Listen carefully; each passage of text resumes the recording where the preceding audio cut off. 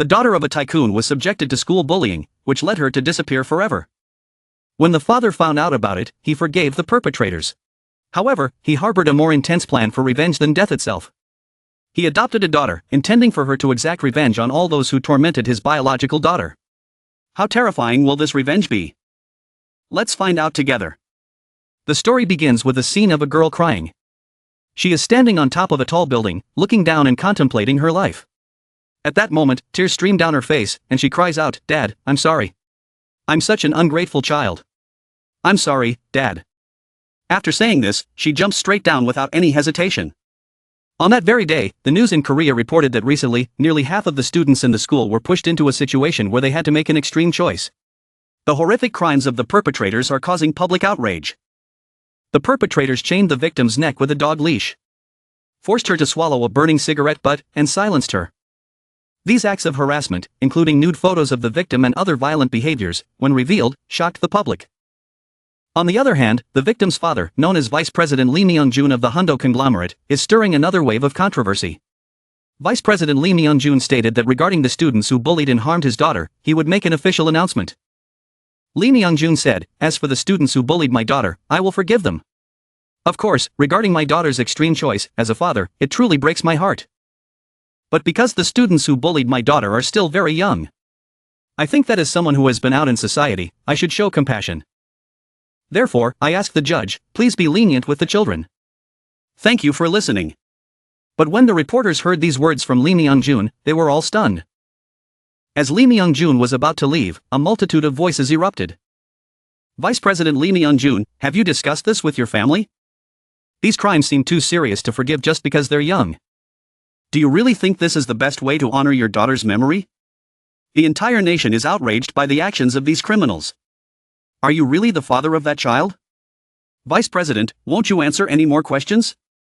Please, answer the question. What kind of press conference is this? They should be properly judged by the law. What crime did your daughter commit to deserve this?" As a result, Lee Myung-jun's words have sparked public outrage against the father and deep sympathy for the daughter. There are rumors spreading that the victim was not the biological daughter of Vice President Lee Myung-jun, but an abandoned child. However, no one could even guess the truth. Meanwhile, Lee Myung-jun was seething with anger. He crushed the wine glass in his hand. No one could understand how he felt at that moment. He was in deep agony. "I forgave them, not to reduce their punishment. I have no intention of applying lenient laws to these teenage hyenas. Hina, my poor daughter, I only realized everything when it was too late. Why couldn't you tell me the truth about being bullied? Why did you bear all this alone? You were always thinking of others first, and that truth drives me insane with regret. I should have raised you to be more selfish. But Hina, your useless father promises you one thing. Those vile children who drove you to this, I will repay them exactly as they did to you." At that moment, someone entered and said, "Vice President, I have brought the child you mentioned." Lee Myung-jun replied, "Good." After responding, Lee Myung-jun asked, "Is the girl used to life in Korea?" A girl named G-ram smiled and replied, "How could I not be? Thanks to my stepfather's careful care, I am very happy. I'm glad everything is fine for you. Now, G-ram, you should get ready for school." When Lee Myung-jun said this, his assistant was horrified, while G-ram seemed very pleased. At that moment, G-ram smiled and asked, "In Korea, someone like me can go to school?" At the same time, the assistant hastily said, "That's not possible, Vice President." "Why not?" Lee Myung-jun replied, "Isn't this a free democratic country? No matter what you say, I will do everything I can to ensure this child can go to school. I think the preparation work we've done so far will take about a year. G-ram, you will be living here soon, and shouldn't you be making friends?" After hearing what Lee Myung-jun said, G-ram smiled and responded, "Stop beating around the bush and just say it outright. You're not talking about friends, you're talking about things like toys, right, Dad?" Time passed quickly. At the end of May the following year, at Andro High School, in a classroom filled with laughter, a girl said, "Yoonji, my sweet, you have to eat the snacks I gave you. Why are you hesitating? Just eat it quickly. This is a special milk with lots of protein and eggs." "Ah, I know, it's probably because you're lacking protein, right?" Song Noon-jin, who was acting crazy, said, "Crazy? What's crazy about it?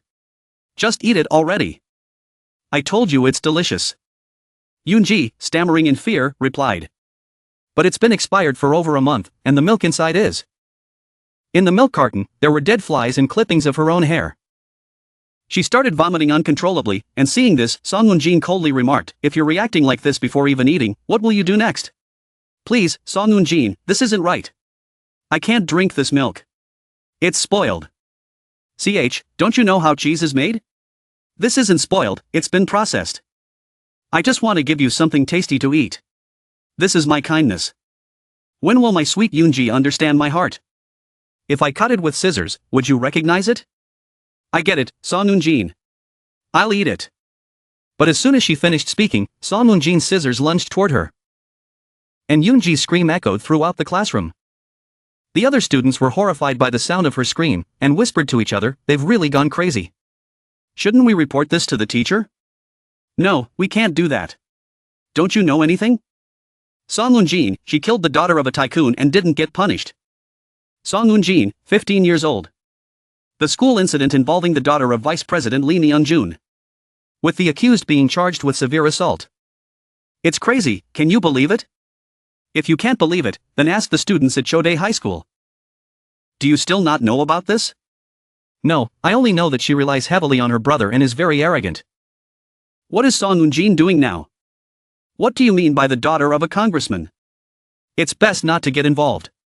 At that moment, Song Eun-jin's voice echoed in the classroom, "You can eat it." Oh my god, she really ate it. Is she crazy? Why would she really eat it? At that moment, a girl couldn't stand it anymore and stood up. She was the class president. Simultaneously, another voice rang out, "You kids, just because there's no teacher, you all think you can go wild, right?" The noise was so loud it reached the teacher's office. "Now, return to your seats. I have something to say to all of you." Seeing the homeroom teacher, Song Eun-jin and her group were puzzled and asked each other, "What's going on? Why did the homeroom teacher come so quickly? Anyway, hide the milk." At that moment, Song Eun-jin turned to Yoonji and said, "If you let this slip in front of the teacher, your nude photos will be spread everywhere." The homeroom teacher continued, "Everyone, sit down quickly. Today, we have a new transfer student in our class. Since she's from North Korea, you all need to take good care of her, okay? Transfer student, please introduce yourself." G-ram introduced herself, "Hello everyone, my name is G-ram, and I'm from North Korea. Please take care of me." The scene shifts to a previous moment, where an assistant was anxiously speaking to Lee Myung-jun. "It's still not too late. Please reconsider once more. Sending a child from a North Korean reformatory is really a child who says such things in jest. If you have such a child, it could cause a lot of problems."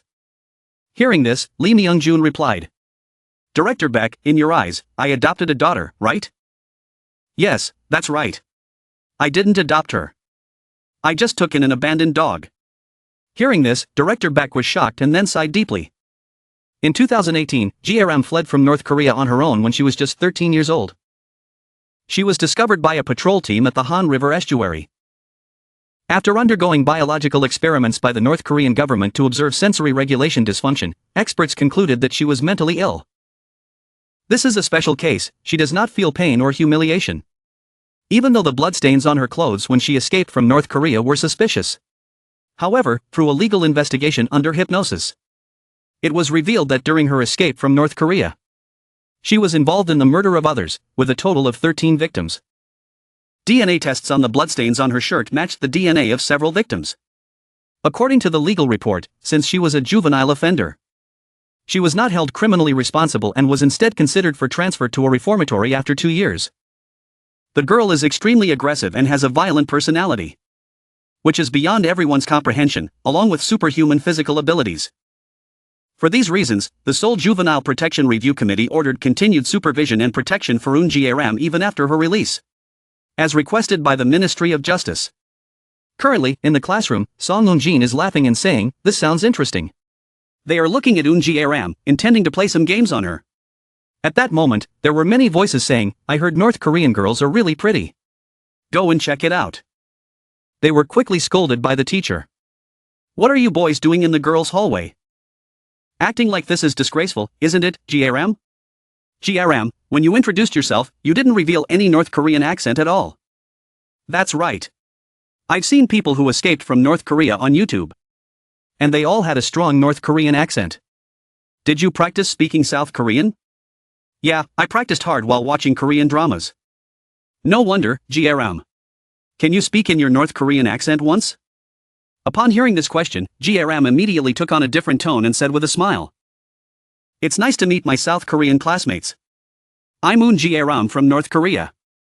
G-ram is so cute. And she's funny too. Yoon-ji, who was sitting next to G-ram, thought sadly. The new transfer student sitting next to me is so noisy. But maybe with this lively atmosphere, this break time will be a bit more bearable. I'm so envious of her. If only I could smile like that without worrying about anything. If only I could be as pretty and loved as the new transfer student. But before she could finish her thoughts, Song Eun-jin approached everyone and coldly said, "Hey, what are you all talking about that's so funny? I want to laugh too. Hello, G-ram, right? Welcome to South Korea. You're really handsome, you know that? You look just like a cute, beautiful boy. I really want to be friends with you, G-ram. Would you like to join our group?" When Song Eun-jin said this, G-ram smiled and replied, "Your group? Yes, our group is really fun." Yoon-ji, who was sitting next to them, thought in fear, "Oh no, the new transfer student is already being targeted by the bully group. Every day will just get worse now. Why does it have to be that sicko, Song Eun-jin? The new transfer student seems so innocent. Will she be okay?" Meanwhile, G-ram was still looking at them without responding. But she remembered Director Beck's words. Song Eun-jin. The eldest daughter of the chairman of Nangwon Trading Company, this girl is your first target. Just thinking about it made G-ram realize how truly wicked Song Eun-jin was. Did I say something wrong? What's with that look on your face? Alright, let's continue. Speaking about Song Eun-jin's past, among the targets, Hina was the one who was frequently assaulted. Especially often being kicked in the stomach. This was recorded in her diary, and one important thing to note is that Song Eun-jin was the one who came up with the idea of using a dog leash to bully others. Although she was the least physically abusive among the bullies, she was definitely the most enthusiastic participant. Currently, the school where Song Eun-jin is studying is Endro High School, one of the 4 schools G-ram will be transferring to soon. This is the only school located in Seoul, which made the transfer process easy. I've arranged for G-ram to be in the same class as Song Eun-jin. Normally, she's a very curious person, so I think she will definitely approach G-ram when she transfers to the school. Hearing Director Beck say this, G-ram smiled and replied. I get the gist of it. So, if she approaches me, blood and bruises. Is that what you're telling me, to mark Song Eun-jin's body? Upon hearing this, Lee Myung-jun responded, No, you're mistaken. Before you do that, there's something very important that needs to be done. Listen carefully, G-ram. If Song Eun-jin approaches you, the action you must take is. Back to the present, G-ram smiled and responded to Song Eun-jin, that sounds great. Let's get closer to each other. Then, let's all join the gathering together, okay? We'll all be there. That's great, G-ram. We'll be able to become good friends. Seeing this scene, one of Song Eun-jin's friends remarked, this is crazy. Song Eun-jin is pretending to be cute again. Why? I like G-ram so much, that's why I'm doing this. But G-ram, Ji-yoon is sitting next to you. Have you gotten to know her yet? Hearing this, G-ram replied, I just greeted her a few times. Oh, I see. Well, become friends with Ji-yoon then. Do you want to play a fun game? As soon as Song Eun-jin finished speaking, she snapped her fingers, and immediately, 2 of her friends approached and stood behind Ji-yoon. They quickly pulled a black plastic bag over Ji-yoon's head. Seeing this, G-ram asked Song Eun-jin, what are you doing? Oh, this? You could call it a voluntary activity for our disabled friends, right? This is for our Yoon-ji. One of her eyes can hardly see anything, so it hinders her ability to see far. The wind just blew onto my desk. What if it made my precious phone fall? Anyway, it's a good thing my phone didn't crack, but for Yoon-ji's safety. We should stop this from happening again, right? So, I thought about covering both of her eyes completely and training her to avoid tables. What do you think? Yoon-ji, you can do it, right? I gave you that special milk to make you stronger. You don't need to sit at the desk. Just make it to the other side, it's easy, right? But every time you bump into a table, you'll get hit, okay? After saying this, Song Eun-jin pushed Yoon-ji forward.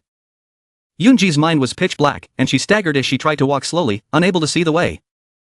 Her thigh bumped into a table, and immediately, Song Eun-jin jumped forward and kicked her in the back, causing Yoon-ji to stumble forward and bump into another table. Without hesitation, Song Eun-jin rushed over and kicked Yoon-ji straight in the face. Yoon-ji cried out in pain, while the others pulled out their phones, laughing and recording, saying, "The way she falls is hilarious." After a while, Song Eun-jin's voice rang out, "Hey, Yoon-ji, why aren't you crying anymore? She just fell and hit her body on the table. How many times has she hit the tables now? Hey, did you get that shot of her having a seizure? It's so funny. G-ram, why don't you try it too? You and I can help Yoon-ji improve her spatial awareness. And at the next lunch break, let's put the bag back on her head. Weren't we going to try making her walk into the boys' bathroom?" At that moment, the class president heard what they were saying, and she quickly stood up and said, "Hey, is this for real?" She was about to speak up when another voice interrupted, telling them, "Stop it right now." That person was G-ram, who was urging Song Eun-jin to stop. "What are you all doing to a girl who has no strength at all? Even a 5-year-old knows that you shouldn't bully your friends. Is this something an adult would do? Take your hands off her right now. Can't you hear what I'm saying? Then let go and apologize to Yoon-ji. Apologize to her right now." G-ram's words plunged the entire class into silence. Even Song Eun-jin was stunned, as she had never experienced a situation like this before. After a moment, she stammered, "What the hell is this? Are you rebelling against me?" She immediately pushed Yoon-ji away and approached G-ram. Standing in front of G-ram, Song Eun-jin said mockingly, "North Korean kids aren't usually this clueless, are they? Or is it because there are no bullies in North Korea? If you're going to expose such disgusting behavior, I'll give you 2 choices. Either join our group or get lost. Otherwise, should I just beat you up?" Hearing this, G-ram coldly replied, "If you keep this up, I'll call the teacher." As soon as she said this, Song Eun-jin burst out laughing and said, "Call the homeroom teacher? In North Korean schools, if you don't listen to the teacher, you'll probably get shot, right? But our dear G-ram, this is South Korea, you understand?" Song Eun-jin immediately lifted her foot and kicked G-ram hard in the stomach. G-ram was taken aback by the kick. At that moment, she remembered what Lee Myung-jun had told her. "Under no circumstances should you hit first." "Why shouldn't I hit first, stepfather? No matter what, I'm going to kill them all and turn them into corpses. Does it matter whether I hit first or later? It's not about whether it's important or not. If you just strike once and end the game, it won't mean anything. The core of this plan is to create an environment where Song Eun-jin will be tortured endlessly. That place has already been set up. All that remains is to find a reason to send Song Eun-jin there. For that reason, you need to become a victim of school violence. When Song Eun-jin approaches, be innocent and warmly greet her. When things go unexpectedly, you must oppose it non-violently. Don't forget, justice will always be on our side." "But I hated sweet potatoes in North Korea too. That means I'll have to wait a long time, stepfather. What should I do if I really want to hit them and can't hold back?" Hearing this, Lee Myung-jun coldly replied, "Then just hit them once in front of everyone." Back in the present, G-ram was getting up after being kicked by Song Eun-jin. Song Eun-jin was also watching G-ram's actions closely. Once G-ram stood up, she smiled and said, "Then I'll do as my father said." Hearing G-ram say that, Song Eun-jin called her a crazy girl. But at that moment, a teacher rushed in to announce, "Class 6, hurry up and change into your gym clothes. The teaching schedule for Mr. Min-young has changed, so the timetable has also been adjusted accordingly. Get ready quickly." Upon hearing this announcement, Song Eun-jin's group cursed, "Seriously, what the hell, teacher? Today's the gym exam, right? How are the teachers arranging the schedule like this?" G-ram, on the other hand, didn't care and instead recalled the words of Lee Myung-jun. "But G-ram, violence is something that should happen at least a week later. Just endure it. The core of this plan is for you to be seen as a victim by outsiders. If you destroy everything out of impulsiveness, I won't forgive you. Still, I believe that it won't be difficult for you. After all, with your physical condition, not feeling pain isn't an issue, right?" Back in the present, G-ram was angry, thinking, "I'm feeling frustrated with my stepfather." At that moment, Song Eun-jin smiled and said to G-ram, "See you at the next break. I'll do my best to make you really cute." A little later, Song Eun-jin, holding chopsticks and smoking a cigarette, laughed and said, "As expected, a secret cigarette during gym class is the best, right, Yoon-ji?" Yoon-ji, at that moment, was carrying Song Eun-jin on her back. Then, Song Eun-jin's fake sweet voice echoed again, "Sorry for kicking you by mistake today. Does it hurt a lot? Anyway, I'm letting you smoke for free like this, so take it as compensation for your broken glasses. Two of Song Eun-jin's friends standing nearby heard this and laughed. Come on, that's probably not all. Now it's not just cigarette butts, but new cigarettes as well. Yoon-ji owes you, right? Say-hee, you think so too? Actually, I do think so, but it seems like someone's footsteps are coming this way. They're heading in this direction. What the hell? We've been caught. Quick, put out the cigarettes first. A little later, someone approached the group of Song Eun-jin. Seeing who it was, Song Eun-jin laughed and said, "Oh, I was really scared. Turns out it's just the class president." At that moment, the class president's face was very cold, and she spoke to Song Eun-jin. "Hey, you guys need to stop this." Meanwhile, Yoon-ji was crying and calling out to the class president, "Please help me." Song Eun-jin then said to the class president, "So are you here to enforce your class president authority?" Yoon-ji, seeing this, cried and thought, "No, don't do it, class president. Don't get involved because of a useless person like me." At that moment, the class president picked up a cigarette and took a puff, saying, "You guys are rotten to the core." Seeing this, Song Eun-jin's group laughed and said, "I heard Moon E-jin quit smoking. But looking at you now, who wouldn't think you've quit? You guys should be more careful. We've already caused one child to die not even a year ago. You crazy idiots." Moon E-jin, 16 years old. The school violence case involving the daughter of Vice President Lee Myung-jun, she's the accused of severe assault. Why are you bringing that up, Moon E-jin? That's bad luck. That rumor has already spread in the class. This is insane. Who spread that news? I should shut their mouth. Are you stupid? Didn't I just say we need to be careful now? But what are you guys doing? Why are you making that face? Do I need to sew your mouth shut? Hearing Moon E-jin say that, the girl responded in fear, "I'm sorry." At this moment, Song Eun-jin asked Moon E-jin, "Why are you making the atmosphere so serious? Listen up, you idiots. We're in high school now. Don't you want to go to college? Don't act like a bunch of brainless fools. Don't think you can just act recklessly forever. In this world, not everyone is as stupid as your dog, so when you do something stupid, don't drag me into your mess, got it?" Hearing these words from Moon E-jin, Song Eun-jin became furious. Thinking, if you're done preaching, then go die. Pretending like you don't do anything just because you're in high school now? Back in middle school, Moon E-jin was the same.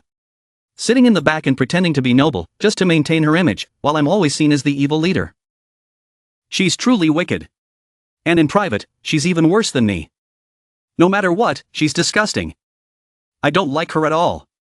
At that moment, Moon E-jin suddenly called out to Song Eun-jin. "What did you just bark, you little brat?" Hearing these words, Song Eun-jin stammered, "When did I say that?" "I was wrong, Moon E-jin." "Then make sure you do better, understand? Don't think you can overstep your bounds just because I've loosened up a bit. And you guys, hanging around this little brat all the time is really starting to annoy me.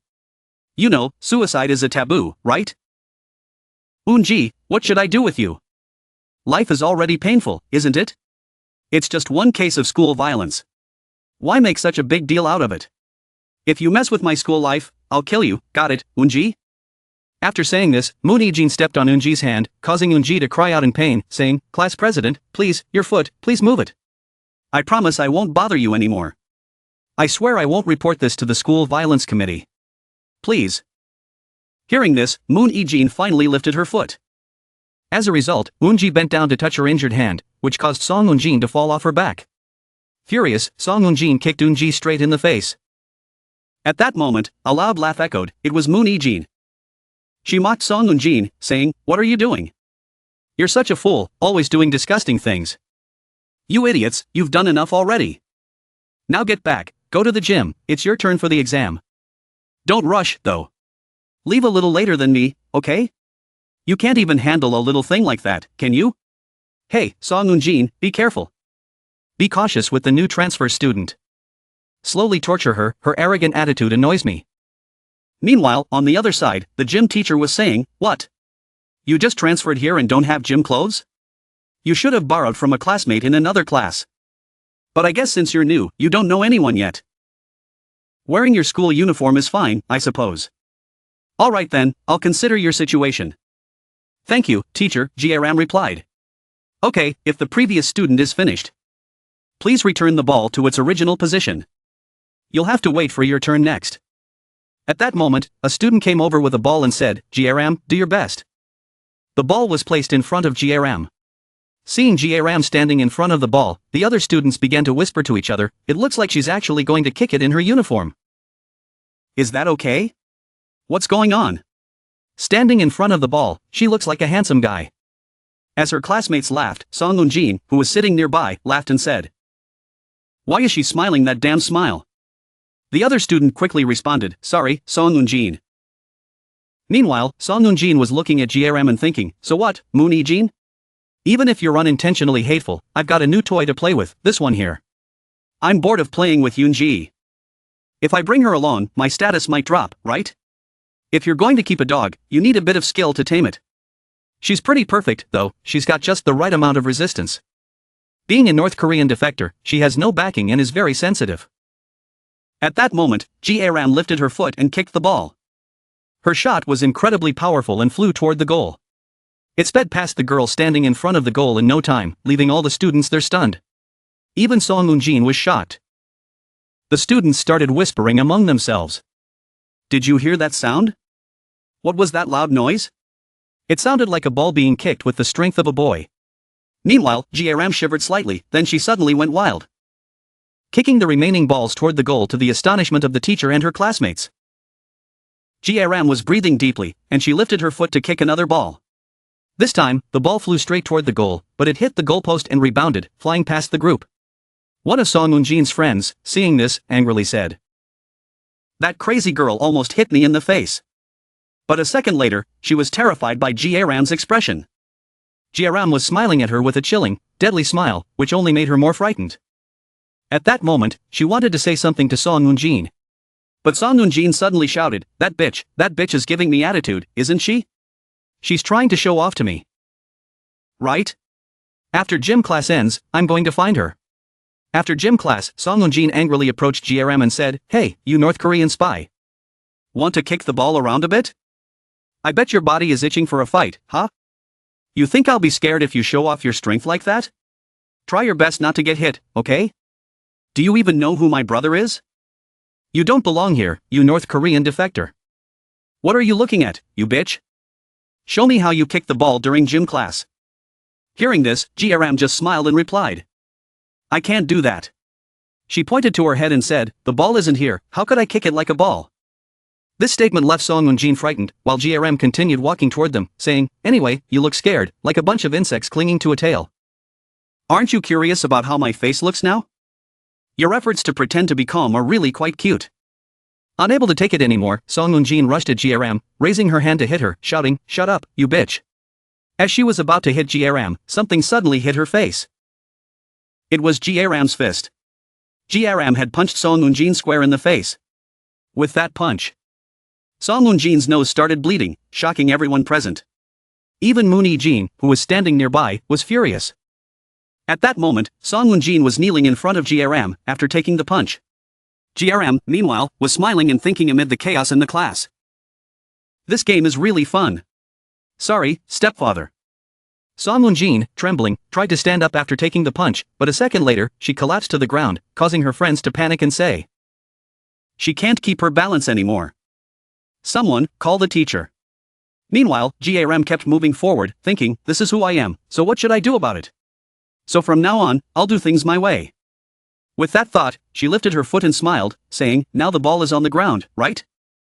After saying this, G-ram stepped on Song Eun-jin's head, laughing as she did so, saying, "You said I should kick like I'm kicking a ball, right? I've heard that kicking and bullying is a custom in South Korea, so I won't refuse your suggestion. So, how should I kick? Should I kick really hard? Should I kick you in the back of the neck? Ah, I've made up my mind. You seem a bit slow, so I think I'll just kick without spinning." At that moment, one of Song Eun-jin's friends picked up a chair and swung it at G-ram, but G-ram dodged by ducking. The girl realized she had missed and saw a foot coming at her. G-ram kicked her straight in the body right after dodging the chair. G-ram laughed and said, "What are you doing?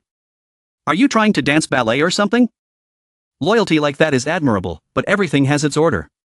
I'll take my time to show you all my love, so why rush? It seems you want to go earlier than the others, right? I'll do as you wish." A second later, the girl screamed, "What are you doing? I already said I'm hurt.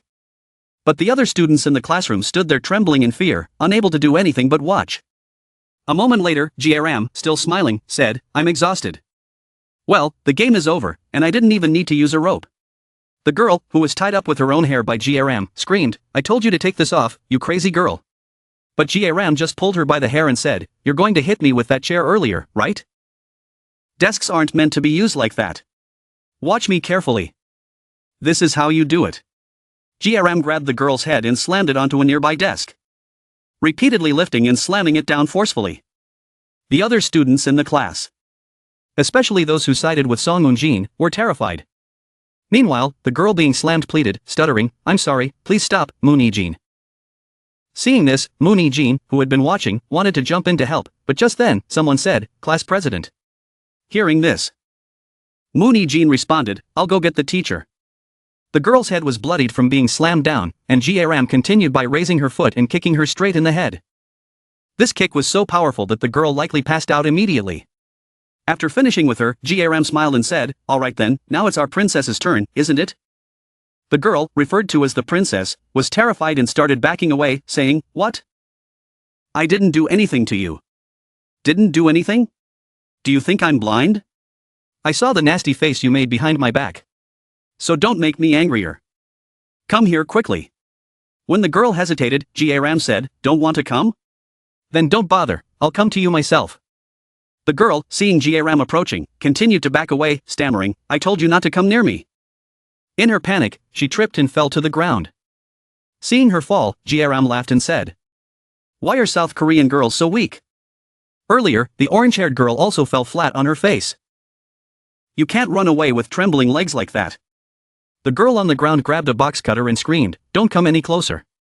If you do, I'll stab you with this. Damn it, I'm not joking. I'll really stab you. I mean it. Do you hear me?" Seeing this, G-ram smiled and said, "Really? Then go ahead, try it. Come on, do it." The girl, now shaking uncontrollably, couldn't bring herself to attack G-ram with the knife. G-ram continued to smile and said, "See? You're all talk and no action." Hearing this, the girl's emotions reached their breaking point, and she lunged at G-ram with the knife, but G-ram dodged it. The girl didn't give up and kept slashing wildly in G-ram's direction. After a while, she put all her strength into one final attempt, stabbing the box cutter straight at G-ram. But G-ram dodged it again and used the opportunity to grab the girl's hand, forcing her to the ground. The girl cried out in pain as she was slammed to the ground, dropping the knife in the process. Lying there in agony, she was helpless as G-ram grabbed her by the hair and yanked her head up. Smiling, G-ram said, "Why do you always make such a big deal out of things? With just this much, she won't die, so don't worry. I've tried killing before, so I know, it's not that easy to die. So stop pretending to be the victim and keep playing with me. We had to finish the game, right?" As soon as G-ram finished speaking, she swung her leg up and kicked the girl hard in the midsection. The kick sent the girl crashing into the storage box in front of her.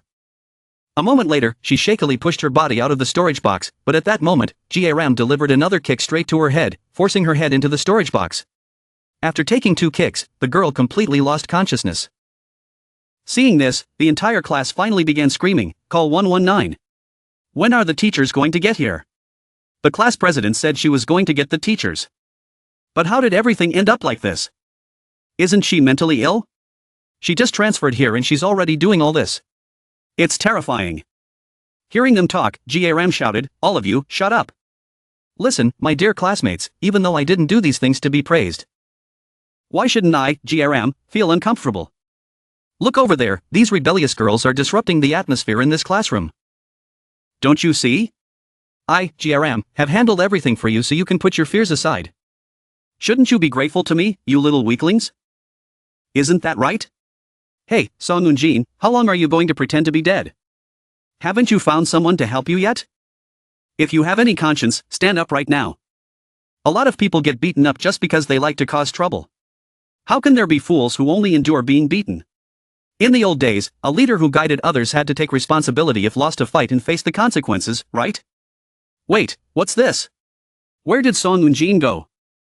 At that moment, a voice rang out, brother, Song Eun-jin was calling out, "Call my brother, that crazy girl is trying to kill me, brother, please help me." As she struggled to open the door, she screamed, "Gym class is over, why is the back door still locked?" At that moment, G-ram rushed at Song Moon-jin with incredible speed, kicking her hard in the back, forcing the door open. It was a perfect kick, leaving everyone nearby in shock. G-ram then grabbed Song Moon-jin by the collar and lifted her, saying, "Hey, Song Moon-jin, you asked me if I fight, right? So, what do you think of me now? Once you've been beaten, answer me." After G-ram said this, she immediately punched Song Moon-jin in the face, causing blood to splatter everywhere. G-ram continued to punch her wildly, saying, "Can I hit you a little? Just like this, why aren't you answering me, Song Moon-jin? I'm asking you, you idiot, say something." As she punched, G-ram laughed maniacally throughout the hallway.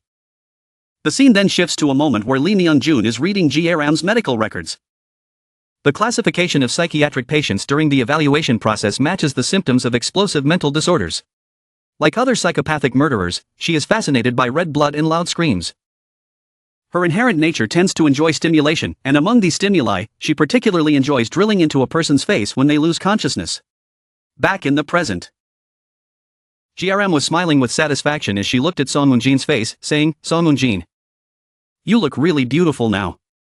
A little later, at Lee Myung-jun's office, Director Beck rushed in, looking alarmed, and said, "Vice President." Seeing him, Lee Myung-jun calmly responded, "You barged in without knocking. It seems G-ram has caused some trouble." Director Beck gritted his teeth and said, "1 week." Even though she couldn't hold back, G-ram still pretended to be a victim for a whole week. "You said that was the first step of the plan, didn't you? To be honest, I didn't expect her to last even 2 days, let alone a week." "But it hasn't even been 2 days, hasn't even been 2 periods, and the school has already contacted me. What should we do next? We need to follow the plan once we've decided to execute it. We can't afford to let things go wrong from the beginning. To be honest, even the vice president knew this was going to happen, didn't you? So what exactly are you thinking?" At that moment, Lee Myung-jun's voice rang out, "I think I am feeling quite anxious myself. Those children are also struggling in pain. I want to see them within the next hour. My conscience can't bear this. What has happened, so, Director Beck, let's focus on the present now. Therefore, confirm exactly what the situation is." Back at the school, the teachers and the school nurse were dragging G-ram outside. As she was being pulled out, G-ram was still smiling and looked toward Moon Ijin, who was glaring back at her angrily. The two locked eyes, looking as if they wanted to devour each other. At that moment, Song Moon-jin's mother arrived at the school, shouting loudly, "Where's the homeroom teacher? Get out here, where is the homeroom teacher?" Hearing her, the gym teacher came out and said, "Today, Ms. Min-young is away for training, so temporarily," but before he could finish his sentence, Song Moon-jin's mother started yelling, "Useless people. I only want to talk to the homeroom teacher. Is this the girl who beat up my Song Moon-jin? Oh my, look at her malicious eyes. She thinks she's done something great, doesn't she? You, how could you do this to my Song Moon-jin? What are we supposed to do with her face now? If Song Moon-jin can't get married because of this, can you take responsibility for that?" Hearing this, G-ram smiled and responded, "Mrs. Song Moon-jin, your words are too arrogant. If Song Moon-jin has trouble finding a husband, it's due to her personality, not my actions." "What did you say, you little brat? You're completely crazy. Even if you apologize to us, it won't be enough." At that moment, the gym teacher stepped in to calm the situation. "Mrs. Song Moon-jin, please calm down first." "Calm down? Calm down about what? Where were you when this happened to my daughter? You little brat, do you have any idea how scary the world is? Do you know who my husband is? He's the director of Nagin Trading Company. My husband and the principal of this school are like brothers. I'll make sure you regret this. Vice principal, call her parents immediately." As the vice principal was making the call, suddenly, the sound of sobbing could be heard. It was coming from G-ram. Seeing this, Song Moon-jin's mother asked, "What's this? Are you crying?" At that moment, G-ram began to cry loudly, saying, "This is too much. I'm the real victim here. I was only defending myself. Why are you treating me like this? What nonsense are you talking about? If you don't believe me, look at this." G-ram took off her shirt, revealing her injuries, and said, "This is what happened." Song Moon-jin did this as part of a welcome ceremony for new students. Seeing the wounds on G-ram's body, the teachers were all shocked. One teacher, in a state of disbelief, said, "These wounds, they're from cigarette burns, right? My God, doing that to a girl's body? There are so many injuries on her." Hearing this, Song Eun-jin immediately protested, "I didn't do that." Meanwhile, G-ram was smiling as she watched everyone and thought to herself, "So, how's this? It's going to be complete chaos." Song Eun-jin. You have no idea what this is, do you? I left a few marks on my way to school. And it turns out they were exactly the right ones. It was a bit difficult to secretly get the cigarettes from the manager, but stepfather, did you see that? This is how you deal with people like them. What's the point of making me wait for weeks? My body doesn't feel pain anyway. All I need to do is threaten and hurt myself. At the same time, Song Eun-jin was in shock. Unable to process the situation or figure out how to respond. Her mother then spoke up, asking Song Eun-jin, "You told me you quit smoking. Were you lying to me?" "Mom, that's not important right now. She's just trying to scare us. She's the one who threatened me, and she's the one who's wrong. She made her lackeys hold me down and beat me. What nonsense are you spewing, you little brat? Do you even know what brand of cigarettes I smoke? Guess what it is? Dimensely or Manbu. You don't know, do you? You don't know, so you can't answer, right?" G-ram responded, "I don't know the names of South Korean cigarettes." Which left Song Eun-jin momentarily speechless. At the same time, Song Eun-jin's mother, still furious, said, "In any case, hitting a girl in the face like that, is that normal? Both Se and Jae-yeon from the same class were also injured. I heard one of them had to go to the emergency room to get stitches. As the president of the Parents Association, I absolutely cannot overlook this. Even if a disciplinary hearing is held, I will make sure you're punished, according to the rules." She then turned to the vice principal, "When will you be able to reach your parents?" "Ma'am, I've just connected with them. You can speak with them on the phone now." As soon as Song Eun-jin's mother grabbed the phone, she shouted, "Hello?" The voice on the other end calmly replied, "It's a pleasure to speak with you. Are you the mother of Song Eun-jin?" "Yes, that's right. I'm Song Eun-jin's mother. Do you know the condition my daughter is in right now? You'd better come here immediately. Kneel and beg for my forgiveness." "Sorry, but that might be a bit difficult," came the response. "What?" she exclaimed. "You see, I'm a very busy person, so I probably won't be able to come to the school today. I'd like to meet with you separately to discuss matters related to compensation. I'll inform you of the date, time, and place. For now, I'll be hanging up." After Lee Myung-jun hung up the phone, Song Eun-jin's mother kept shouting, "Hello? Hello?" But to no avail. She then exclaimed, "Unbelievable. He just hung up without even listening. Like father, like daughter, both are horrible. Hey, G-ram, just wait. I didn't know you had such a great father. I'll make sure you can never show your face in society for the rest of your life." After saying this, she took her daughter and left. The teachers in the room sighed in relief as she walked away. Meanwhile, G-ram was deep in thought, just as I expected. It seems like my stepfather is really angry. No instructions over the phone, but stepfather, your methods are too roundabout.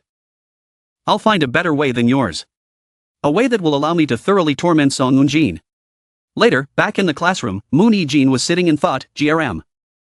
No matter how I think about it, it's strange. At first, she seemed to be trying to stop Song Eun-jin, and I thought it was just an act of simple righteousness. But now that everything has unfolded, it seems like from the very beginning, she wasn't looking to pick a fight with Song Eun-jin. But using Song Eun-jin as an excuse like that, G-ram seems to have a weird obsession with justice. From what I've heard, she said she was punishing the bullies in the class, so everyone should have praised her, right? It's strange, like someone from the outside is forcing her to swap identities illegally. G-ram, a North Korean refugee with unclear origins. Even though she's a minor, she has high combat ability. When provoked, she can cause serious harm. So what's her true identity? Did she really just happen to beat up Song Eun-jin today, or was it just a coincidence? At that moment, Song Eun-jin opened the door and entered the classroom. Seeing her, Moon Hee-jin asked, "What's up? You didn't leave early?" Song Eun-jin, angered by Moon Hee-jin's words, snapped, "What took you so long to call the teachers? How could it take that long? You should have brought a truck full of teachers at that time." "Well, let's see. Unfortunately, I don't have a truck driver's license, so I couldn't do that, Song Eun-jin. But in any case, was getting the teachers the most important thing? Damn it, let me guess. Why did you deliberately take so long to get here? You were scared. You were afraid your actions would be exposed, right? If G-ram saw you leading the teachers, she would have turned on you. That doesn't fit your character, does it? If that had happened, your act as the bookish class president would be exposed as just a facade. Afraid of that, you let me take the beating back there, didn't you? At that moment, Moon Hee-jin's voice rang out, "Hey, Song Eun-jin, what's up?" A second later, a book flew straight into Song Eun-jin's face, followed by a kick to her stomach. The force of the kick sent Song Eun-jin flying 10 meters away. Having just been beaten, she started crying again. Moon Hee-jin took off her glasses and said, "Damn it, what a nuisance. So what if I purposely came late? What can a tiny insect like you do to me?" Hearing those words, Song Eun-jin, feeling hurt, said, "Are you crazy? My mom just went to the teacher's office. So what? Bring your mom back, and let's see what happens next." Our sweet little Song Eun-jin, don't think you're some kind of queen. It seems like you've forgotten something, you're just a nobody. Your family, your protection, even your looks, none of it really belongs to you. You're just like a cute little puppy, no more, no less. If I were you right now, I wouldn't be trembling here. I'd start buttering up to my brother, the most popular guy in school. That's what I plan to do, anyway. What the hell, you little puppy? Are you nuts, talking like this? I must have been crazy to even think about being friends with you. After Song Eun-jin left, Moon Hee-jin thought, that's right, Lee Myung-jun, his daughter died. Yet he was too forgiving, letting everything slide. If Lee Myung-jun really is behind G-ram, things will become clearer through his actions today. For now, I'll keep an eye on things to figure out how to deal with this. It's not too late to consider the situation and plan my next move. A little while later, a young man appeared, laughing, "You look awful. Look at that swollen face of yours. Is that a face or an abstract painting? Hey, my brother, my sister got beaten up like this, and you're still laughing? What's wrong now, you little brat? Stop yelling, it's hurting my ears. This is the senior class, you idiot. Brother, don't you know what's going on? She hit me, meaning she's challenging your authority. Well, you're not wrong. But it's not very motivating, you know? Motivating? What do you mean? So, you got beaten up, huh? But was she pretty?" At that moment, Song Eun-jin took out her phone and showed it to her brother. "Look, G-ram, how about now? Feeling motivated?" Her twisted brother started laughing maniacally. "Your brother is drooling over here." Song Jin-won, 18 years old. Involved in the school violence case related to the daughter of Vice President Lee Myung-jun. He is accused of illegal filming and group sexual assault. Seeing her brother's expression, Song Eun-jin thought, "G-ram, you're done for. Many people have been bullied by this scumbag and couldn't do anything about it. How dare you mess with me? Just wait, Yoon G-ram. I'll beat you and make you regret it." After school, Song Jin-won's gang was eyeing G-ram and laughing. Song Jin-won walked up and said, "Wow, you're even cooler in person. Even your cheap expressions look beautiful." The famous North Korean girl, Yoon G-ram. "To celebrate your arrival in South Korea, we'll make sure you feel comfortable." At that moment, Song Eun-jin chimed in, "Hey, spy, are you scared now? Do you realize who you've messed with? Feeling scared, aren't you, you fool? You messed with the wrong people, spy." At that moment, Song Jin-won approached G-ram, laughing, "Look at this, are you blaring at me? I like that even more. It's more exciting than those who just cry and whine. Last time, Lee Hye-in did the same. I treated her so well, but she left this world, what a fool. Hey, don't pay attention to those guys behind you. They're just a screen to block your escape. But this screen is thick, isn't it? I purposely let them block you like this. You won't escape anyway. So, how about we stop struggling? You've heard the basics, right? Let's officially begin the artistic activity of mine. You guys, take off her shirt." At his command, his lackeys rushed forward. In G-ram's mind, she was thinking, can a girl really overpower a group of boys with her bare hands? Girls versus boys. The difference in physical capability between the two genders is beyond imagination. The battle between the two genders began in 1991. The undefeated female fighter, the strongest ever, won 4 gold medals in the World Games. On the other hand, the male champion in the same category was anonymous. In terms of height, stature, and career, everything about him was inferior to his opponent. A rare event, and the result was a resounding victory for the male contender. He won after just 2 rounds. He wasn't an opponent she could win against. It was all because he was a man. He overwhelmingly dominated the supposedly invincible female fighter. A woman's strength is only about 70% of that of a man of the same weight. Even when considering the average weight difference between men and women, a woman's strength is usually 60% lower than that of a man. In other words, no matter how skilled a female warrior is, being overwhelmed by a group of men is almost inevitable. But if it's G-ram, she can do it. How is that possible? The first ability of G-ram is hysterical strength. A physiologist was the first to clarify this physiological state, which is caused by an increase in adrenaline. As a result, strength also increases. G-ram's thighs were deformed due to a biological experiment on living humans conducted by the North Korean government. Her body can freely increase adrenaline levels. In this state, G-ram can deliver her strongest punch, equivalent to that of a heavyweight male boxer. After G-ram punched one or two of them, the remaining ones were terrified and said to each other, "What the hell?" The sound of her punch is like a watermelon exploding. What is this? Minchul just got blown away. Is this even real? Forget about avenging Song Jin-won's sister, should we just go home? Seeing his lackeys talking like this, Song Jin-won shouted angrily, "You useless, cowardly idiots. A whole group of you, and you're this useless? Just surround her and it'll be fine." Surround her. As G-ram was being surrounded, she calmly observed her surroundings. Suddenly, she sprinted off somewhere, ran up a wall, and then launched herself into the air. In front of her was one of the lackeys, and a second later, she kneed him straight in the face. She didn't stop there, she grabbed his hair and slammed his head into the metal railing nearby. This caused many of the others to become terrified. One of them started trembling and rushed forward, yelling, "Stop it, you bitch." Meanwhile, Director Beck continued his report. G-ram's second ability is to adjust her perception of time, making others appear slow, corresponding to superhuman reaction speed. G-ram has endured the use of stimulants many times, which has caused a deformation in the nerve cells responsible for motor functions and sensory perception. Therefore, with ordinary punches from a normal person, they absolutely cannot touch G-ram. In reality, G-ram was continuously dodging the punches from the guys. Using her incredible speed, she delivered a punch to each of their faces. Two of them collapsed like felled trees. One of them, still trembling, charged at her, only to be met with a swift kick to the face from G-ram. Director Beck continued his report. G-ram's reaction speed is about 27 milliseconds. Her reaction time is equivalent to that of a cat, 10 times faster than that of a normal person. At that moment, one of the guys managed to grab G-ram, shouting, "I've got her. Get up, you idiots. I can't hold her down on my own." One of the guys, who had been kicked in the face, was slowly getting up. Gritting his teeth, he charged at her, saying, "You're just like a dog running after me." He threw a punch, but G-ram dodged it effortlessly and then kicked him hard in the stomach, causing him to collapse in pain. The guy who was still holding onto G-ram's neck suddenly felt her hand reach down and squeeze his groin. This caused him to scream in pain, "You bitch, my balls." Even though he was in agony, G-ram didn't let go. He begged, "I'm sorry. Please let me go. Please have mercy." With a cold expression, G-ram squeezed even harder. The guy who had been kicked in the ribs earlier witnessed this and was terrified. His face contorted in fear, and a moment later, he turned and ran away, shouting, "Damn it.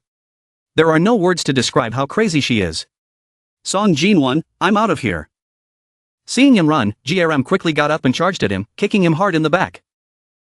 The impact sent him flying into a nearby car. Raising his hand, he cried, "Please, spare me." But a moment later, G-ram slammed his head down. After dealing with the group, G-ram smiled and said, "Now, only the big brother with the blonde hair is left, right? Why is everyone just standing there in shock? Didn't you all say you were going to make me feel better? I really hate people who just talk and do nothing. Everything's just getting started, so don't let the atmosphere get so tense. Stop standing around like that and get moving."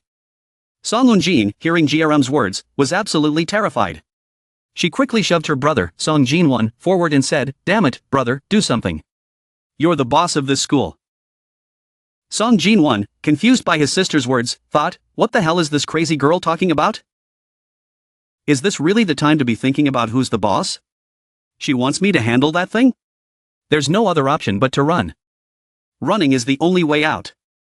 G-ram, noticing his hesitation, smiled and said, "Planning to run away? If you're going to run, then hurry up, big brother. Unlike others, I actually enjoy watching people try to escape. But do you really think a useless guy who can't even fight will be good at running away? Don't you think you're being overly optimistic?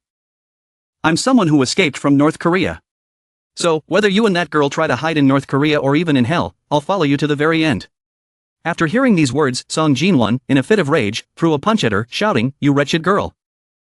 Don't you dare provoke me, you disrespectful brat!" As his punch flew towards her, G-ram stepped back and dodged it, continuously evading his attacks. Then, Song Jinwon managed to land a punch, sending G-ram flying backward. After hitting her, he breathed heavily and said, "Damn it, I'm not that stupid." G-ram, who had taken the punch, noticed her arm bruising, but she still smiled and said, "I guess since you're a boxer, your punches are pretty strong. Alright, now I have to treat this like a tough boxing match." Song Jinwon, furious, charged at her, yelling, "You bitch, stop talking nonsense. Take my punches, you wretched girl." He kept throwing punches, but G-ram dodged them all. During this, G-ram began to counterattack. Thinking he had the upper hand, Song Jinwon swung another punch, but G-ram ducked under it. Realizing she had evaded his attack, Song Jinwon thought in panic, if she lands a hit now, I'm done for. I need to stop her. A second later, G-ram's fist landed squarely on Song Jinwon's side. After taking the hit, he immediately put some distance between himself and G-ram. Despite the situation, G-ram continued to smile and said, "You managed to block that punch? I guess you're not the top dog here for nothing." Meanwhile, Song Jinwon was standing in a defensive stance, thinking, "Damn, what kind of punch was that? Even though I managed to block it, it still wore me out." But even so, this is just the beginning. After thinking this, he burst out laughing. G-ram noticed and asked, "What's so funny? Why are you laughing like a madman?" "Laughing? I'm laughing because this is turning out to be even better than I expected," he replied. "From the start of the semester, I planned to become the top dog of this school. There was a time when I fought the leader of the neighboring school. Did you know about that? That bastard was 185 centimeters tall and weighed 115 kilograms. He was pretty bulky, which gave him an advantage. He was even stronger than you, but I still beat him. I didn't know what to do with someone who was my equal, but I had to admit he was tough, even though I didn't want to. But with your strength, do you really think you're stronger than that fat pig? I don't think so." Song Jinwon then charged at G-ram, throwing punches. But she dodged them all. After a while, he began to notice that he was starting to land hits on her. He thought, it seems like her dodging speed has slowed down. She's getting tired. This isn't as hard as I thought it would be. She used up all her strength earlier in the fight, so now she's exhausted. The way to deal with an opponent when they're exhausted is to keep hitting them relentlessly, without giving them a break. Eventually, they'll make a mistake out of fatigue, he concluded. As G-ram stumbled back, her leg caught on a treadmill. Song Jinwon noticed and thought, this is it. Now's the time to strike with everything I've got. He then threw a punch with all his strength toward G-ram, but at that moment, he exclaimed in shock, "Where did she go? What the hell is this? How did she manage to dodge that?" On the other side, Director Beck was reporting to Lee Myung-jun, the third physical state of G-ram involves her jumps, combined with her body's strength. G-ram, through stress-induced disorder, has already demonstrated the ability to manifest the power of a heavyweight fighter. With a body weight of just 48 kilograms, there was a time she could lift weights up to 250 kilograms. Although her lower body weighs less than 50 kilograms, what would happen if she were to squat 250 kilograms? Her opponents should consider that. Meanwhile, in the current reality, Song Eun-jin was crying, "Brother, wake up. What are we supposed to do if you die? Damn it, you're the boss of this school. How can you, the boss, lose to a little girl like this? Stop lying there and get up. Get up and fight properly." Song Jinwon, furious, cursed at Song Eun-jin, "Damn it, why don't you try fighting her, huh?" At that moment, G-ram's voice echoed, "You took that beating and still managed to get up? The resilience of a person isn't determined by their appearance, you know. It's been a while since I've fought someone with such stamina, how thrilling. Get up and keep playing with me, Song Eun-jin's big brother." Hearing this, Song Jinwon thought, damn it, I have to admit she's winning. I can't beat her with just my own strength. But there's no one in this world, as far as I know, with such crazy strength. I'm 183 centimeters tall and weigh 92 kilograms. I have a clear advantage over that girl. I can only win if I can leverage my weight in a favorable situation. I still don't understand what caused the situation, but judging by the fight so far, she uses long-distance fighting techniques. Saying she's preparing for attacks isn't accurate, her center of gravity is too high. The answer lies in this arena. Although I'm not an expert in this field, I've learned some basic techniques from my seniors during training. I have to pretend to use a fake strategy while practicing martial arts. I'll defeat you with the Takadajim technique, Song Jin-won thought. Seeing him charge at her, G-ram laughed and said, "You're attacking me without any plan? Don't you know that undisciplined fights like this are always useless against me?" Meanwhile, on the other side, Lee Myung-jun was talking with Director Beck. "You're aware of G-ram's abilities, right, Director Beck? But isn't it too dangerous for G-ram if she gets caught in a grappling hold? When she's pinned to the ground, her vision will be severely compromised. If a heavy target like Song Jin-won gets on top, even her strength will be hindered and he could overpower her. In such a situation, even someone like G-ram would have a hard time winning, don't you think?" Back in the fight, Song Jin-won was now pinning G-ram to the ground and said, "I've got you now, you wretched girl. Let's see you try to escape this. Vice President, do you know how G-ram feels when she trains in martial arts? Beyond her extraordinary physical abilities, everything else is quite ordinary. However, there is one type of martial art that she excels in, which can be called natural talent." At this moment, G-ram is lowering her body beneath Song Jin-won, causing his punch to miss its target. G-ram grabs his leg and begins to twist it, naturally forcing his body to rotate. Finding himself now underneath her, Song Jin-won panicked and exclaimed, "What the hell? How is this happening?" G-ram quickly grabs Song Jin-won's arm. Director Beck's voice continues, "As I've mentioned before, G-ram has cat-like reflexes. From the very start, it's impossible for an ordinary person to defeat G-ram. If anyone does manage to take her down, it would only excite her even more. In the present, G-ram is laughing, sometimes I get bored of boxing. You must feel the same way, right? I've gone through so many difficult stages. Now, are you ready to face any challenge? Well then, Song Eun-jin's brother, I'm going to break it now." With that, G-ram suddenly twists Song Jin-won's arm, causing him to scream in pain. The group of Song Eun-jin watches in. Song Eun-jin, overwhelmed by fear, runs away, shouting, "Hurry, call the police." Seeing Song Eun-jin leave, Song Jin-won angrily shouts, "Hey, you selfish brats, are you just going to leave me here? Go and get the police now." Meanwhile, G-ram laughs and says, "Don't call them, brother. Song Eun-jin, she doesn't have a sense of loyalty. But what kind of brother calls his sister a dog? Even though you only have one arm left, there's still fun to be had. Because I just came up with a really interesting idea. Want to hear about this fun idea I just had? I will break your remaining 2 arms and 2 legs, and then create a 4-legged person," G-ram threatened. Hearing her words, Song Eun-jin fearfully said, "Wait, think carefully. If you only break 1 arm, things can still be resolved. But creating a 4-legged person. Do you have the courage for that? Aren't you responsible for my life? Responsible? What are you talking about? I don't understand such complicated matters. All I know is that your yelling has made me miss it for a very long time," G-ram replied. After speaking, she immediately broke Song Eun-jin's leg. Song Eun-jin's screams echoed down the street. Moments later, all of Song Eun-jin's arms and legs were broken. Seeing this, G-ram stood there laughing and said, "Now your entire body can't move, just like a newborn baby." After hearing G-ram say that, Eun-jin, who was lying underneath, still opened her mouth to curse her, "You crazy slut. You damn dog." As soon as she finished speaking, G-ram stomped her foot onto Song Eun-jin's groin and said, "Whether you're a South Korean or a North Korean, a man who has issues truly has problems. I heard that recently. You've been doing a lot of depraved things with other people's daughters. I heard that some of them have even committed suicide. Damn it. What are you planning to do? Are those sluts your relatives? Why is this brother of yours so stupid? I just crossed the border here, and you think you have any relation to them?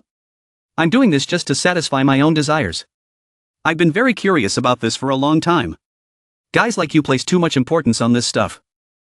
Why do you keep touching it? It makes you guys so weak. I once researched on the South Korean wiki, and male penis is the organ equivalent to the female ovaries. So, to sum it up, the pain from kicking a man's testicles is equivalent to stomping on a woman's ovaries. It causes pain in the penis. So after hearing that, I wanted to learn more about it. Hearing these words from G-ram, Song Jin-won cried and begged her not to do this, but G-ram paid no attention to his pleas. She laughed and told him to cry his heart out. "Song Eun-jin's brother," G-ram said. Then reached down and squeezed Song Jin-won's penis. This squeeze caused Song Jin-won's nerves to become numb, and he screamed in pain, more agonizing than death.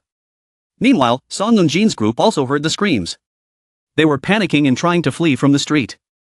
One of them paused and said, "Is it not chasing us? Jin-won's screaming has stopped, so everything should be okay, right?" I don't know, another replied. But honestly, I think it's a bad sign. Still, it should be fine, right? Why are there so few people around here? If there were more people, maybe we could ask for help. Hearing them talk, Song Eun-jin responded, when they do that kind of thing to girls, they put up warning signs to keep others away. So until we get off this street, we won't meet anyone. Why did they do such things? It's so annoying, those damned useless perverts. Anyway, it hasn't chased us so far, so we should be okay, right? But I haven't seen G-ram anywhere. Upon hearing this, Song Eun-jin panicked and looked back, thinking, not seeing G-ram at all? On this wide road, everyone is here, but G-ram is nowhere to be seen? Someone asked Song Eun-jin, what's wrong? Why aren't you running? What's happening? Take a break. Shut up and run, you dog. She snapped. Why do we have to keep running? Who's coming after us? Think about it. We've been running for about 3 minutes now, and there's nobody around. So in such a short time, that crazy girl has disappeared without a trace. I don't understand what's happening, but I have a really bad feeling. So let's keep looking forward and keep running. At that moment, G-ram suddenly blocked their path with a mini electric scooter, crashing straight into Song Eun-jin's leg, causing her to fall and scream in pain. G-ram then stood before Sehee and Jaehyun, smiling as she said, well, it seems our dear Song Eun-jin says one thing but does another. Why are you running while looking backward instead of forward? Sehee, puzzled, asked, what's going on? How is G-ram in front of us? Well, how should I put it? I used a mini electric scooter to catch up from behind and then move ahead. Thanks to the scooter, which might have been modified, I probably exceeded the speed limit. In America, they call this toning, I think. Anyway, I assume everyone's calmed down now, though from the way you're talking, it doesn't seem like it. It's no good. I think you all need some proper education. It's time for some review, my cute little friends. Sehee, hearing this, was terrified and started running away, shouting, I don't want this. G-ram watched her run inside, then revved up the electric scooter and said, are you trying to bother me more? A second later, G-ram sped towards Sehee, who was running while looking back in fear. In just a moment, G-ram grabbed her by the hair, pulling her back to where the two sisters were. G-ram smiled slowly and said, look at this idiot. Don't you know that a scooter is faster than running on 2 legs? If anyone else wants to exfoliate their skin on the asphalt, just say so. I'll strip you down to make you feel cooler. A little while later, all 3 sisters were kneeling on the ground. G-ram asked them, now tell me, what were you planning to do after I strip you all down? What's wrong? Not answering? Hey, Song Eun-jin, give me your phone. What, why should I give you my phone? Song Eun-jin responded. Hearing this, G-ram kicked Song Eun-jin's knee, making her scream in pain, my knee. I told you to give it to me, didn't I? Why can't you do it right away? G-ram insisted. Song Eun-jin quickly handed her phone to G-ram, who took it and smiled. Let's see, should I open Song Eun-jin's photo album? What do we have here? Aren't these nude photos of Jin-ji from our class? Why do you have so many of these pictures on your phone? Are you running a modeling agency or something, Song Eun-jin? None of your business, you bitch, Song Eun-jin retorted, only to receive another kick to the knee. Why is it not my business? Just one slip up, and you would be taking nude photos of me too, wouldn't you? After taking my photos, you'd use them to hold me hostage, to control me, right? Yes, you're right, so get your foot off me. Song Eun-jin screamed.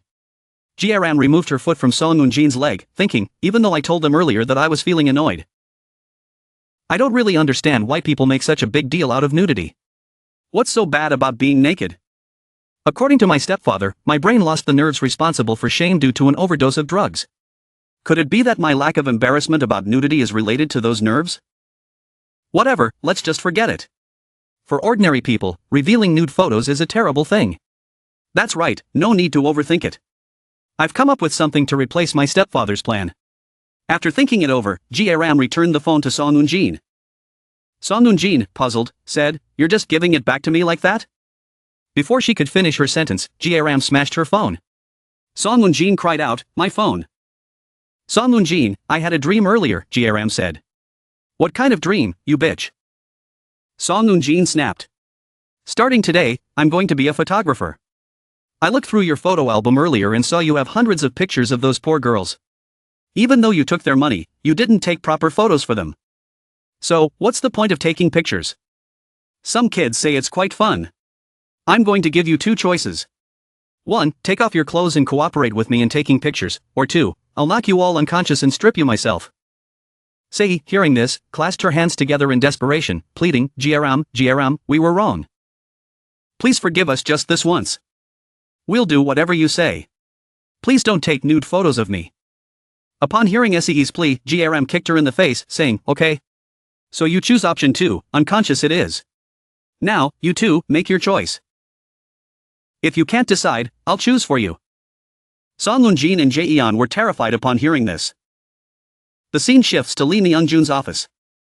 Outside, Chief Beck was standing there, deep in thought. That child, G-ram. I knew she would do something like this. She's going to ruin everything that the vice president carefully prepared. G-ram's task was very simple. First, take advantage of her unique physique that doesn't feel pain or shame. Endure the bullying from Song Eun-jin's gang for 2 to 3 weeks, and use that as a reason to organize a disciplinary committee on school violence during summer vacation. At that point, the vice president would sway the juvenile court judge, who would sentence Song Eun-jin to community service as a punishment. At this point, the juvenile judge would assign her to a social volunteer facility, a welfare center for the disabled on a remote island. Essentially, it's a place where psychological torture runs rampant, isolating the entire Song Eun-jin family from the outside world for 200 hours, where they would endure relentless torment. This was the revenge plan that the vice president and I devised. If we were to make the ferry returning from that island sink and turn it into an accident, silencing them would be even easier. But G-ram ruined that plan. Because she couldn't control her emotions in a moment of weakness, everything fell apart. To be honest, this was always an impossible plan from the start, one that relied on someone mentally unstable and incapable of controlling their emotions. The failure was anticipated. And there was no other option left. At that moment, G-ram entered from outside. Humming happily. Chief Beck was shocked to see her. G-ram noticed Chief Beck and smiled, hello, Chief. Are you here to welcome me? Chief Beck, furious, responded. G-ram, are you playing with us? I was just having some fun, she replied. To the vice president, this was revenge for his poor daughter, the only daughter he ever had. But from the start, you turned everything into chaos. G-ram interrupted him, oh, come on, Chief. Every time I see you, I feel like you're not very flexible. I'm G-ram, and I've come up with a plan that's much better. What? You little, before Chief Beck could finish, a voice from inside the room interrupted. Chief Beck, let her in. Yes, sir. But before you go in, I must tell you to behave yourself. G-ram then opened the door and walked inside, smiling, Stepdad, G-ram is back. As soon as she said this, 4 people rushed out of the shadows. Lee Myung-jun, sitting on his cold, rigid chair, responded, yes, G-ram.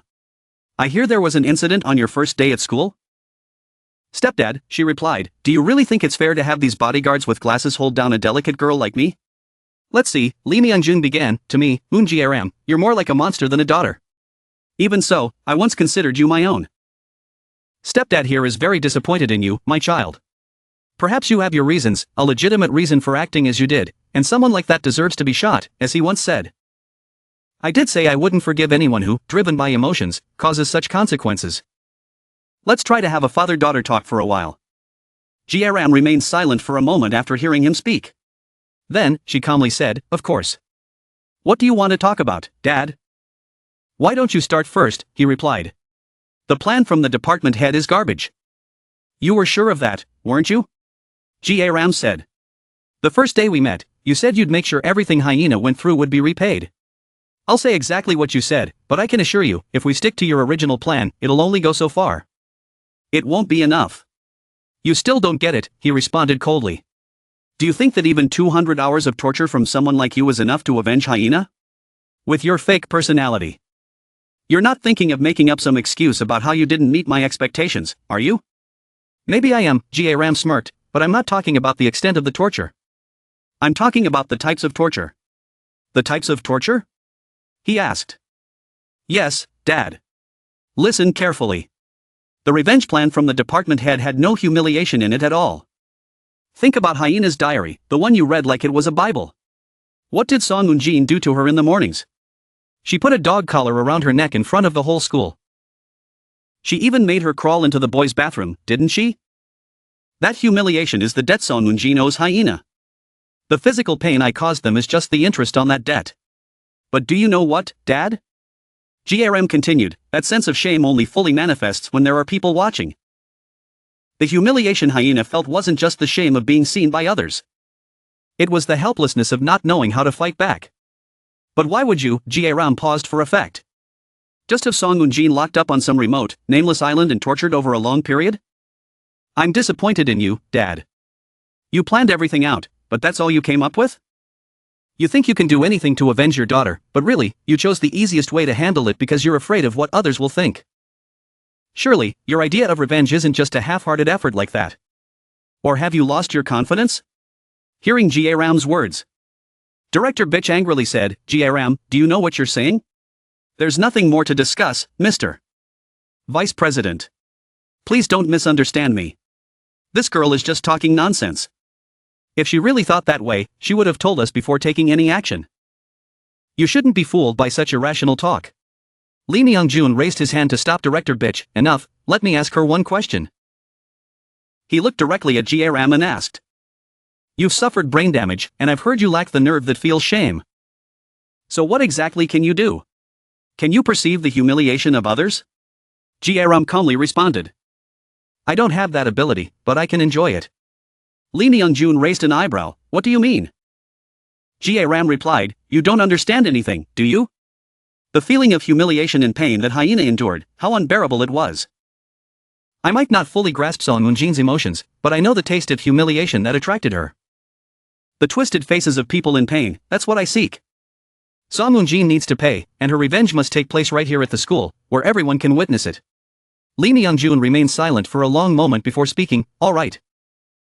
Although your approach seems somewhat impractical, it does have a certain logic to it. He continued, however, G-ram, Director Bitch and I chose that island for the revenge, not to do it halfway. On the contrary, it's the most perfect way to deal with Song Eun-jin. I'll handle the rest myself. If you don't want to die, don't say another word. Tell me, in this chaotic situation, what would you do to exact revenge? G-ram lifted her head, smiling at Lee Myung-jun, surprising Director Bitch. After a moment, Lee Myung-jun asked Director Bitch, what do you think of G-ram's plan? Director Bitch pondered for a moment before replying, rather than calling it a plan. It seems more like a way to handle an accident. But perhaps it's the best choice under the current circumstances. Lee Myung-jun nodded, then we need to execute it quickly. If what G-ram says is true, we need to address it right now. Yes, I'll contact Song Eun-jin's nanny right away. No, Director Big, don't mention it here. Everyone, please step out for a moment. I have something private to discuss with G-ram. Upon hearing Lee Myung-jun's request, Director Big and the others were startled and responded. No, Mr. Vice President, it's too dangerous for us to leave you alone with G-ram. It's fine, everyone out, Lee Myung-jun insisted. With that, Director Big signaled the security team to leave the room. A moment later, it was just G-ram and Lee Myung-jun alone in the room. G-ram stood up, smiling, Father, the men in this house are really insensitive, aren't they? How could they hold down a delicate girl so roughly? G-ram, Lee Myung-jun began, do you know why I'm letting you off without any punishment this time? Or do you think you've proposed a better alternative to punishment? No need, Lee Myung-jun continued, you're in my house, and I understand the nature of my revenge better than anyone. I felt something when I heard you speak. The perspective of a professional is important when it comes to hurting others. From today, the power to draft a revenge plan will be yours, G-ram. But the chaos that happened today must never happen again. Do you understand? G-ram responded, thank you, Father, for giving me a chance to make things right. I'll do my best to meet your expectations. Good, Lee Myung-jun replied. And you will follow through with everything you're assigned, won't you? Of course, Father, G-ram said, handing him recording device. I have this recording for you. It contains everything Song Eun-jin did today. I recorded it all. You worked faster than I expected, Lee Myung-jun remarked. The sounds we wanted have been captured. Shall we listen to the recording on Friday? In that file, you'll hear Song Eun-jin's brother screaming so loud, it's amusing. I'm going to step out for a bit to rest. Please excuse me, stepfather, G-ram said as she made her way to the door. Before she even reached it, Lee Myung-jun had already started playing the sixth recording. The desperate screams of Song Jin-won echoed through the room. G-ram smiled and commented. You couldn't witness it firsthand, huh? You got a bit of a hidden sadistic side too, don't you? Meanwhile, Lee Myung-jun, tears mingling with laughter, listened to the recording. Elsewhere, Song Jin-won was crying out for his mother, who was also in tears. Seeing her son with broken limbs and likely a shattered manhood. On the other side, Song Jin-won's father was furiously talking to someone on the phone. Prepare to file charges immediately.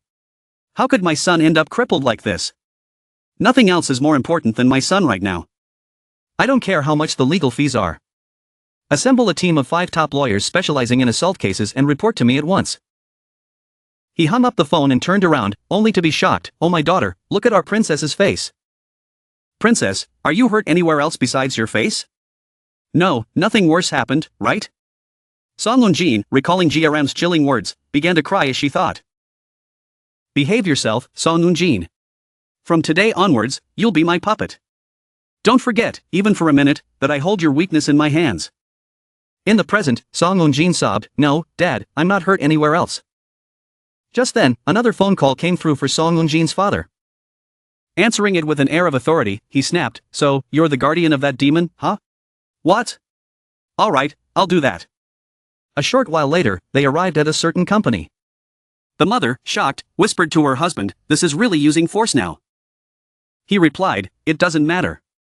He wants to settle here instead of at the school?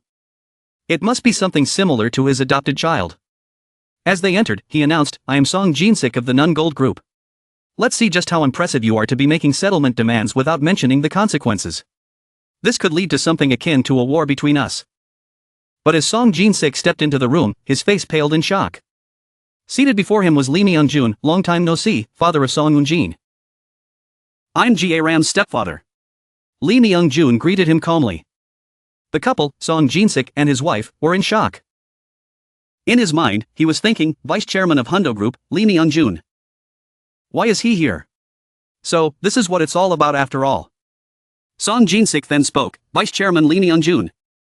Even though our family may have caused trouble for your daughter in the past, this isn't the right way to handle things, is it? No matter what you might be thinking, I can only conclude that you're seeking revenge against us. Am I wrong? Hearing this, Lee Myung-jun calmly replied. You misunderstand, Mr. Song. As I stated in the press conference last year, I've forgiven all the children involved. I said that, so why would I waste time seeking revenge? Such actions would be unacceptable. Song Jin-sik, now angered by Lee Myung-jun's words, retorted, Don't toy with us. Who do you take us for, fools? If you're saying this isn't about revenge, then you'd better come up with a reasonable compensation. If you don't, I'll make sure everyone in this country knows that the future head of a major corporation is using his adopted child for personal revenge. Lee Myung-jun, unfazed by the threat, responded, Very well. From now on, I'll explain the compensation plan step by step, so you understand it clearly. First of all, Mr. Song, I know you've been managing Nengan Checking Company and are looking to expand into Southeast Asia. Therefore, Hongdu Electronics, as a large corporation, will strongly support your company's market expansion. Song Jin-sik, hearing this, thought. A large corporation like Lee Myung-jun's offering to support my private business. Lee Myung-jun continued, and Mrs. Song, about the luxury boutiques in our group's shopping centers. We've heard about your interests and are very keen to assist. If you accept our proposal, I'll upgrade your membership card to VIP status immediately. I promise you'll receive priority on all the benefits we offer. After hearing this, Mrs. Song Jin-sik chuckled and said, Do you think I would agree to those conditions? You think I would betray my husband and children? But that's not all. I also heard that both sides of the family have a history of cancer. Particularly Song Eun-jin's grandmother, who recently underwent surgery for colon cancer. It was quite serious, wasn't it?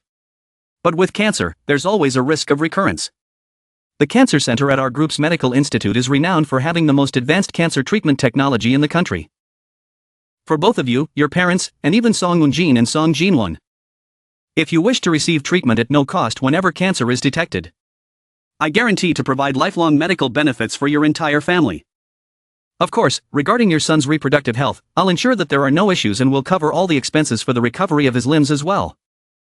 She continued, As for the settlement, I believe it's only fair to offer you compensation. Mr. Song Jin-sik, seeing the large sum of money in front of him, was astonished and said, How much money is there here, my God? Compared to the injuries my adoptive daughter caused to your 2 children, what's this worth? But after taxes, I'll give you about 20 billion won. Besides this, I'm also considering purchasing an apartment in Gangnam worth around 50 billion won. Which will be in either of your names. Now, have I offered enough to compensate your family? Song Jin-sik, after hearing these words from Lee Myung-jun, began to laugh hysterically. A second later, he clasped his hands together in delight and said, Vice Chairman, I didn't think there was anyone like you in this world. As for my son, Song Jin-won, yes, his lower half is completely destroyed. He's always been a bit wild, and I've been anxiously worrying about when he'd cause more trouble. And now, with what's left of him down there, well, it needs to be sewn up too. At this point, his wife, having heard what Song Jin-sik said, leaned in to whisper in his ear, Honey, listen to me for a moment. Think this through carefully. Something about this feels off. For them to offer us such compensation, at the very least, we should ask for time to think it over until tomorrow. Honey, he responded, I don't think that's necessary. I've thought it through already, so just trust me on this. Song Jin-sik, after finishing his conversation with his wife, turned back with a smile and said, So, what do we do next, Vice Chairman? We can draw up the contract right here, can't we? As the party receiving the compensation, I apologize. But the contents of this compensation agreement come with two conditions. What conditions, Vice Chairman? He asked. First, Lee Myung-jun continued, the matter of the school violence must be kept absolutely confidential. As someone who is under significant pressure from various angles, if any rumors were to spread, I would stand to lose a great deal. Song Jin-sik, thinking it was an easy condition, replied, I thought it might be something difficult. Of course, we'll keep it a secret. What's the other condition? Lee Myung-jun remained silent for a long moment before finally speaking. G-ram, please come in. At this, G-ram entered the room, much to the shock of the couple. The second condition, Lee Myung-jun continued, is that this child will participate in charity activities. Through charitable work, my adoptive daughter, G-ram, will be able to adapt better to life in South Korea. To help her adjust, she needs friends around her. I hope that your daughter, Song Eun-jin, can assist G-ram with this. He then turned to Song Jin-sik, saying, I understand that you have a close relationship with Chairman Ergiogo. With this second condition, I trust that you'll do your utmost to help us, won't you? At this moment, G-ram also spoke up, Mr. Song Eun-jin, I sincerely apologize for what I did to Song Eun-jin and her brother. Song Jin-won. I let my emotions get the better of me and couldn't control my actions. If you could give me a chance to make amends, I will do my best to correct my mistakes. Turning to Mrs. Song, she continued, and to Song Eun-jin's mother, I apologize for my disrespectful behavior in the teacher's office the other day. I know my apology may not be enough to earn your forgiveness for my rudeness, but I hope that in the future, Song Eun-jin and I can become close friends. I'll work hard to correct my mistakes and hope to earn your praise, which I'll note in my diary. The mother of Song Eun-jin, hearing G-ram's words, was shocked and thought, if the agreement includes a condition to help this girl adapt to life here, then my daughter, Song Eun-jin, will also receive support for her university entrance, right? G-ram continued, yes, Mr. Song Eun-jin's father, if my friendship with Song Eun-jin remains strong even after we graduate from high school. The cooperation between our two families will become an inseparable connection in business. Therefore, I hope you will forgive me for the things I've done. Hearing G-ram's words, Song Jin-sik smiled and said, all right, G-ram, we'll support you in the future. They smiled brightly at G-ram, seemingly forgetting how their child had just been beaten. But then he thought, exchanging money for a good life, well, that's worth it. On the other side, Lee Myung-jun was also smiling to himself, thinking, perfect, with this move, Lee Myung-jun, have gained the trust of Song Eun-jin's parents. We might as well say that we've legally purchased the right to bully Song Eun-jin. But don't get too excited, Director Song. This financial transaction isn't as fair as you imagine. After all, when you receive that money, you'll have to pay back double the damage. G-ram was also smiling, thinking, look at their reaction. They have no idea their daughter was even photographed naked. And now I have another weakness of Song Eun-jin in my hands. Stepfather, I've gained the trust of Song Eun-jin's parents. And now the game is getting even more interesting. Meanwhile, Song Eun-jin was smiling and saying, G-ram is probably on her knees, begging and crying in front of my parents right now. She should know who my father is, right? If he were my dad, he would just make her disappear. My dad is close to Director Lee. If they had to pay for treatment and security, they'll probably go bankrupt. And she'll surely be scolded by her stepfather. In the end, the one who gets to smile last is me. Flashback to 1 year ago. Hina was sitting on the ground, crying. Song Eun-jin, laughing, said, Hina, bark for me. Come on, let's hear it. Hina, with a chain around her neck, could only cry. A moment later, Song Eun-jin yanked the chain, jerking Hina's neck. Furious, Song Eun-jin said, "You little wretch, are you not going to bark properly? Bark like a dog, you little bitch." In pain from the pull, Hina sobbed as she whimpered, "Woof, woof." Hearing this, Song Eun-jin laughed again, "Woof, woof. Now let's hear you whine. And then howl." She turned to the others and shouted, "You pathetic dogs, get lost. I know you're desperate to pee, we've been drinking water all morning. But Hina here isn't going anywhere until she does it right here. Lunchtime is still far off, so take your time, won't you?" Hina, hearing this, could do nothing but continue crying. Back in the present, Lee Myung-jun awoke from his sleep, disturbed by the memory of Hina's crying. Sitting up in a panic, he muttered, "Another nightmare. The contents of Hina's diary keep haunting me every night. But I must remember every nightmare because those nightmares are the only way my poor Hina could convey the suffering she endured. Hyena, your heart-wrenching cries, it's only now that your father can finally hear you. Never forgive me. Let me live in this hell forever so that I may become a demon to avenge you." Garam, standing on the balcony, noticed Lee Myung-jun and smiled. "Stepfather, couldn't sleep? And what about you? What are you still doing up at this hour?" he asked. "Oh, I was just too excited thinking about how I get to play with Song Eun-jin from now on. My heart's racing so much I can't sleep," she replied, grinning. "Is that so?" he remarked, a slight smile tugging at his lips. "You could say the same for me, I suppose." After a moment of contemplation, Lee Myung-jun said to Garam, "You must destroy Song Eun-jin's life, Garam." Hearing this, Garam smiled wider. "You can trust me with that, stepfather." The next morning at school, the atmosphere was tense. The students were visibly anxious about something. Among them, Song Eun-jin was seething with anger, thinking, "Damn it, what the hell is going on? That crazy girl, how is she still coming to school unscathed? No matter how much I asked my dad last night, all he said was that he didn't know." She remembered the conversation from the previous night. "You need to befriend Garam, okay? I've already spoken with Garam's father, and he's a wonderful man. If you can get close to Garam, it'll be a huge help to our family. Garam even mentioned that she'd treat you well, so don't worry too much. From now on, try to get along with her, alright?" Back in the present, Song Eun-jin was still fuming. Damn it, who the hell is her father?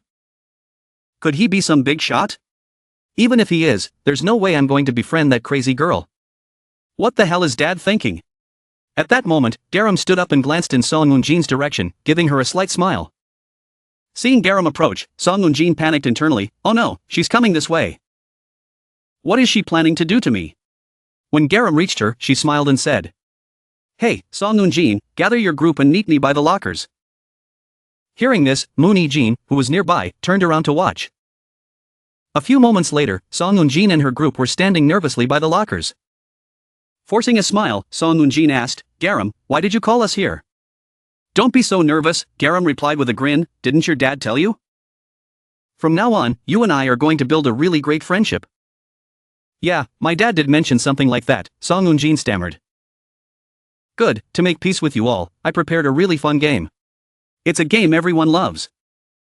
It's called Walking the Dog," Garam announced with a mischievous smile. Upon hearing the name of the game, Song Eun-jin was terrified.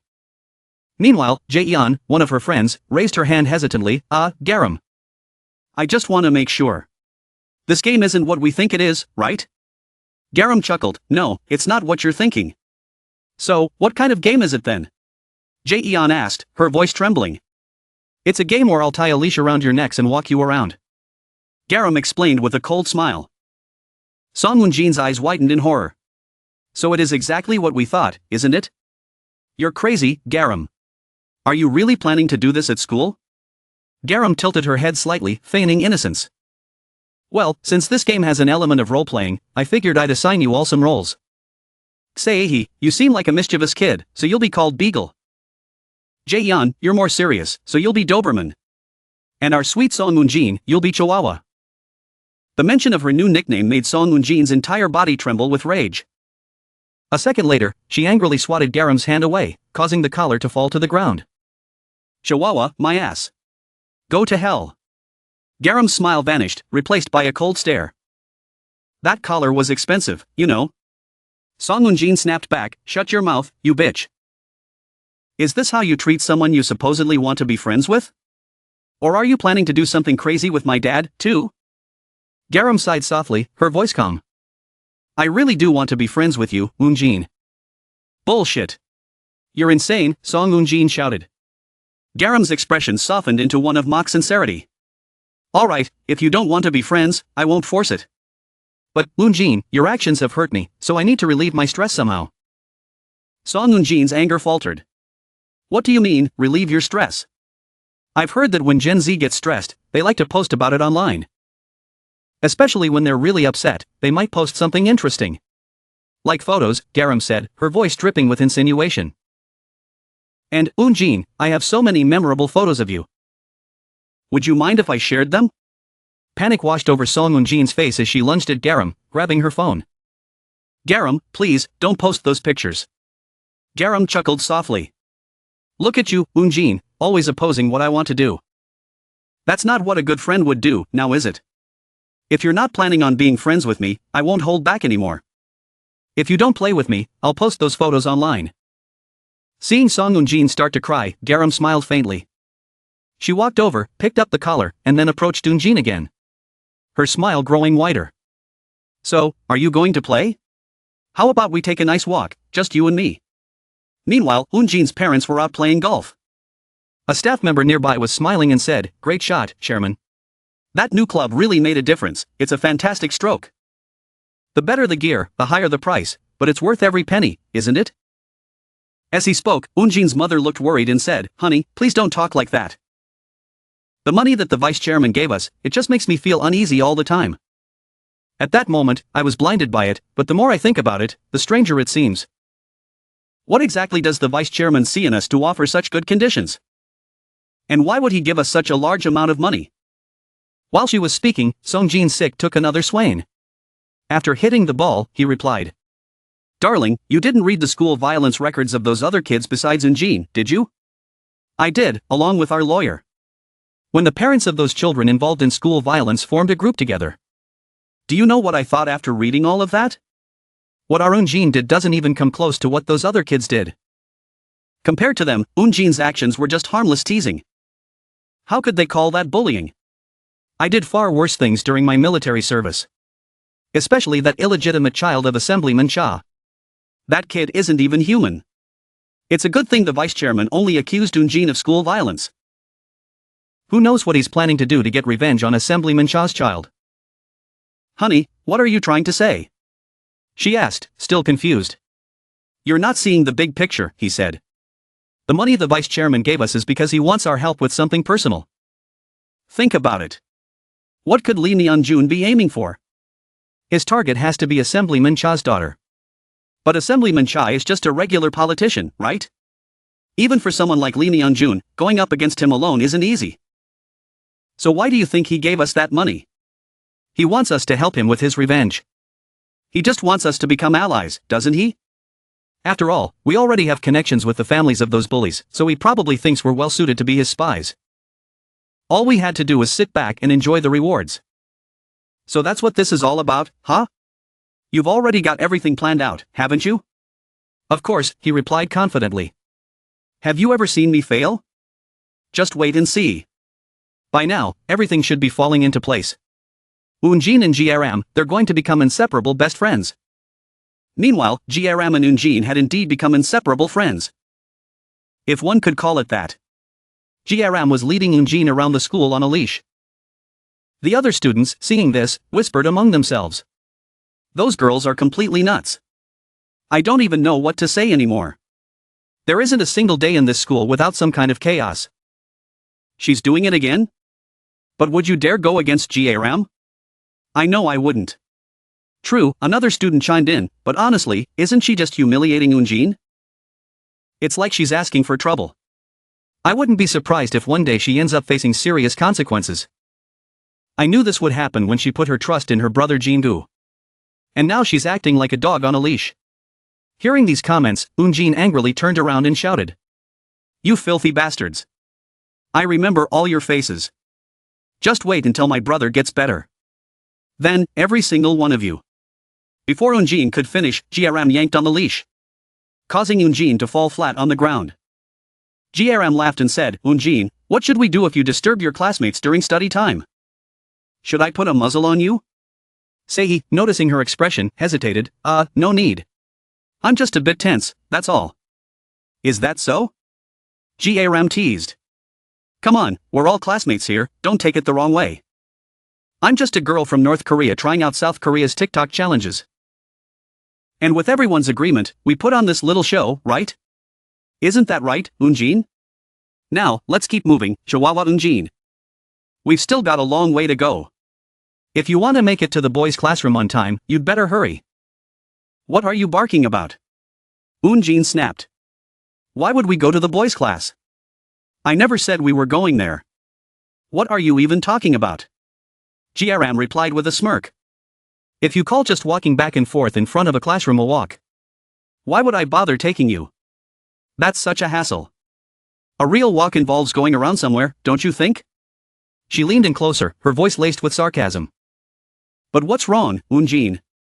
This isn't too bad, right? I mean, it's not like you're that crazy girl who dragged someone into the boys' bathroom or anything. Eunjin's face paled, and she stammered, how do you know about that? Before she could finish, G-ram kicked her squarely in the behind, making her stumble forward. Dogs don't get to ask questions, G-ram taunted. Now come along, Chihuahua Eunjin. As Eunjin was dragged along, she cried out, I'm begging you, G-ram, don't take me to the boys' classroom. Please, I'm begging you. Moments later, the boys in the classroom stared in shock as G-ram led Eunjin past their door. They whispered among themselves, what's going on? What kind of crazy thing are the girls up to now? Are you blind? Another boy retorted, that's school bullying, man. Girls are seriously scary, I guess their sisterhood is over.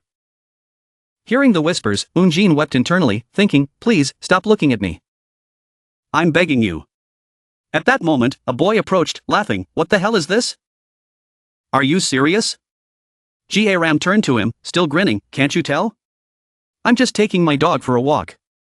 These girls are asking for it. Eunjin, say hello, G-ram continued. This is Park Min-woo, the first boy I befriended when I came to South Korea.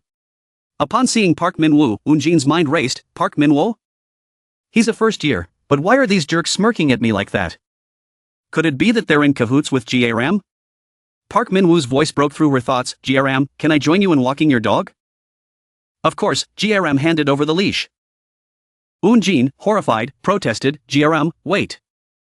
This isn't okay. No, please.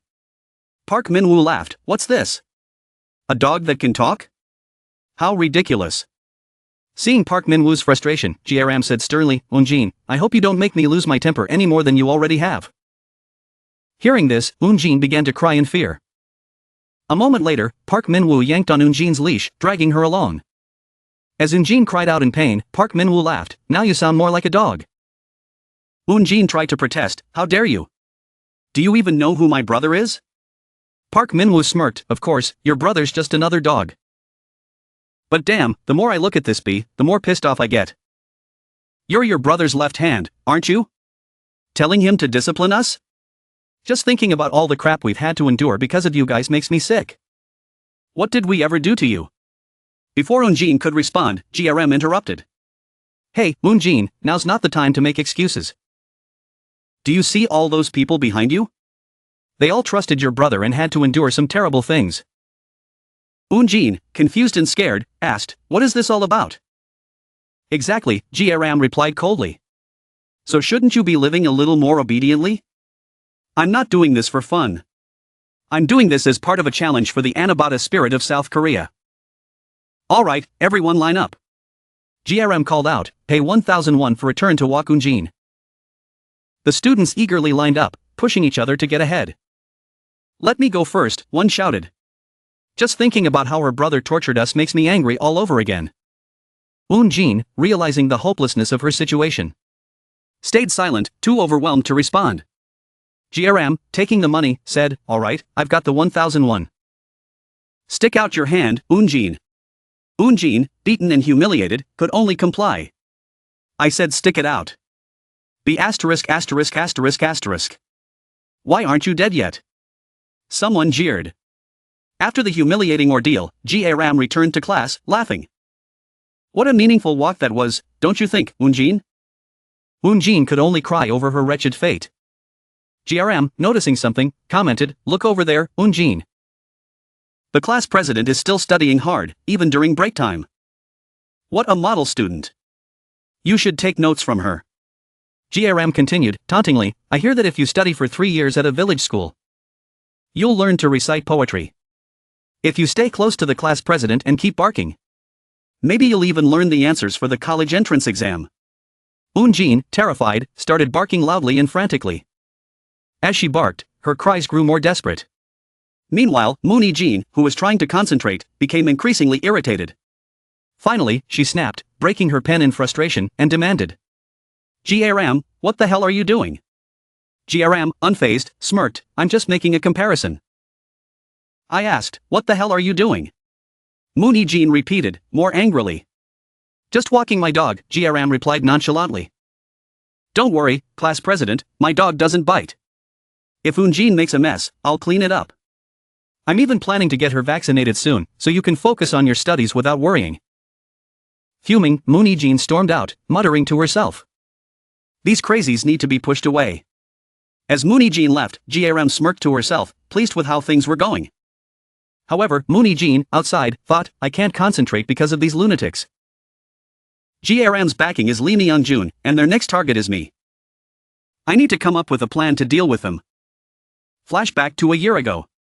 Hina was lying on the ground, crying helplessly. Suddenly, a voice rang out, "You bunch of cowards, do you really find it fun to bully someone weaker than you? Can't you think of something more creative to do? Isn't that right, Hina?" The speaker continued with a smirk, "Hina. Did you know that the lethal dose of nicotine is much lower than cyanide? It means that the nicotine in this cigarette I'm smoking is more dangerous than cyanide. Weird, right? Even though I smoke a lot, I'm still perfectly healthy. Could it be that cyanide is just some cheap stuff?" Another voice interrupted, "What are you trying to say?" The original speaker responded, "What I'm saying is that comparing the toxicity of nicotine in cigarettes to chemical waste isn't exactly fair. When you inhale nicotine from smoking, you only absorb a tiny, slow dose. But what do you think happens if you ingest it?" They leaned in closer to Hina, grinning maliciously, "Come on, don't be so scared. Just because you smoke doesn't mean you'll die instantly. Nicotine has a mild effect. You just need to throw up before it gets to you, right? But of course, if you can't throw up, well, you die." At that moment, another voice chimed in, "Wow, she's talking like she knows everything. Getting into medical school must be tough, huh?" "Shut up," snapped the original speaker, irritated. "You idiots are clueless. Hina, you're so disgusted that you're willing to do dirty things like this, but there's a reason for that. Knowledge that's only learned in theory is useless, isn't it? So today, I'm going to conduct an experiment on a living subject, on you." They turned to another person in the group and ordered, "Hey, Jin, hold her still so she can't move. And shoved this cigarette into her mouth." Jin hesitated. "Do you really want me to do that? Are you kidding me? Don't you see everyone waiting for the show? Move it, or I'll shove it down your throat instead." Hina, desperately trying to resist, pleaded with them to let her go. But her cries fell on deaf ears as her mouth was forced open. Jin, standing by and laughing, leaned in, saying, "Hina, open wide so I can shove this nicotine into your mouth." Present time. Chief Beak was briefing Jin, the second daughter of the director of Taiwan General Hospital, class president of the 6th grade. This child is the next target of G-ram. Jin was the harshest bully to Hina, forcing her to eat harmful things like toilet paper, newspapers, and cigarettes. Though she's incredibly cruel, she hides it very carefully. It's said that she conducts her bullying discreetly, away from the eyes of other students. So until now, very few people knew about Jin's involvement in school violence. He continued, "But to be accurate, Chief Beak, what she does isn't cautious, it's cowardly." Apologies, Chairman, I'll use more precise terms from now on. Since middle school, she's wanted to pursue a path in sports, but her father pushed her towards medicine, adding immense academic pressure. If we exploit this weakness, it could significantly aid our revenge. Since G-ram now has the authority to plan the revenge, we should first hear her thoughts. G-ram then chimed in, "If it's this girl, I have a unique educational method I'd like to try." "Father, do you give me permission?" When they arrived at the classroom, G-ram was staring at Jin, sitting there with a subtle smile on her face. Jin noticed this and thought angrily, "It's already the 4th period. Damn it, what the hell is she planning during every break? Finally, Moon Ijin slammed her hand on the desk and said, "If you have something to say, just say it. Stop making everyone so annoyed." But G-ram didn't respond, just sat there smiling, which only infuriated Moon Ijin more. This bitch is pushing it, she thought. G-ram then spoke, "Class president, haven't you noticed? Right now, it's just the two of us in the classroom." Moon Ijin glanced around, realizing G-ram was right. She replied, "Everyone probably ran away because of your crazy antics, didn't they?" G-ram feigned innocence. "Oh, class president, you're too harsh. It's lunchtime, so everyone's gone to eat." "But you're not eating, class president? What do you want?" Moon Ijin, still annoyed, demanded, "What do you want?" G-ram saw her question, paused for a moment and thought. Then smiled and said, "If you killed someone, could you just go back to reading a book right afterward?" Moon Ijin frowned. "What are you talking about? I've never killed anyone. Doonjin just died on her own. So, do you consider suicide an indirect murder or a choice made out of free will?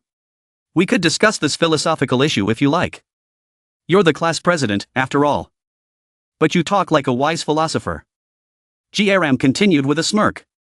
Moon Ijin stood up abruptly and snapped, "Think about it on your own." As she started to walk away, G-ram called after her. "Where are you going, class president? Stay and discuss it with me. You're preparing for your medical school interviews, aren't you?" But Moon Ijin ignored her and left the classroom. G-ram, undeterred, whispered to herself, "Where's the class president going? Shouldn't you be preparing with G-ram?" Other students started whispering among themselves. Is G-ram stalking the class president? Every break after the 5th period, she just stares at her. Even during class, she doesn't take her eyes off her. G-ram playfully called out, "Class president, if you only study, your eyesight will get worse." G-ram is bored, come play with me. Moon Ijin, trying to ignore her, thought, just ignore her. But then G-ram picked up a pen and began doodling all over Moon Ijin's book. Furious, Moon Ijin snatched it back, yelling, "You crazy bitch. What do you want?" G-ram immediately started crying mockingly. "I was just trying to help you so you wouldn't get tired. But why are you yelling at me? You're so mean, class president." "What? Let go of my book, you're pissing me off." Moon Ijin snapped, storming off. G-ram called out cheerfully, "Where are you going, class president? Let me go with you." Moon Ijin angrily muttered to herself, "Stop this crazy dog act already." Other students, watching the interaction, whispered, "Why is the class president always followed around by G-ram? I don't know, but look at how scary she looks when she's mad." Another student commented, a while later, somewhere in the school. Moon Ijin was angrily shouting, releasing her frustration by kicking something several times. Afterward, she stood there, panting heavily from the exertion, looking around anxiously. Did it not follow me all the way here? She thought, it's been tailing me the entire day. Damn it, because of it, I had to throw away my 80,001 reference book. How can it open my locker so quietly, like a cat? Despite everything, she tried to console herself, thinking, maybe I should be thankful I didn't end up like Song Eun-jen. But then she quickly pushed that thought aside. No, what kind of twisted logic is that? This is just the beginning. It's going to slowly tighten its grip on me, and in the end, it will leave me in a state worse than Song Eun-jen's. Panic started to set in as she thought. I have to stop Yoon Ji-ram before she starts digging up my past. But how? The entire gang of Song Eun-jen was destroyed by just one person. How'd I beat that monster? Just then, an idea struck her, and she smiled wickedly. Why am I complicating things? It's been a while since I've had some exercise anyway. Who's going to believe such ridiculous rumors? I used to be an athlete. What can those rumors do to me? A fight against Yoon Ji-ram, what nonsense. 3 members of Song Eun-jen's gang together weigh almost twice as much as Ji-ram. Surely, with Lee Myung-jun backing her. His bodyguards must be protecting her, or maybe she hired some outside gang or mercenaries. They've spread these baseless rumors to elevate Yoon Ji-ram's status at school. Song Eun-jen can't deny them because she's being blackmailed. That's right, there's no need to overthink this. I just need to do what I did to Hina. Use my strength to find her weakness. And then use Yoon Ji-ram to gather information on Lee Myung-jun, like a spy. At school, I'll use my power to re-educate that Yoon Ji-ram. I could have done this from the start. Among the high school girls in Korea, how many would be considered elite like me? The scene shifts to Lee Myung-jun speaking to Chief Bick. Chief Bick, I read that Moon Hee-jin once aspired to pursue a career in sports. What exactly was her field? Chief Bick responded, Mr. Vice Chairman, it was in the Taekwondo division, held in Korea last year. The Youth Taekwondo Championship, where the winner set an unprecedented record in the competition. She won gold across the board. If it weren't for the pressure of inheriting her family's large hospital, she would be the next national prodigy in the sport. Her most formidable weapon is the frightening power behind her kicks. Meanwhile, Moon Hee-jin continued to smile wickedly, thinking, just wait, Yoon G-ram. I'll take my time and break those legs of yours. The scene shifts to Song Eun-jin, who is sitting in the bathroom, crying. Her thoughts race in anger and frustration. Damn it, it's all because of that Yoon G-ram that I'm in this situation. I had to hide in the bathroom, crying like someone being bullied. Today, I was dragged around like that, humiliated in front of everyone. And even had that idiot Seol Jin led me around. Those stupid, crazy people, now they even dared to openly film me and mock me. Damn it, in the end, what's the difference between filming someone and filming a dog walk? Both are equally humiliating, aren't they? She considers her options. Should I tell my parents about this? No, I can't. She'll leak those nude photos of me. I had to stop that at all costs. Plus, if Yoon G-ram's stepfather, Lee Myung-jun, finds out about this and tells my parents, it might not solve anything. It could just make everything more complicated.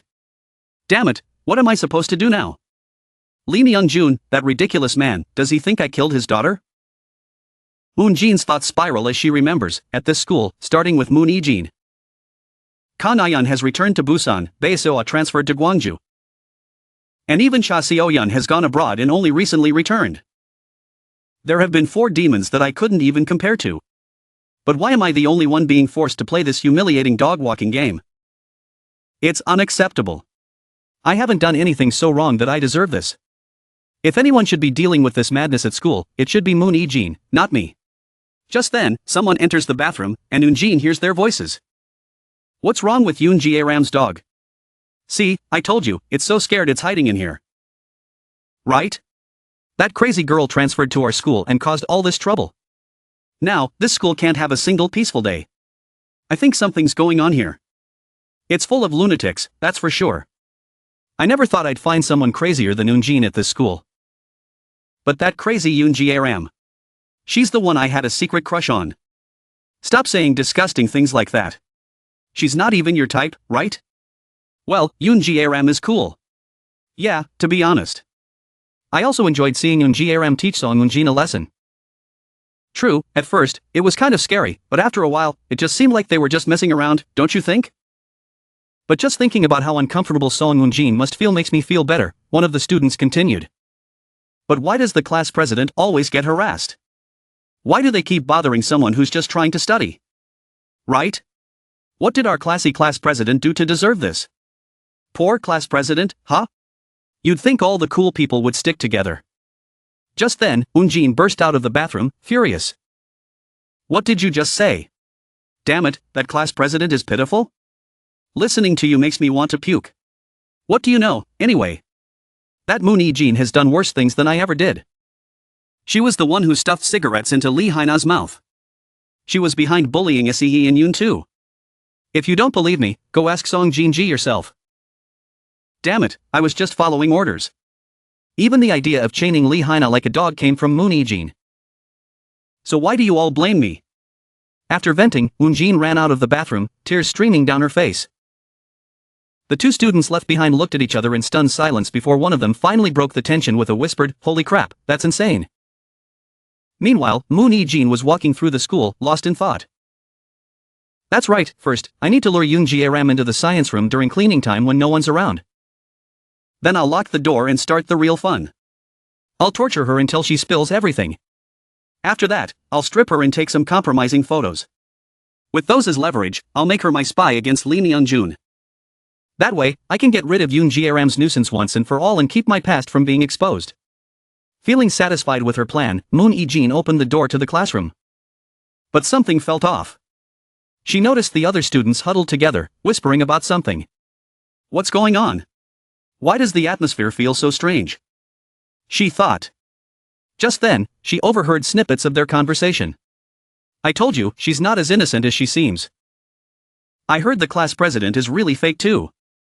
That cold, rigid expression of hers. How could it not piss off the bullies? Looks like everything's coming out now. Hey, the class president is standing right behind you, another student whispered, making everyone freeze. Moon Hee-jin, hearing the whispers, looked around in confusion. She then walked over to the two students who had been talking, forcing a smile as she spoke. Oh my gosh, what are you all talking about? Why did you stop when I came over? Talking behind my back like that, isn't that a bit too much? Come on, tell me what you were saying. What did I ever do to deserve this? Despite her calm words, her mind was racing, judging by their reactions. It seems I've arrived a little too late. Who the hell spilled the beans about what I've done? Could it be Yoon G-ram? No, it can't be. She hasn't been at this school long enough to know. And besides, she wouldn't just use my past to end the game so easily. Then who could it be? Meanwhile, Moon-jin was sitting off to the side, trembling uncontrollably. Moon Hee-jin glanced over at her, her eyes narrowing in anger. It's you, isn't it, Song Eun-jin? Without warning, Moon Hee-jin kicked Eun-jin hard in the side. Then pressed her foot down on Eun-jin's neck. Tell me, Eun-jin, what did you say about me? You think you can mess with me and not pay for it? You're just begging to eat dirt, aren't you? But you didn't just piss me off. You made me a laughingstock, you worthless bitch. Eun-jin cried out in pain, I'm sorry. I'm really sorry. Moon Hee-jin sneered, you'd better get ready, because it won't be long before Yoon G-ram has her turn. And after I'm done with her, it'll be your turn again, you pathetic loser. She punctuated her words with another kick to Eun-jin's stomach, leaving her writhing in pain on the ground. As a final insult, Moon Hee-jin spat on Eun-jin's face before walking away. Thinking, that's it. If I think about it, all of this started because of that damn Yoon G-ram. If it weren't for her, my life would have just gone on peacefully. Yoon G-ram, I'm going to kill you. A moment later, the teacher's voice echoed through the hallways, instructing the students, everyone, start cleaning the areas you've been assigned, okay? Meanwhile, in another part of the school, G-ram was walking alongside Moon Hee-jin. G-ram smiled and asked, Class President, where are we going now? Moon Hee-jin, with a stern look, replied, I already told you.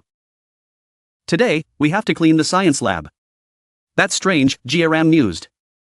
I don't remember anyone announcing that. Moon Hee-jin shot back. No one wants to waste time explaining things to someone who doesn't understand. Just shut up and follow me to the science lab. G-ram, noticing that Moon Hee-jin was wearing long pants, didn't say anything in response. After a while, the two of them reached the science lab. As they entered, G-ram commented. So, this is the science lab. It smells just like the place I used to live. On the other side of the room, Moon Hee-jin quickly locked the door. G-ram, noticing this, turned around and asked. Class President, what are you doing? Moon Hee-jin responded. First, move those boxes from the floor onto the table. I'll sort the chemicals on the shelf. Got it. Class President, G-ram replied, starting to move the boxes. While G-ram was busy, Moon Hee-jin eyed a particular bottle of chemicals on the shelf. As G-ram asked, Class President, where should I put these boxes? Moon Hee-jin suddenly grabbed the bottle, lunging towards G-ram and splashing the liquid at her. However, G-ram managed to dodge the attack. But Moon Hee-jin wasn't done. She followed up with a powerful kick to G-ram, causing the boxes in G-ram's hands to fall. G-ram stumbled back from the impact. Moon Hee-jin's voice rang out with a mocking tone. I thought you'd only be able to dodge the hydrochloric acid. But I didn't expect you to avoid my kick too. You were using that box to protect yourself, weren't you? Annoying. If you're going to do something, do it right.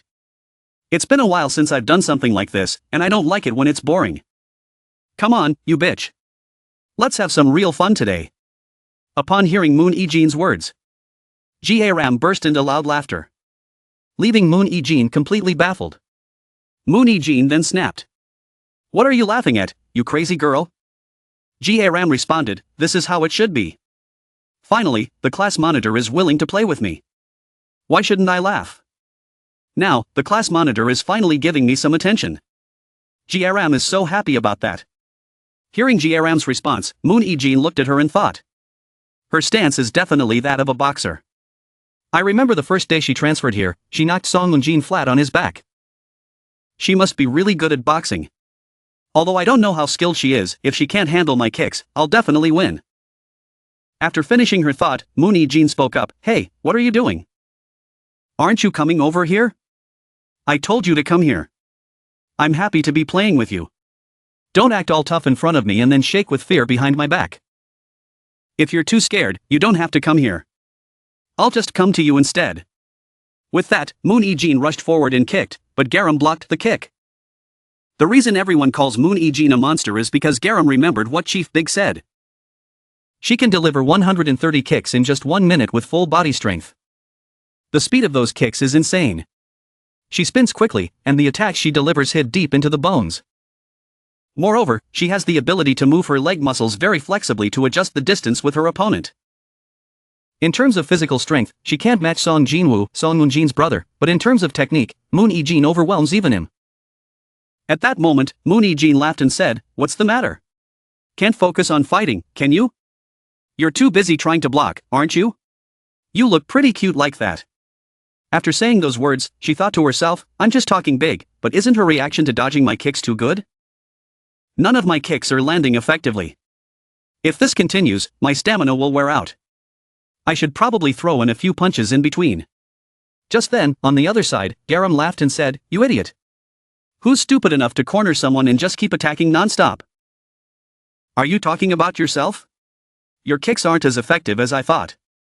Or are you scared? Hearing G-ram's words, Moon E-jin angrily replied. What the hell are you talking about? As soon as she said that, she had to dodge a punch that flew over her head. She thought in shock, what was that? When did it get so close to me? On the other side, G-ram was laughing and said, Class monitor, now it's my turn. As soon as G-ram said that, she immediately swung her fist, but Moon E-jin ducked and dodged it. The room instantly became tense. Moon E-jin thought to herself, what was that just now? Was it a swish or something? No, the pressure from that punch made the glass panels shake. Realizing this, Moon E-jin quickly backed up, keeping a distance from G-ram, and continued to think, she's much more dangerous than I thought. I need to retreat and reassess. At that moment, G-ram spoke again, Where are you looking, class monitor? Hearing G-ram's voice, Moon E-jin turned back to look, only to see G-ram swinging her fist again, saying, That's just my shadow. Moon E-jin was terrified as she saw the fist flying toward her. A second later, G-ram's punch landed squarely on her face, sending her body flying straight into the wall behind her. She cried out in pain, Ouch. That hurts. At that moment, Chief Big's voice echoed, but no matter how good Moon E-jin's technique is, in the end, she's just a small fry. Over time, her stamina will be drained, and she'll have nothing left. Currently, G-ram was laughing and saying, Class monitor, even though you were warned beforehand, you still managed to block that punch, which is impressive. Plus, in that split second, you were able to kick back at me to reduce the impact. So, I'll take back what I said, you're not a dumb dog. Hearing G-ram say this, Moon E-jin thought, damn it, why is she so strong? No, she really is strong, but in that second punch, despite not closing my eyes, I still missed her punch. Her speed is almost like lightning. How is she able to do that? G-ram's voice rang out again, Class monitor, it seems now it's your turn to be cornered. Why would you choose such a cramped place to fight? In Taekwondo, the specialty is long-range fighting, so you're at a disadvantage, aren't you? You really are an odd one. On the other side, Moon E-jin, filled with fear, thought. I've lost because I underestimated her. The rumors about Song Jinwoo being beaten so badly aren't just rumors. I need to stay calm. No matter what, next time, it'll be her who's cornered. Don't waver just because you're cornered. With obstacles on both sides. G-ram's attacks are also restricted, so the only open path is straight ahead. The fewer variables, the easier it is to react to her attacks. But if I lose focus like before, I won't be able to counterattack. As soon as I see a sign of her preparing to attack, I need to quickly retaliate. Seeing G-ram move her hand, Moon E-jin leapt forward and struck G-ram, pushing her back with a kick. Seeing this, Moon E-jin smiled and thought, good, just as I thought. When the fight drags on, both of us have the same speed, but I have the advantage in this part. On the other side, G-ram was also watching Moon E-jin closely. The two stood there, observing each other. A second later, Moon Ijin rushed forward, lifting her leg and kicking G-ram directly. G-ram took the hit, and she became angry. Seeing G-ram's anger, Moon Ijin continued to smile and thought, if you can't get close to me, of course, you'll fall behind, right? So now, young G-ram, what are you going to do? You can't just push the marble lab table next to you into me. You'll be knocked out just trying to wrestle with that 80 kilograms table. But what if she steps on the table to attack me? I just need to hook her leg and make her fall, that's all. What's the matter, young G-ram? Do you want to take control of this fight? At this slow pace, I'll make sure you get hurt over and over again. Just as Moon Ijin thought, G-ram rushed forward and pushed the table away. G-ram was charging from Moon Ijin's side, and a second later, Moon Ijin raised her hand to block the punch. After landing the punch, G-ram laughed and said, damn it, you're such an idiot. You like showing off your long legs, huh? Are you just trying to tickle me? Do you even know how to play this game? You should work on building your muscles, class monitor. You must have felt it earlier, right? My real punch. If you don't have the strength to resist that punch, you're dead for sure. Hearing G-ram's words, Moon Ijin became frightened and thought, she's not just boasting. If that punch had hit my throat earlier, I would have been done for. I need to get away. As Moon Ijin tried to run, G-ram grabbed her hair and directly threw her back into the room. After doing that, G-ram walked to the door, laughing and said, who is it that said they would show me a good time? Playing with someone and then running away? Come on, look closely, class monitor. I'm going to show you something really interesting. With that, G-ram broke the door lock with her bare hands. Seeing this, Moon Ijin was terrified and thought, this crazy girl. She broke the door lock with her bare hands? The handle of the door? Meanwhile, G-ram kept laughing and said, now no one can get in or out of here. And now, the real game begins. Where's the obedient and cute class monitor? Ah, here you are, finally found you. Get up, class monitor. I know you can still move. Struggle a bit more to entertain me, G-ram taunted. Moon Ijin began to feel real fear, thinking, damn it, I was wrong from the start. This isn't just about being overpowered anymore, this is life or death. If I want to get out of here alive, I have to try everything, no matter what, and I can't give up. With that thought, she rushed toward a glass bottle and immediately threw it at G-ram, but G-ram dodged it.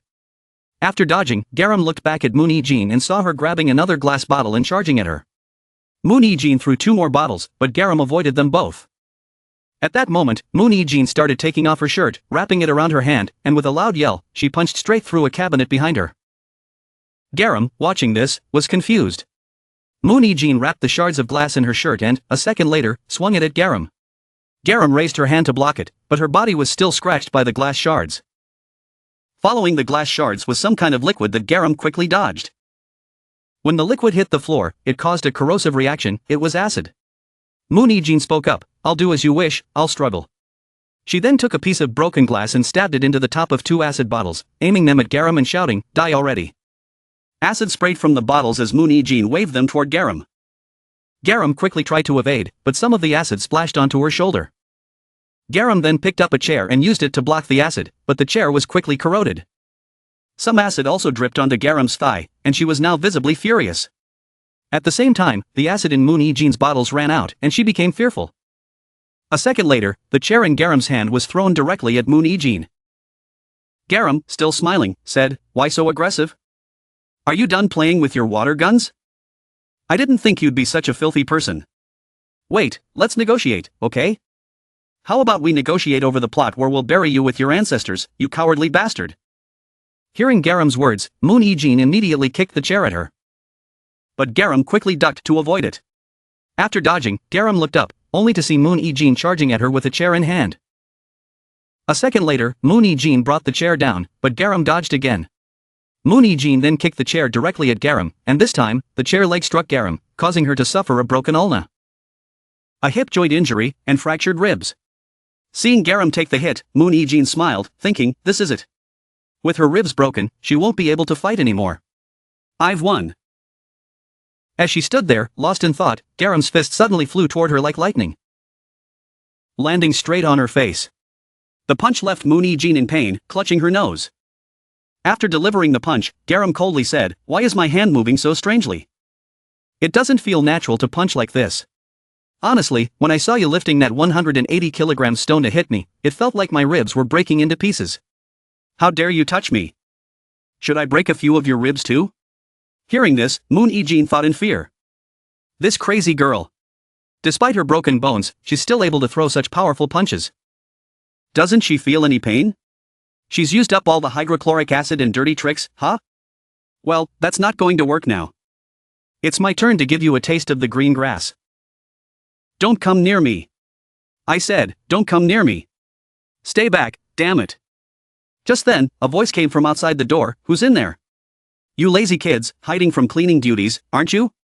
And locking the door too? Open up now. Hearing this, Moon Ijin thought, why is there a teacher here at this time? It's supposed to be the teachers' council meeting now. But this is good. It's more important to get away from this monster.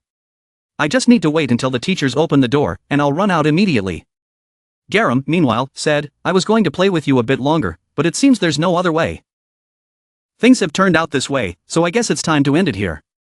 It's really a tough choice. Moon Ijin retorted, you talk as if you can end this whenever you like. That's right, G-ram responded, I'll stop whenever I decide to. I'm serious. I'll end this game right here and now. But I bet you don't believe me, do you? You make me feel both downcast and excited, G-ram said. Are you backing out? Well, that makes sense. Walking away would be embarrassing, right? But, class monitor, that's not it. You're clearly not a master of boxing. Now, listen closely, class monitor, my special talent lies in my kicks. As soon as G-ram finished speaking, she kicked Moon Ijin. The kick startled Moon Ijin, and she thought, what? Wasn't that kick supposed to be really weak? Instantly, Moon Ijin smiled and thought, I'll use a catch kick to take you down. She locked G-ram's ankle, but G-ram, taking advantage of the momentum, jumped up and swung her fist toward Moon Ijin's face. Moon Ijin was shocked, thinking, why is she jumping? It's like she's been waiting for this. A second later, G-ram grabbed Moon Ijin's head and immediately punched her square in the face. The blow knocked Moon Ijin to the ground, and she lost consciousness on the spot. Seeing this, G-ram smiled and said, this is a kick-catch technique used to pull the opponent in and break their facial defense. I'm returning that first hit. You hit me in my own way. Don't be sad or dwell on losing to me, okay, class monitor? Meanwhile, the voice outside continued, you kids inside, hurry up and open the door. Why is this door so sturdy? Mr. Chanu, go to the security office and get the key. Inside, G-ram heard them and laughed, saying, come on in. It's taking you longer to open the door than I expected. So, in the meantime, how about we play a game to see who can make the other pass out? How about it, class monitor? After a while, Moon Ijin slowly regained consciousness from the punch. She was in a state of panic, thinking, what? Did I actually pass out? Did G-ram knock me out? But something feels strange. Is this where I fell and lost consciousness? Where is G-ram now? At that moment, G-ram's voice echoed from behind her, class monitor, you're awake now? Hearing G-ram behind her, Moon Ijin was terrified, thinking, what? Why is she sitting on my back? And why are my hands tied? Hey, you crazy bitch, get off me. What the hell are you trying to do now? How are you still okay? Untie me now, or I swear I'll kill you. Ignoring her words, G-ram began lifting Moon Ijin's shirt. Moon Ijin's face flushed with anger as she yelled, what are you doing? A second later, G-ram sprinkled shards of glass onto Moon Ijin's back. After doing that, G-ram pulled the shirt down and pressed her knee into the shards, causing Moon Ijin excruciating pain, making her cry out. As Moon Ijin screamed, G-ram pressed her knee even harder. Moon Ijin began shouting curses at G-ram, you damn bitch, how dare you? I'll kill you, you crazy bitch. You filthy dog. G-ram then grabbed Moon Ijin's head and pressed it into the ground, lying on her back, and coldly said, class monitor, you're really an annoying little girl. No matter how much you pray or apologize, it won't be enough. You deserve to die. You, the daughter of a medical family, grew up beautiful, but it seems you're lacking in basic survival instincts. I know, so get off me and let's talk, please. Meanwhile, outside, the person trying to get in was still angrily saying, damn it, why is this door so sturdy? Mr. Kimmy, isn't there a bigger tool? The guard said this is the biggest one we have. Just this? How is this supposed to break through a door this thick? Kicking it down would be faster. Inside, Moon Ijin, furious that they couldn't get the door open, thought, those useless teachers can't even manage to open this door. At that moment, G-ram laughed and said, did you hear what they're saying outside, class monitor? It seems like the teachers out there are having a hard time getting the door open. It's only a matter of time before they manage to open it. If they find this battlefield, we're both going to be in serious trouble. But for me, no matter what punishment I get, it won't really affect me. However, for a student like you, class monitor, things will be very different, won't they? What are you trying to say? Moon Hee-jin asked. What I want to say is that the only handkerchief you have.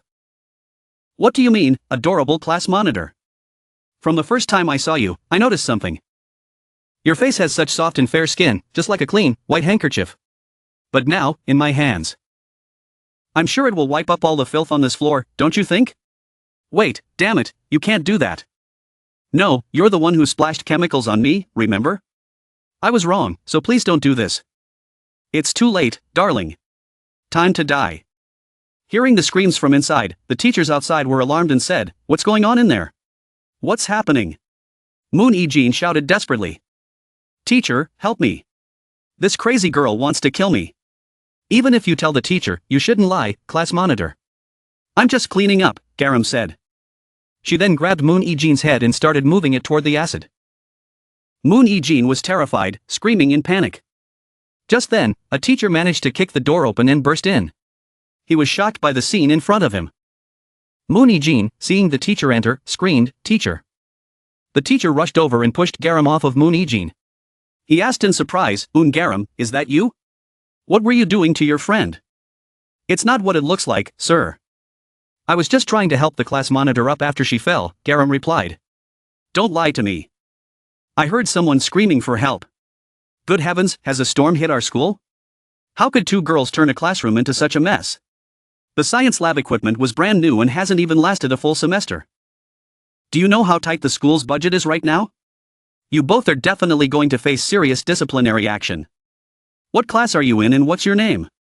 Hearing this, Moon Hee-jin quickly gave her name and class. Hearing the name Moon Hee-jin, the teacher was shocked. The other teacher beside him said, "She's the top student in the whole school from the March mock exam, isn't she?" "Yes, that's her. She's the one who's been getting a lot of support to pass the entrance exam." The first teacher responded, "So it's clear that Moon Hee-jin is the victim here. And you, what's your name and class?" G-ram didn't answer, just stared at him. The teacher, feeling uneasy, said, "Why does that girl look so familiar?" Then G-ram spoke, "I met you last time in the teacher's room, remember? I'm the new transfer student, Moon G-ram." Hearing her name, the teacher's face went blank for a second before he rushed over with a smile, saying, "G-ram. How's your father, Mr. Young, doing?" "He's doing well, still going strong," G-ram replied with a slight smile. The other teacher then interrupted, "Vice Principal, now's not the time for small talk. We need to get these kids to the hospital and call their parents right away." "Be quiet," snapped the Vice Principal. "Mr. Chanyu, you clearly don't know how to assess the situation. And you, Mr. Kim, what are you waiting for? Go manage the students outside." "Yes, sir." "You lot, what are you staring at? Anyone repeating what they saw here will be in big trouble. Now get back to your cleaning duties, all of you." After organizing things, the vice principal turned back to G-ram with a smile and said, "G-ram, it's great that you're getting used to your new school. But why did you let things get so out of hand? You and the class monitor were just playing around a bit too roughly, right? It's understandable at your age, no big deal." He continued, "Mr. Chanyu and Mr. Kim, make sure to keep this incident a secret, and make sure the other students who saw anything keep their mouths shut too. As for you, Moon Hee-jin, you should be disciplined, but since you're a valuable student, I'll let it slide this time. However, if you bully G-ram again, the punishment will be double. Do you understand?" "What the hell? What are you saying?" "Yes, I understand." Moon Hee-jin replied bitterly. "Oh, and Mr. Chanyu, you'll stay after school to clean this up." "Vice Principal, how can you ask me to do that? If you don't like it, you can leave. Come on, G-ram, let's go. There are too many shards here, it's dangerous." As the two of them walked away, laughing, Mr. Chanyu angrily shouted after them, "Vice Principal." But they didn't even turn back to respond. Seeing this, the teacher asked Moon Hee-jin, "Hee-jin, did I just get fired?" "It seems like it, teacher." "Why did I get myself into trouble and end up getting fired? Damn this shitty school. I'm not teaching here anymore." Meanwhile, as the vice principal and G-ram walked away, G-ram turned around, pointed at Moon Hee-jin, and made a throat-slashing gesture. This terrified Moon Hee-jin remained sitting in the room, filled with fear. A while later, back in the classroom, the teacher stood at the front and said, "Thank you all for working so hard to clean up. And a special thanks to the class monitor and G-ram. Both of you did a great job as well. Now, let's dismiss class.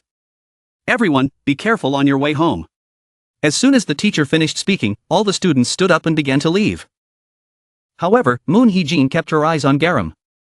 At that moment, Jinji walked up to G-ram and said, "G-ram, thanks for helping me out. Would you like to join me for some spicy rice cakes? My treat." "Sorry, I can't join you today," G-ram replied. "Really? Do you have plans with someone else?" Jinji asked. "Who would want to go eat with me after school?" G-ram responded playfully. Hearing this, Moon Hee-jin grew angry. Thinking, damn it, that crazy bitch is planning to hunt me down to the very end, isn't she? Even if G-ram wasn't around, there are still Lee Mai and Jun's loyal bodyguards. But damn it, I also had to go to the math center today. What if I get kidnapped on the way? Should I call my boyfriend? But no, I can't drag someone uninvolved into this mess just to help me. Meanwhile, Song Eun-jin was also filled with fear, thinking, damn it, what a nightmare. Staying hidden at home seems like the safest option. If she tries something while I'm on my way home, I'm done for. My parents are on a business trip in Southeast Asia, so I can't ask them to pick me up. If this keeps up, will I end up like my older brother? Come to think of it, I saw her really going at it with Moon Hee-jin during the cleanup. Maybe her target today wasn't me, but Moon Hee-jin. Both Moon Hee-jin and Song Eun-jin silently chanted, "Please, Buddha, let G-ram go after Moon Hee-jin instead. Please, Buddha, let G-ram go after Song Eun-jin." Just then, G-ram stood up with a smile and said, "Alright, I've decided who I'm going to celebrate with, Song Eun-jin. I'll be borrowing your group for a bit, okay? Why are you all looking at me like that? Come on, let's go together today." At this, Song Eun-jin raised her hand and nervously asked, G-ram, can I go ahead and leave? Why, Eun-jin, did I upset you by not inviting you sooner? No, not at all. Definitely not. Well then, I'll go ahead. Bye, everyone. As Eun-jin left, G-ram laughed and said, Eun-jin is as heartless as ever. She hasn't changed one bit. Moon Hee-jin thought to herself, why did she choose them and not Eun-jin? They have nothing to do with the Lee Hina situation, right? Well, it's none of my business. I should take this chance to slip away to my extra classes. Please, just leave me alone after school. As Moon Hee-jin stood up to leave, G-ram noticed and said, how long are you two going to cling to each other? Are you electrically charged or something? School's almost over, but I have something I want to ask you, a lot of things, actually. Sehee and Jaehyun, upon hearing G-ram, started to cry in fear. A short while later, the two were taken to an unknown location, with G-ram standing in front of them. The two were trembling uncontrollably. At this point, G-ram spoke, why are you two shaking so much? Did I do something to you? I just wanted to go with you to ask a few questions. If you answer honestly, I'll let you go without any trouble. What? You'll let us go? If we say something wrong, are you going to kill us? Just kidding. I haven't killed you yet, have I? Then what will you do to us if we answer wrong? That's really annoying. We understand, we'll be honest. Okay, listen carefully to the question. You both went to SEO middle school with Eun-jin, right? Yes, that's right. In that case, you also know about Lee Hina, don't you? Yes, she was the one who jumped off the building and committed suicide last year, wasn't she? A third-generation chaebol, right? But what about it? From now on, don't utter a single lie. Tell me honestly. Were you two involved in Hina's death? What? We didn't even know Lee Hina. Yeah, we weren't even in the same class as her. I said to be honest. I mean it. We're telling the truth. We never even talked to Hina, not once. Please, we're not lying. Don't torture us. Yeah, no matter how much you torture us, we won't have anything to say because we don't know anything. Why are you acting like this? If you don't know, what about you, Syria? You and Eun-jin were very close in first grade. And there's another culprit, the one who was closest to Kang Ae-yeon. Are you trying to play dumb in front of me? No, who's been spreading these false rumors? It's true that Eun-jin and I used to be close when we were younger, but since she joined Cha Seo-yeon's group, we haven't spoken at all. And as for me and Kang Ae-yeon, there was never any close relationship. We lived in Busan, so we only greeted each other once and that was it. I've been scared of getting involved with them from the beginning, so I never talked to them. It's just like with Moon Hee-jin, who's considered the boss, but not as smart as Moon Hee-jin. Just seeing them made us tremble, so how could we have gotten close to them? If you keep this up, I might just have to repeat what happened last time, G-ram said with a hint of menace. Please, spare us. I'm telling the truth. I'm really scared of people like Kang Aeon and Chia Seo-yeon's gang. I don't fit in with them at all, please believe me. Jae-yeon pleaded. Hearing this, G-ram thought, it seems like they're not lying. With the help of the head's older brother who collected their incriminating photos, they were forced to reflect on their actions. But after thinking it over, I realized there's no need to reconsider and just tire myself out. It's a pity, if other people were involved in this, the game would be even more fun. At that moment, Jae-yeon raised her hand and said, G-ram, can you please stop making that expression?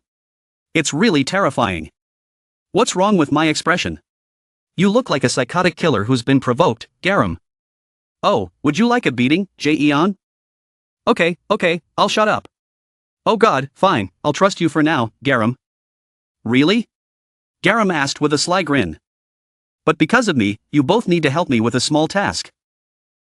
A small task? He asked nervously. Yes, this is why I called you two here. From now on, I'm only going to bully the class monitor.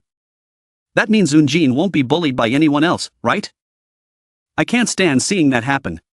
So, I want you two to bully Eun-jin for me.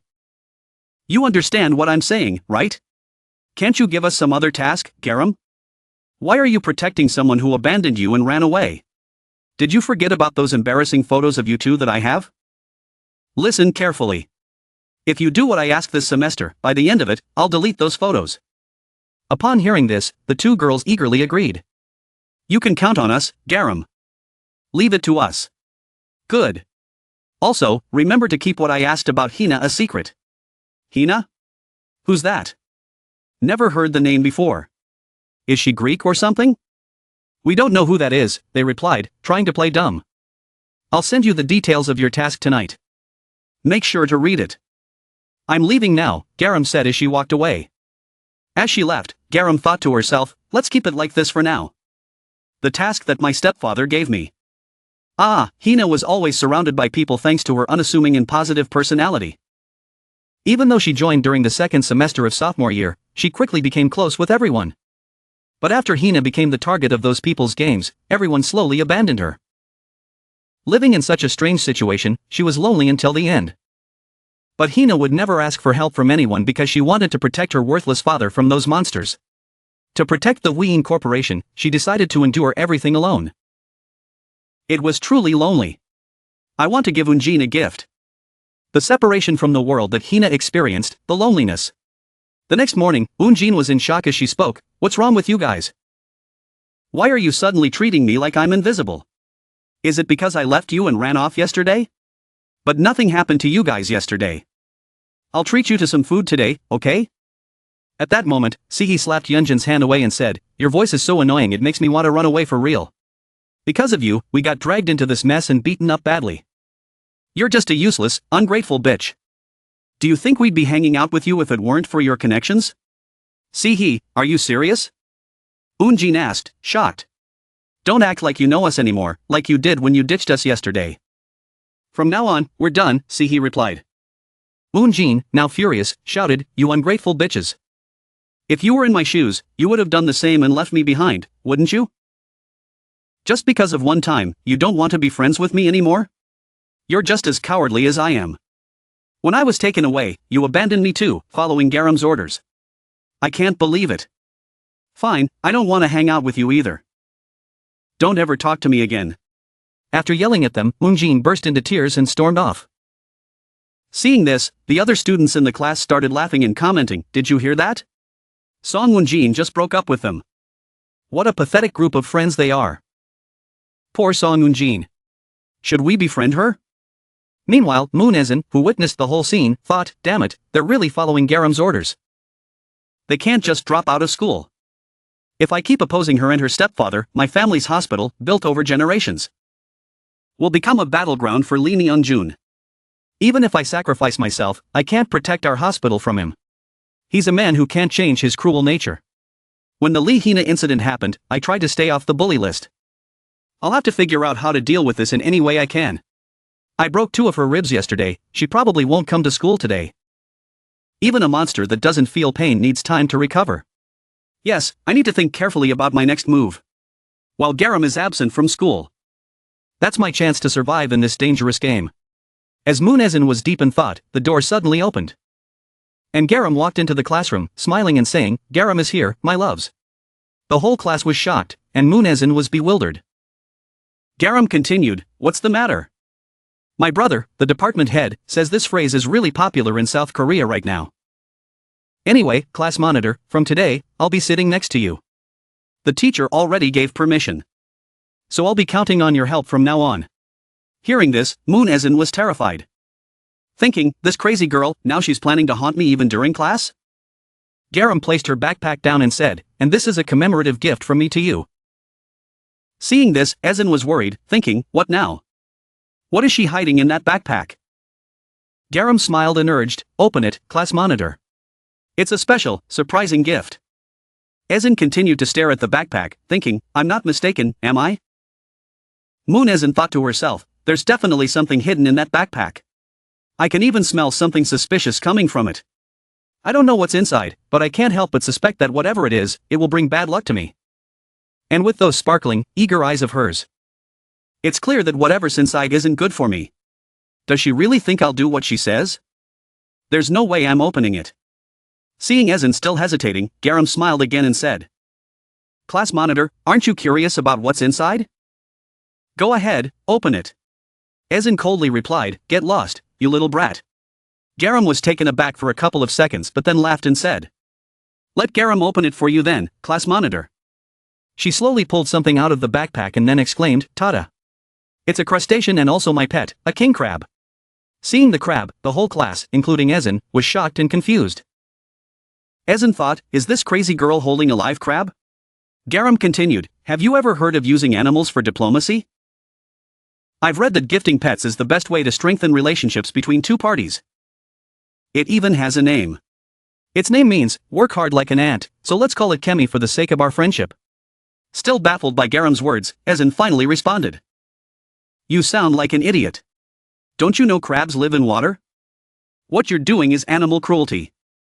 It's going to die soon. What are you talking about, class monitor? It's moving around energetically. You really don't know anything, do you? Crabs can live on land too. You're even more ignorant than you look. What did you just say?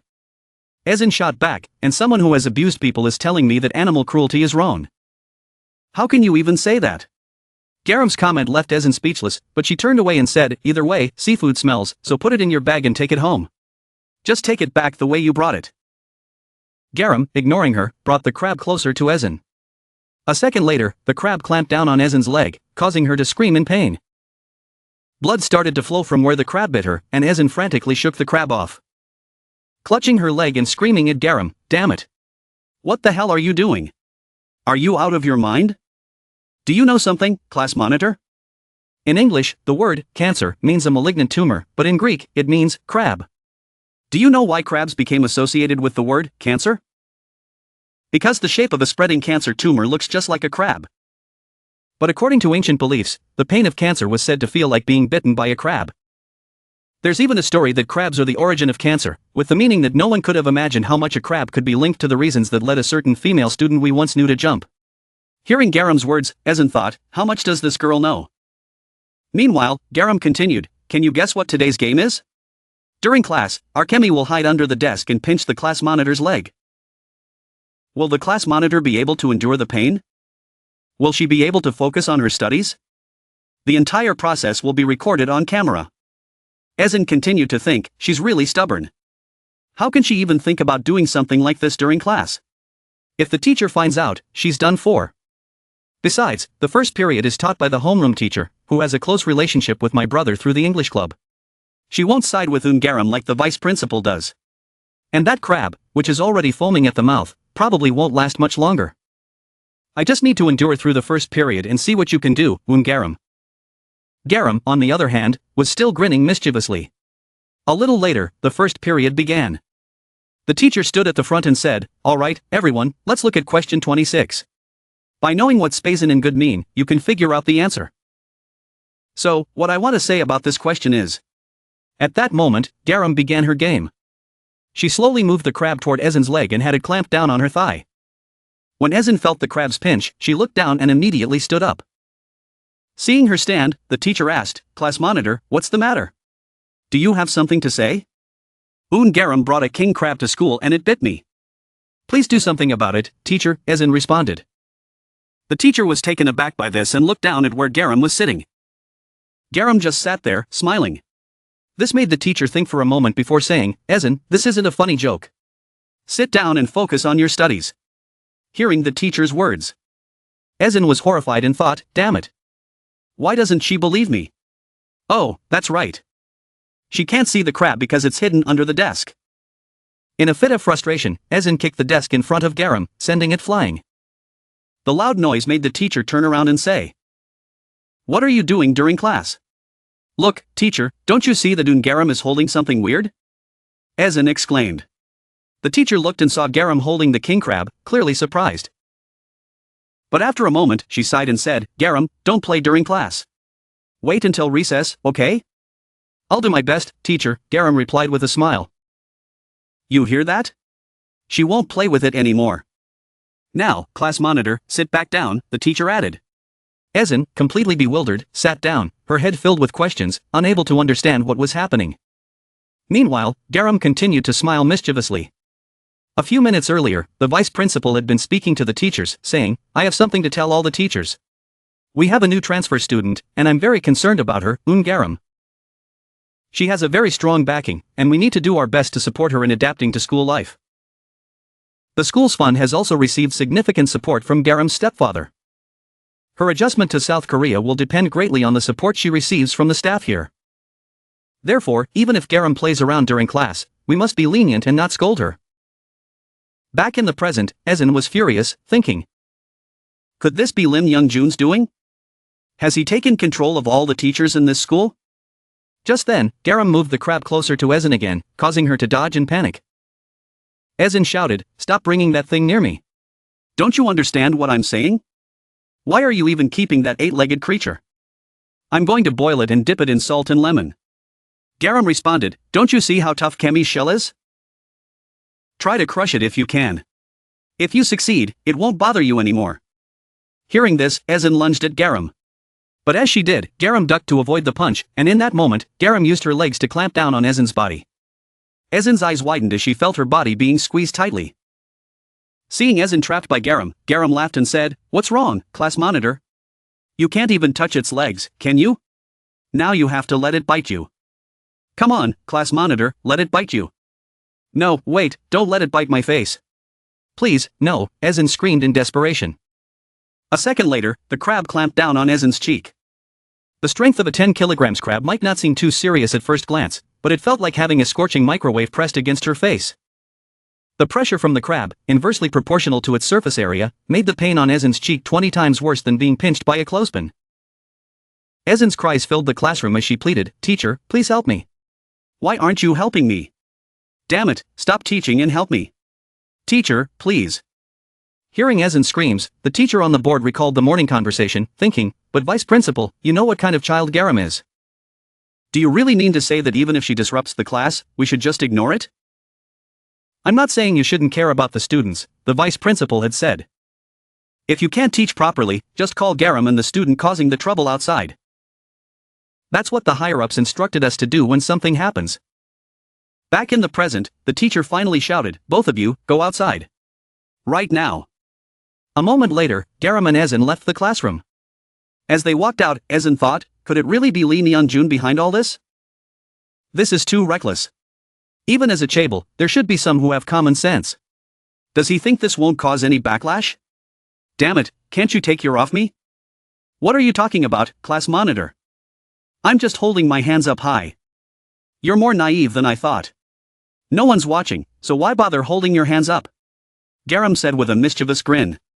Hearing this, Ezin lowered her hands and thought, what am I even doing? The closer I get to G-ram, the more I start acting weird like her. Just then, G-ram had the crab pinch Ezin's leg again and said, "Come on now, you have to be careful of traps when solving questions, class monitor. It's not true that no one's watching. I'm watching you, can't you see that? What kind of class monitor doesn't set a good example? I'll have to punish you on behalf of the teacher." Ezin, now terrified, pleaded, "Wait, this is going too far. You've taken it too far already."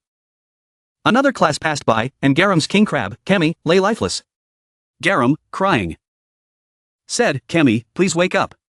Class monitor, Kemi isn't moving at all. It's gone." If a crab doesn't live in water and is brought onto land, it can only survive for about 2 to 3 hours. Foaming at the mouth is just a way for it to live on land for a few hours, Ezin explained. "Why didn't you tell me that sooner? Damn it, I told you already. I told you it's an aquatic animal, you idiot." Ezin snapped. "It's over, G-ram, your pet is dead. Why don't you take Kemi home and make some crab soup with it?" "You're seriously deranged," Ezin said as she walked away. G-ram let out a sly smile as Ezin left.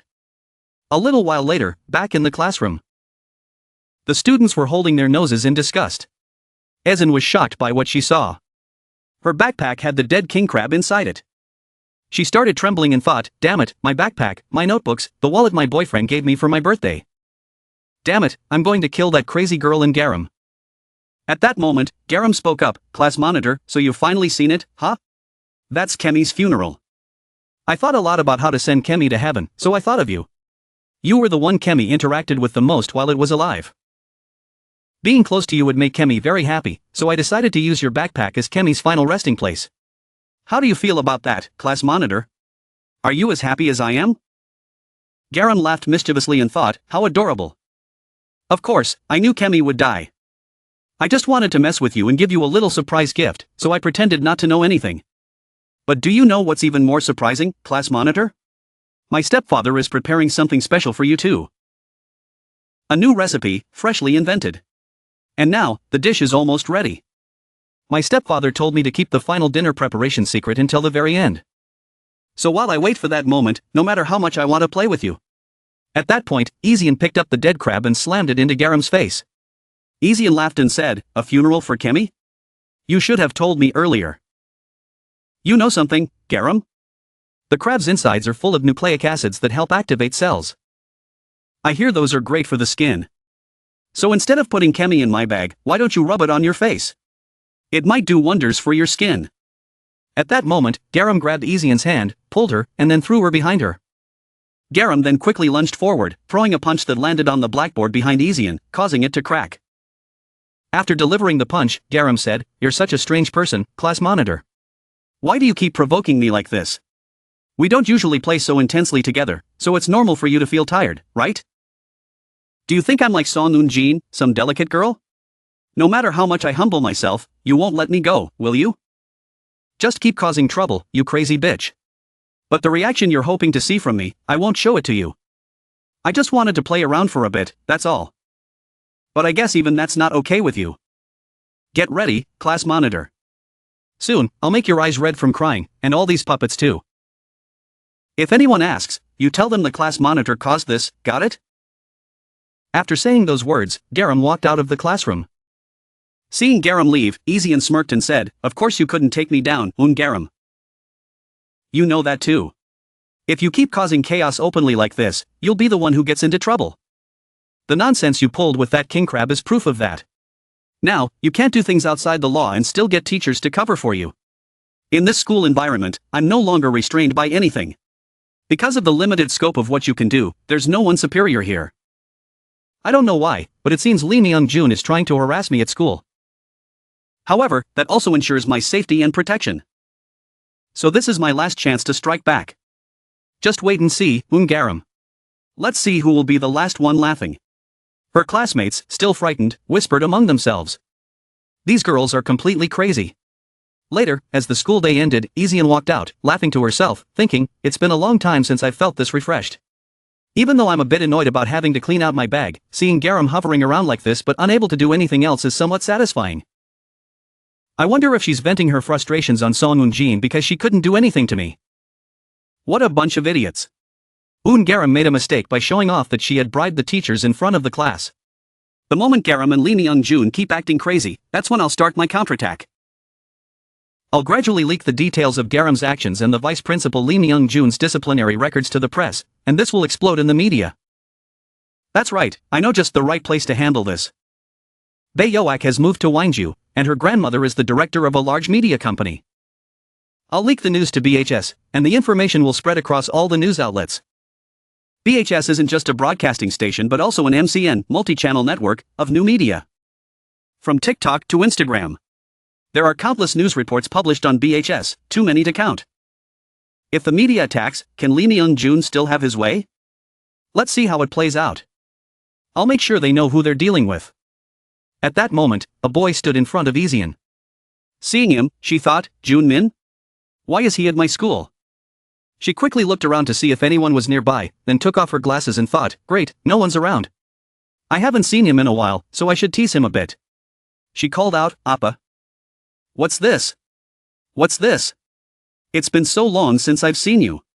During your whole competition season, we hardly got to see each other. Why did you come here today?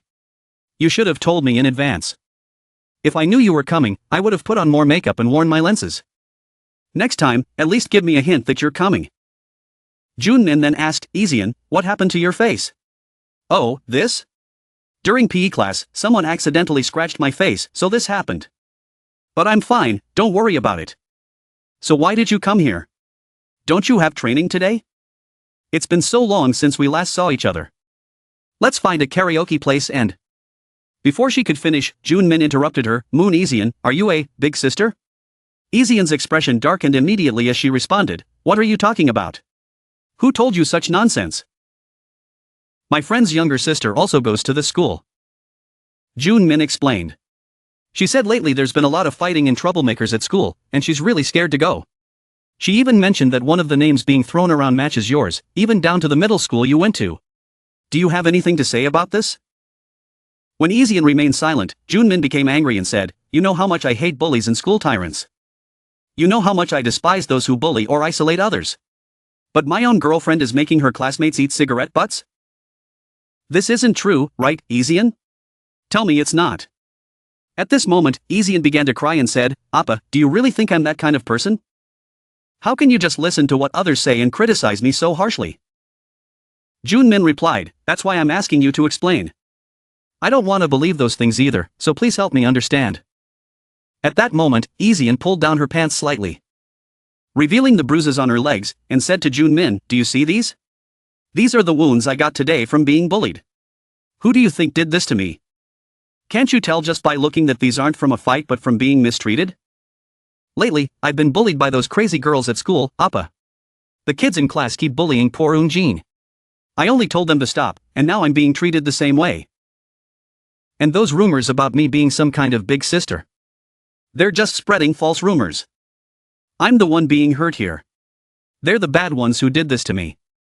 I didn't want to tell you because I was afraid it would affect your competitions, but now you're doubting me? Hearing Ezian's words, Jun-min hugged her and said, I'm so sorry, Ezian. I was blind. How could I ever think you'd do something like that? I'll never doubt you again. Of course not, Ezian. There's no way you'd do such things. How could they do this to my sweet girl? I'll get revenge for you. As Jun-min held her, Ezian thought angrily, damn it, that stupid rumor is spreading faster than I thought. I have to deal with this before it ruins everything. Damn it. Why does someone as perfect as Jun-min have to get involved? He's the only one who comforts me and helps me get through everything. If I lose him because of this, I'll kill G-ram and whoever started this rumor. Meanwhile, G-ram was standing in a tree nearby, watching the two of them embrace. A little while later, the two of them went to a karaoke place. Inside, they were making out.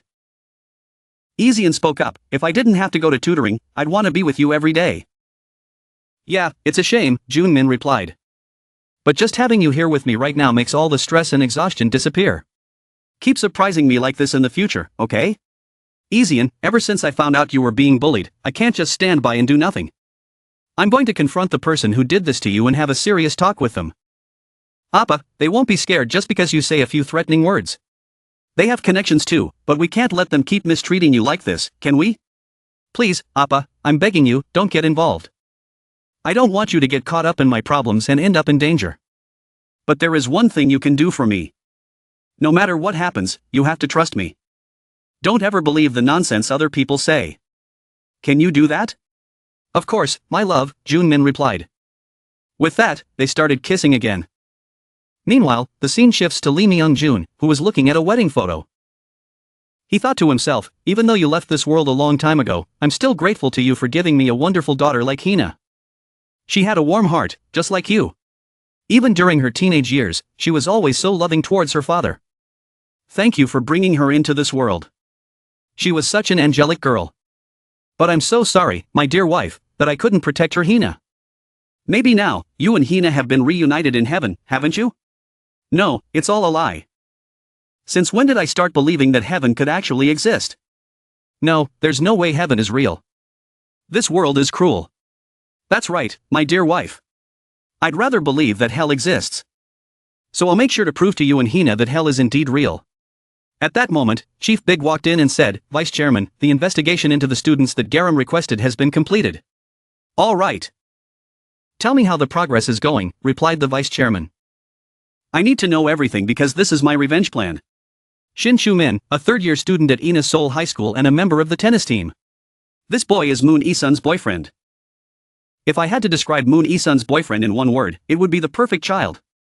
He has a bright future as a professional tennis player and a good appearance. He has excellent academic performance and a good personality, so he's loved by many people. However, according to some of his close classmates, he's easily swayed by others and lacks decisiveness. But over the 2 long years of dating, Shin Shu-min and Moon Isun's relationship has grown much deeper than most couples their age. Isun is cunning. I thought she was just a bookworm, but apparently she's been involved in things she shouldn't have. I didn't expect this. I also looked into how the two of them met, continued Chief Big. The first time Moon Isun and Shin Shu-min met was at the closing ceremony of the National Youth Sports Festival last year. During the interaction between athletes from different categories, they fell for each other. According to the coaches who trained Moon Isun, because of succession issues. Moon Isun's family forced her to give up her sports career. Since then, she has relied heavily on Shin Shu-min to support her emotionally, especially during her psychological struggles. Even now, as Moon Isun faces the pressure of the university entrance exams, he remains her only emotional support. Summarize and get to the point. Why are you introducing Shin Shu-min to me? Let me explain. Stepfather, G-ram replied. Shin Shu-min is a part of my plan. Starting with him, I'll break down Moon Isun's mental foundation with a very cruel method. And the name of this plan is NTR. Hearing G-ram say this, Chief Big thought to himself, where did she learn such words? Meanwhile, Lee Myung-jun said, interesting. You're planning to steal Moon Isun's boyfriend? That's right, stepfather, G-ram continued. I've heard that you're working on a peculiar dish lately. If 2 people eat it, one of them will die. But until that dinner is ready, I can't keep playing around. Until I make Moon Isun eat that, I'll torment her psychologically with this tragic love story. All right, said Lee Myung-jun, for the scum that harmed my daughter. They can't be allowed to enjoy their youth happily. Proceed with this plan immediately.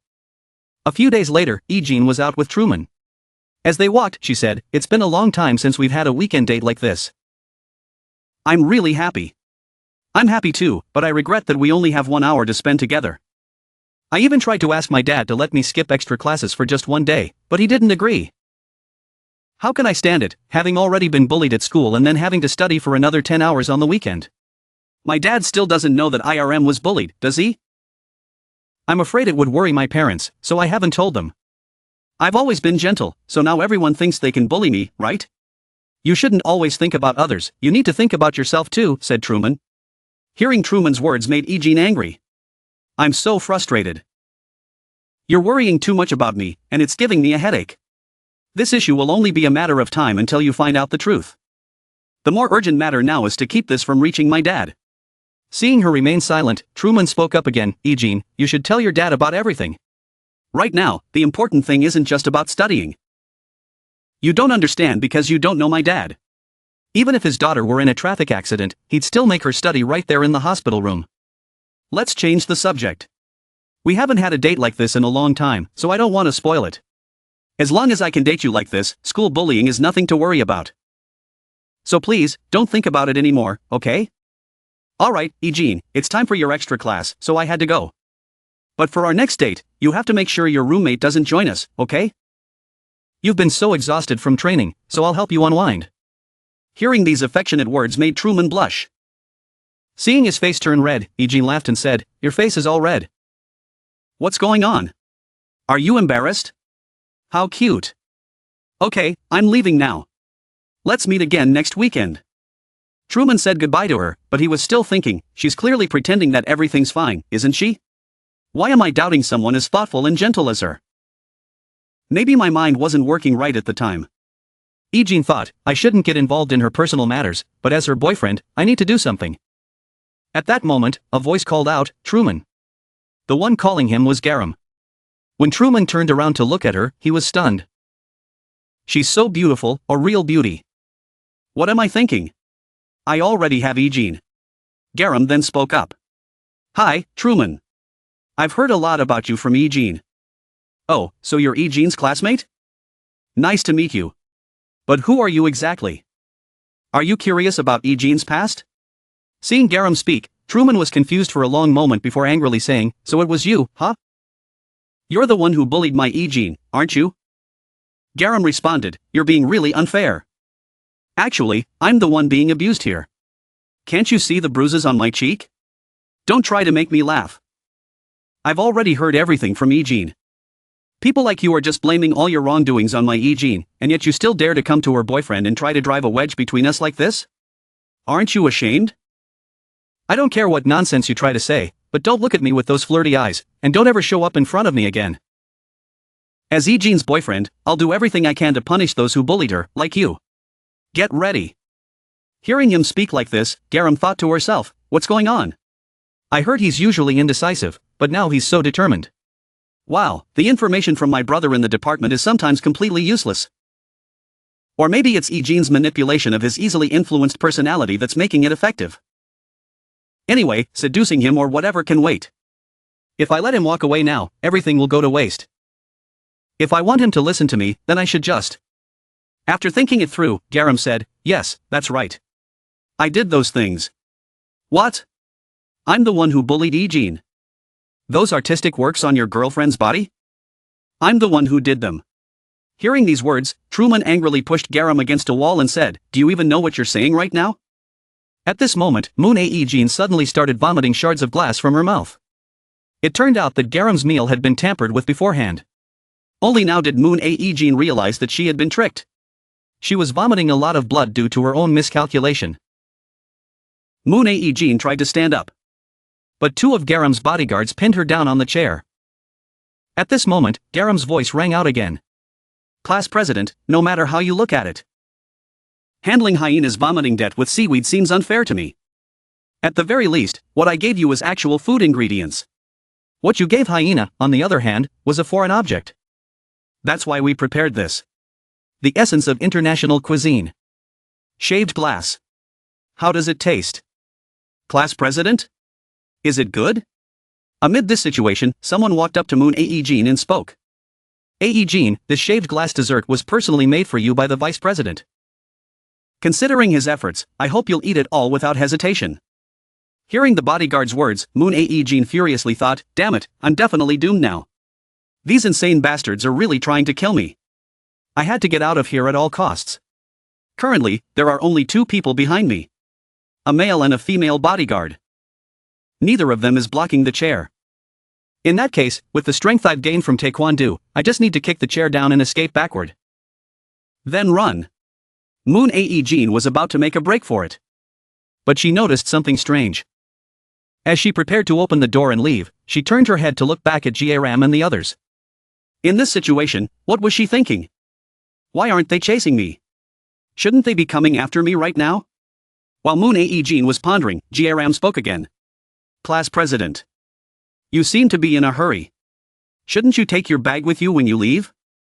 Hearing this, Moon-A Eugene glanced at her bag, then continued to think in confusion. What's going on? Why aren't they stopping me from leaving? Could this be some kind of trap? Damn it. After being dragged into this psychological battle, I don't even know what's happening anymore.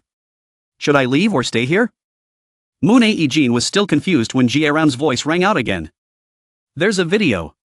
A video where you, class president, are the main character.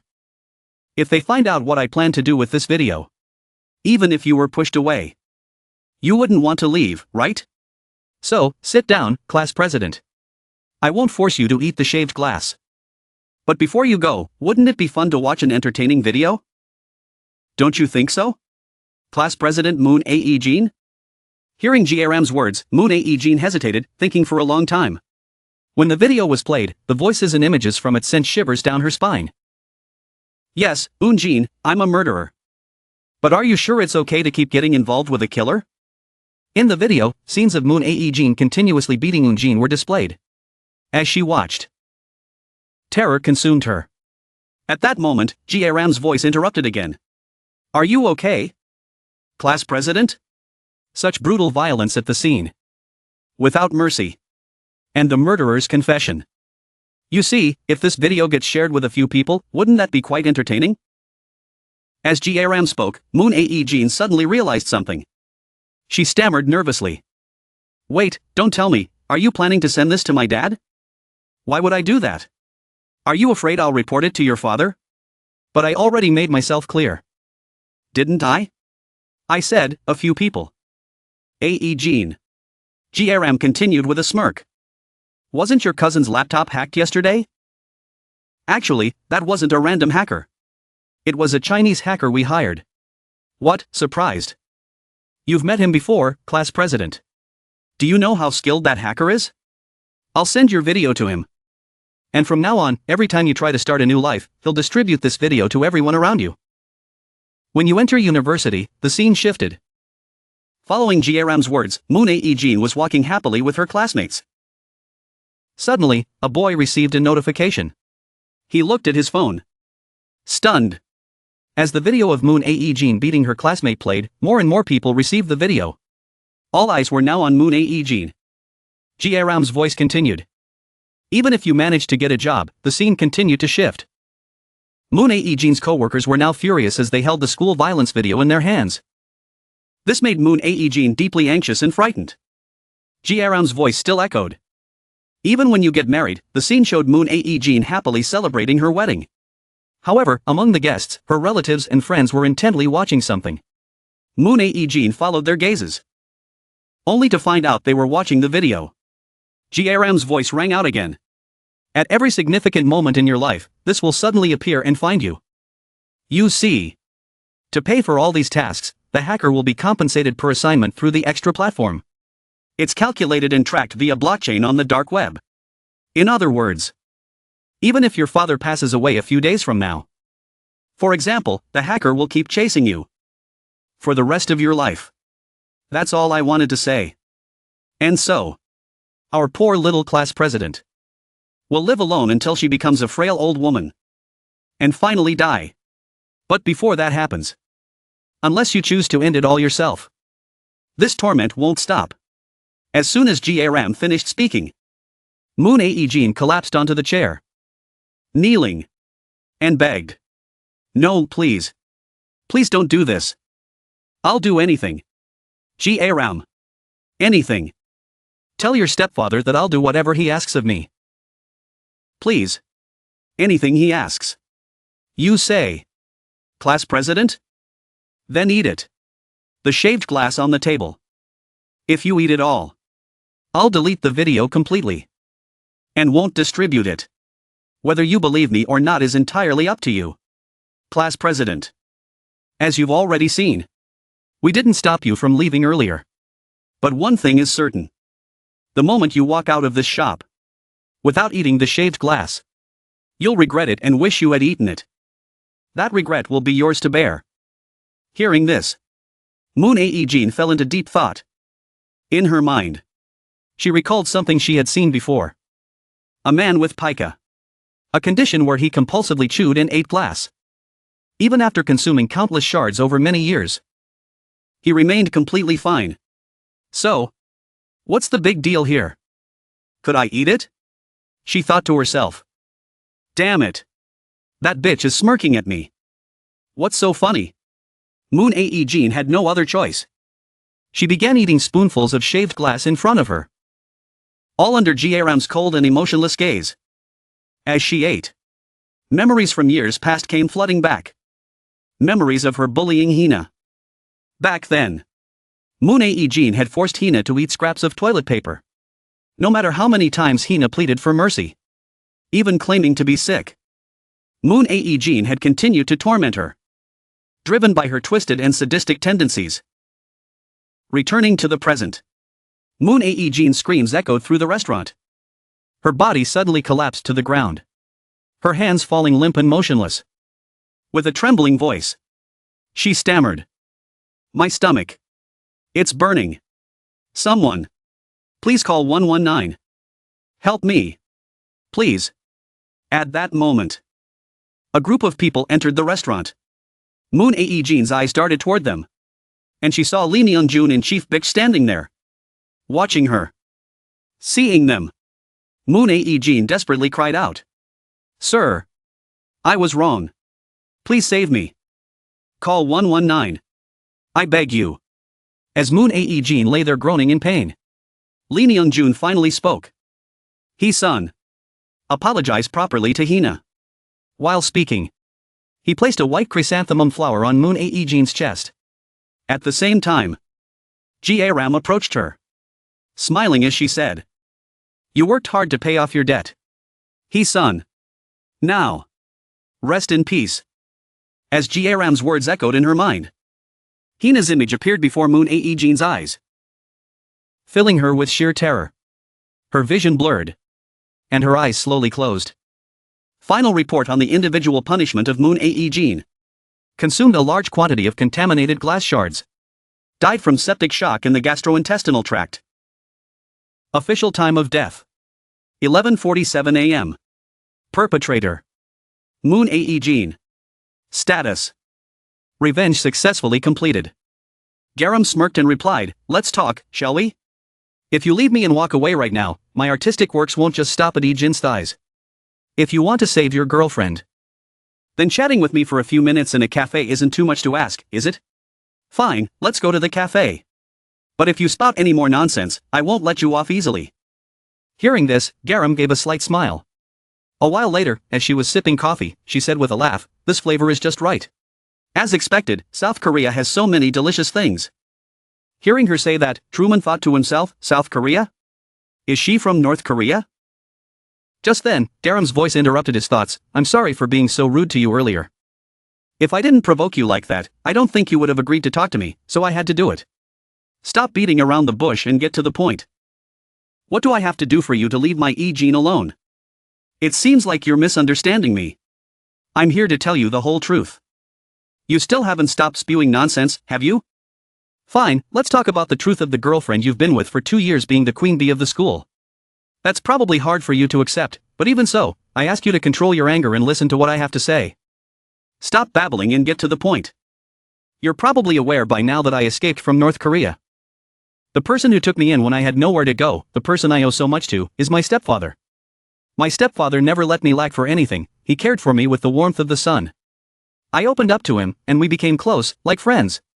But that didn't bring me much joy because the stepfather I adored had to endure painful torment every night.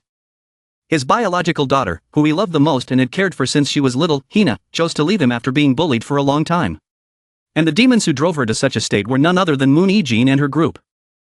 Hearing this, Truman angrily yelled at G-ram, "Shut your damn mouth." This outburst made everyone around them turn to look. G-ram raised her hand to her mouth and said, "Don't shout like that in public. If you keep this up, we might get kicked out before I finish the sweet chocolate drink. I already told you earlier, if you keep barking, there's nothing left to say. Do you think I'll believe your lies without any proof? How could that possibly be true? If you want proof, here it is. Take a look for yourself. My stepfather received these as the family of the deceased. This is information about Hina's case. Read it carefully, because this is the original document. The details of the defendants in the case are written quite clearly. One of the culprits who committed the crime, in terms of personal information and harmful actions, matches up very closely with your girlfriend according to recent rumors, doesn't it?" Truman grabbed the papers and, still angry, said, "Are you kidding me? I could easily fake a pile of scrap paper like this. Do you think you can deceive me with such a stupid trick? I knew you wouldn't believe those, so I prepared something else, tada." This was provided by the Supreme Court of South Korea. It's a service that allows the public to search for cases. The court service lets you view the trial results based on the case number and the names of the parties involved. The name of the defendant, Moon Hee-jin, also appears here. So, what do you think about that? It's a scam. You could have easily created that by taking a screenshot and filling in a fake name. Stop saying things like that. This isn't just an image file. It's the actual screen of the official court website. You only need to know the case number and the names involved to find and see everything. I've already told you the name of the website. Just take out your phone, search, and see for yourself. I don't believe it. It's just a coincidence of names, that's all. Exactly, it's just a coincidence. The name on that website is just a coincidence. You're just creating false information the way you want it. Am I right? Hearing him say that, G-ram thought, how could Moon Hee-jin create such a devoted follower like this? Normally, how does he attract people? After thinking, she replied, what? Coincidence of names? Don't you see you're just forcing yourself to believe that? I understand that you want to deny the bad things about your girlfriend, but you should slowly start to accept the truth.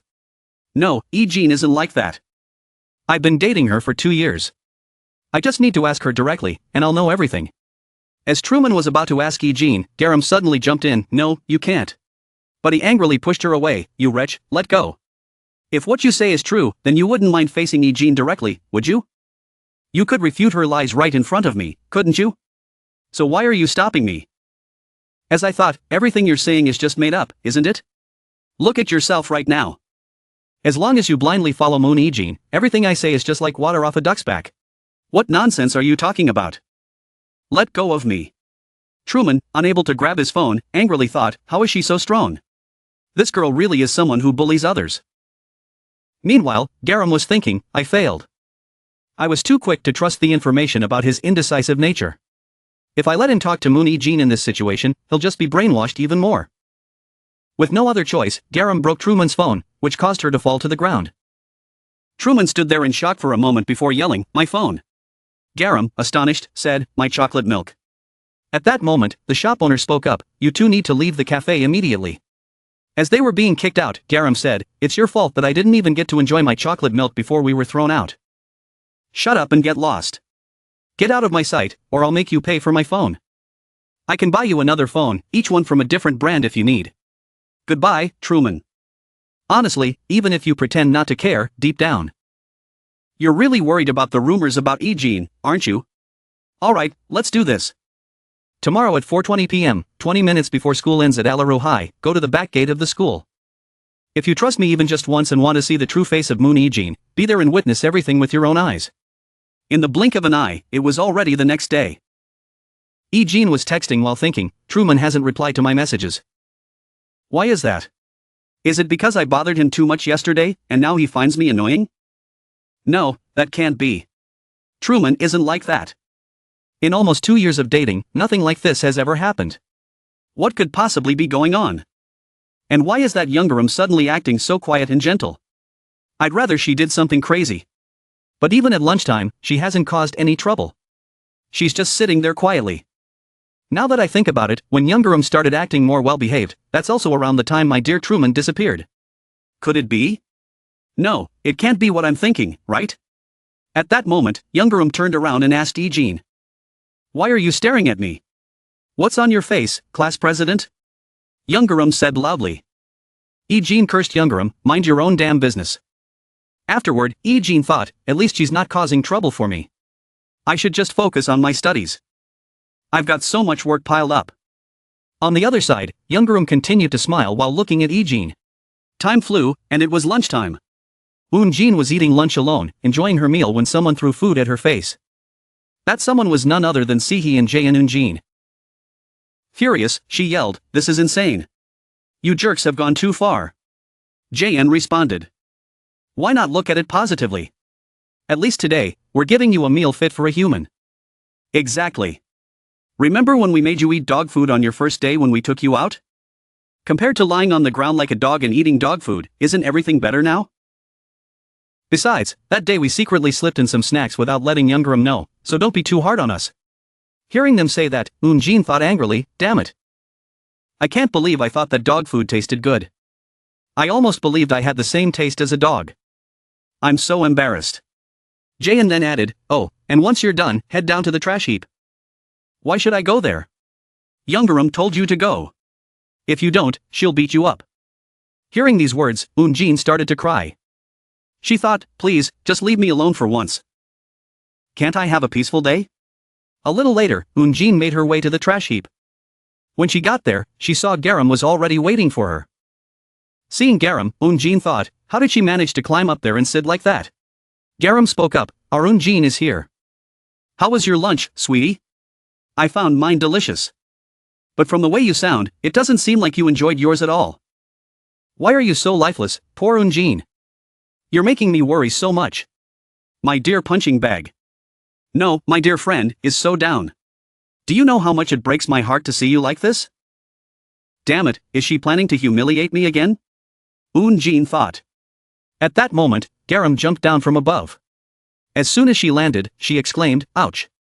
She looked up and said, I haven't even done anything to you yet, and you're already on the verge of tears.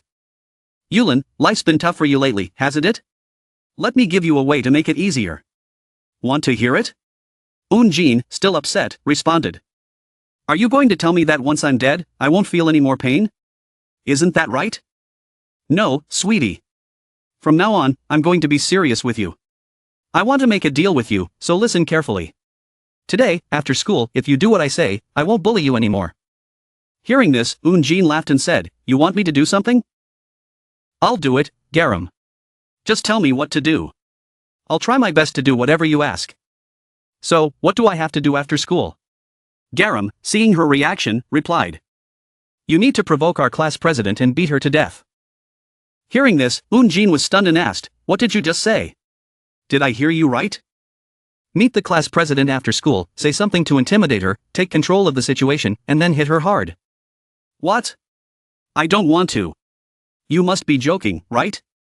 You're just trying to come up with a new way to bully me, aren't you? I'd rather die than mess with that Eugene. It's no different from what happened with Rio. Of course, there's a difference, you idiot. You still got beaten before you died, right? Don't joke with me like that. If I get hit in a vulnerable spot, I might as well be dead. And if that Eugene gets mad, it's terrifying. Garam, in front of her, I'm nothing. Aren't you afraid of her anymore? It's not that, Garam is scary, but whether it's getting hit by a car or run over, the outcome is the same, death. At that moment, Garam grabbed her by the neck and coldly said, why won't you listen to me, you idiot? Don't you know the survival rate is higher if you get hit by a car than if you get run over? The deal between us is over. Now, this is an order. If you don't do what I say after school, those less than wholesome photos of yours will be on display for the whole school to see. Getting run over by a truck must be so painful. And your answer is, I'll do it. I'll do it, is that what you want? As soon as those words were spoken, Garam let go of Eun-jin and smiled, saying, of course, Eun-jin is my favorite friend. I'm really looking forward to what happens after school. After Garam left, Eun-jin burst into tears of frustration, screaming in despair. In the blink of an eye, it was already afternoon. Chumin was standing outside the school gate, thinking, this is in front of Eun-jin's school. I even came home earlier than usual to prepare for the exam. Is this what a boyfriend should be doing? It's really a sin to doubt my girlfriend, but that's because my girlfriend is being bullied. Even if I trust her and tell myself to be rational, it doesn't do any good. This is something I had to do, even though I don't know the reason. Eun-rm told me to come here, but if I don't, who knows what she might do to my Eun-jin. Alright, I'll just do what she wants for now. And while I'm at it, I might be able to get some evidence of school violence too. As Eun-jin's boyfriend, I'll stand up to them and save my girlfriend. Just then, a voice called out, oh Lala, Chumin, you're really here. Why are you out here? Aren't you still in class? I got out of class early, just like you, and I also prepared something for you. Prepared what? I found a great spot where you can see everything that Eun-jin is about to do. A perfect place to hide and watch everything with you. I came here to guide you to that spot, so don't misunderstand me. Come on, follow me, we need to find a place to sit. It's time to face the truth. Chumin then followed Garam. After a while, school was dismissed. The two of them, Garam and Chumin, were standing high above, observing. Garam looked down below and said, the main actor should appear soon, right? Could it be that Eun-jin couldn't lure that witch out? At this point, Chumin asked, hey, what are you holding? Oh, this? It's a high-quality video camera I prepared. I've got everything ready to capture the action. Although I could just use my phone like usual, but that wouldn't be as fun, would it? What's so interesting about this? I don't know why you're filming, but you should have asked me first. If you plan to record everything from the start, why did you call me here? Couldn't you just show me the video afterward? Or do you have another purpose? Shush, be quiet and look over there, G-ram said. She finally showed up. Seeing Eun-jin, Xiumin thought, what am I supposed to do? Just stand here and watch? Below, Eun-jin was speaking. Hey Eun-jin, you've gotten pretty bold lately, haven't you? You even dared to call me out after school. I told you before, the next person I'll deal with after young RM is you, didn't I? Did you forget what I said? Why did you call me out here? What do you want to say? At that moment, Eun-jin turned to face Yi-jin and began to angrily shout, shit. Am I really that pathetic? Hey, I'm asking you, am I as pathetic as you say? If I'm so pathetic, then come at me and beat me to death. Finish me off first, you bastard. Xiumin was shocked to see this from above, while G-ram was smirking. Below, Yi-jin was taken aback. A second later, she became furious. Seeing this, Eun-jin was terrified, thinking, Yi-jin is about to lose it. I'm doomed. Moon Yi-jin is going to tear me apart. She'll kill me after a few blows. On the other side, Yi-jin didn't act immediately. She thought to herself, why on earth is that bitch provoking me like this? Both the reason and the timing for her picking a fight with me don't make any sense. But now I can't just turn my back and pretend I don't know anything. And she seems to be aware of what she's doing. I have no idea what she's scheming. Suddenly, she sensed something and quickly turned to look at the opposite building. Fortunately, G-ram had already pulled Xiumin down to hide. Yi-jin, still thinking, there's definitely something strange about this situation. Someone must have set this up. Although I don't know what kind of trap they've laid for me, my instincts tell me I shouldn't go along with any crazy actions I was planning to do. Forget it, I'm just going to leave. As Yi-jin started to leave, Eun-jin called out, wait, where do you think you're going? We need to settle this now, you bitch. If you want to go back to the dirt, why don't you go find G-ram? If you've got nothing else to say, then I'm leaving. Seeing Yi-jin walk away, Eun-jin was shocked, thinking, I can't just let her go like that. But at the same time, I feel much more at ease with her leaving like this. Although this behavior is very unlike Yi-jin, it makes me feel a lot better. Alright, I've done my best. Maybe G-ram will let me off the hook for this failure. At that moment, Eun-jin looked up and saw G-ram standing on the rooftop. She noticed G-ram's face was filled with anger. Realizing this, she thought. No, what the hell am I thinking? This is G-ram we're talking about. She's the type who says one thing and sticks to it, and she could kill me at any moment. If I want to stay safe, I need to figure out a way to salvage the situation. Just like that crazy bitch G-ram is thinking. Suddenly, an idea popped into Eun-jin's head. She immediately shouted toward Yi-jin, murderer. Yi-jin heard this and turned back, asking, what did you just say?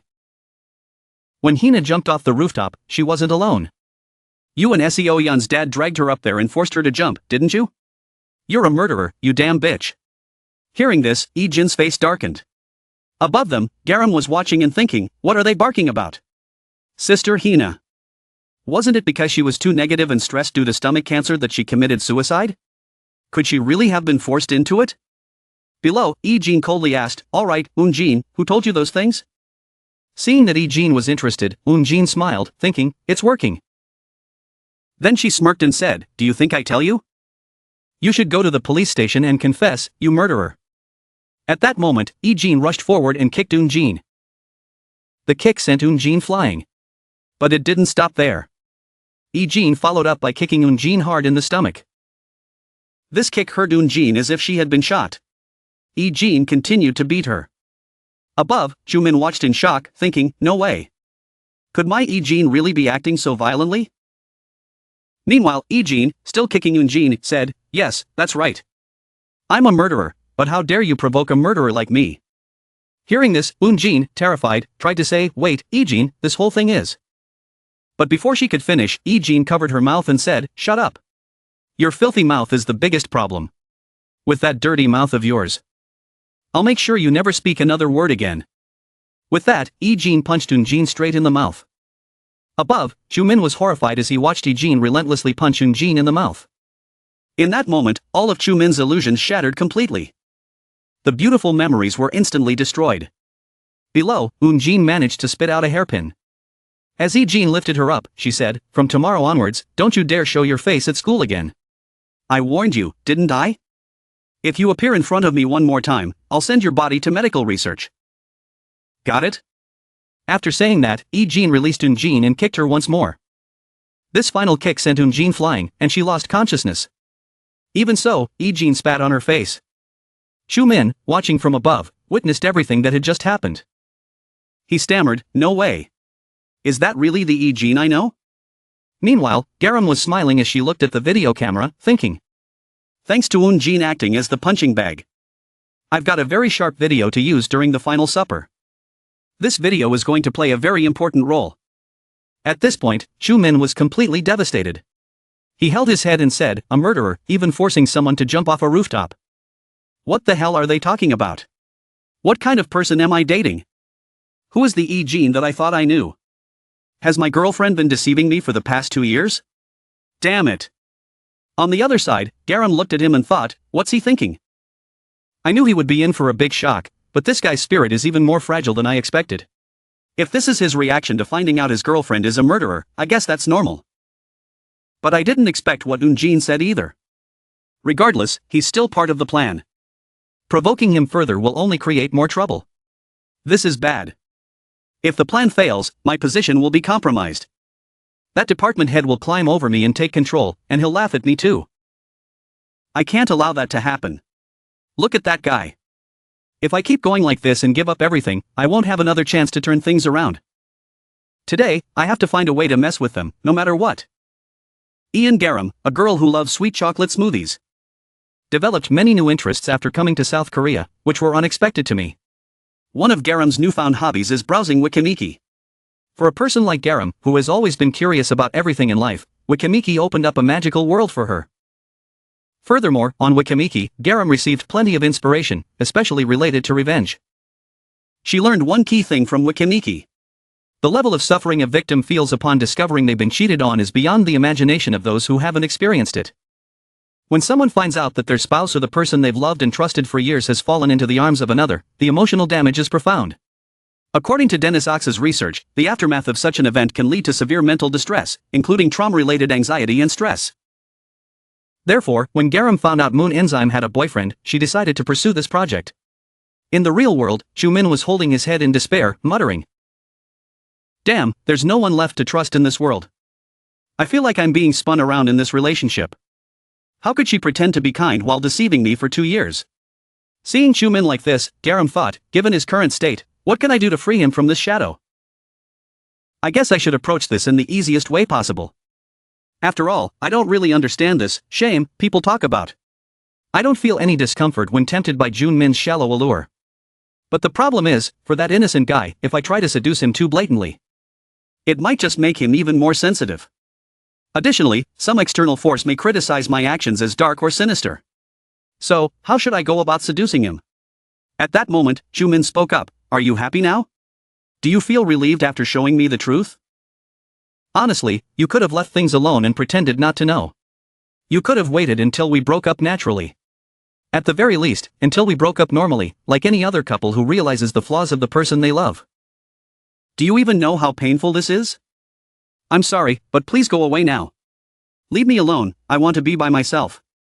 At that moment, G-ram draped over Chu-min's shoulders. He turned to look at her as she said, "I'm sorry, but I can't leave you here like this.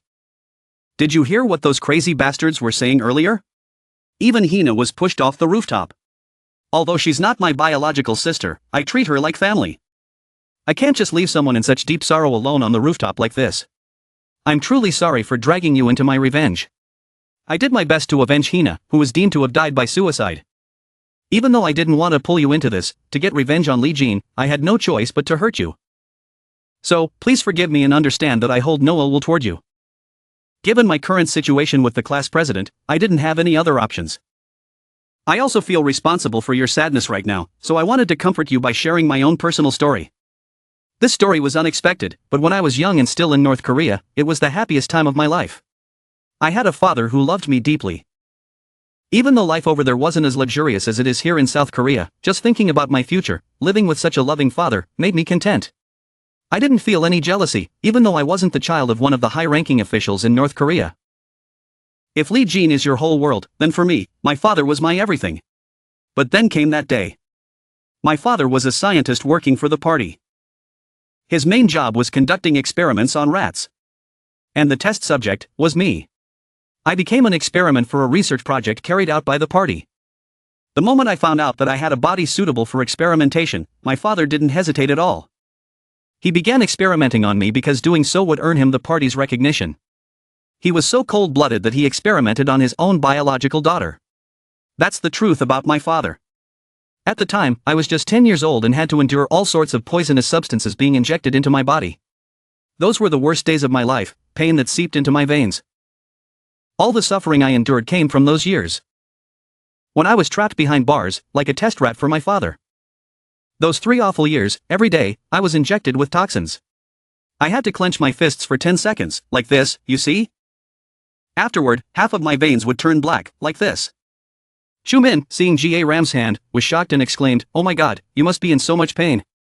G-Ram responded, "Honestly, I hate myself right now, but you show me such sympathy.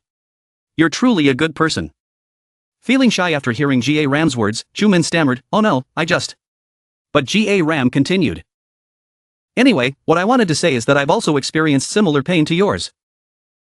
The image I had of my beloved father was just a delusion of mine. I lost everything in one morning, and I thought my life was over.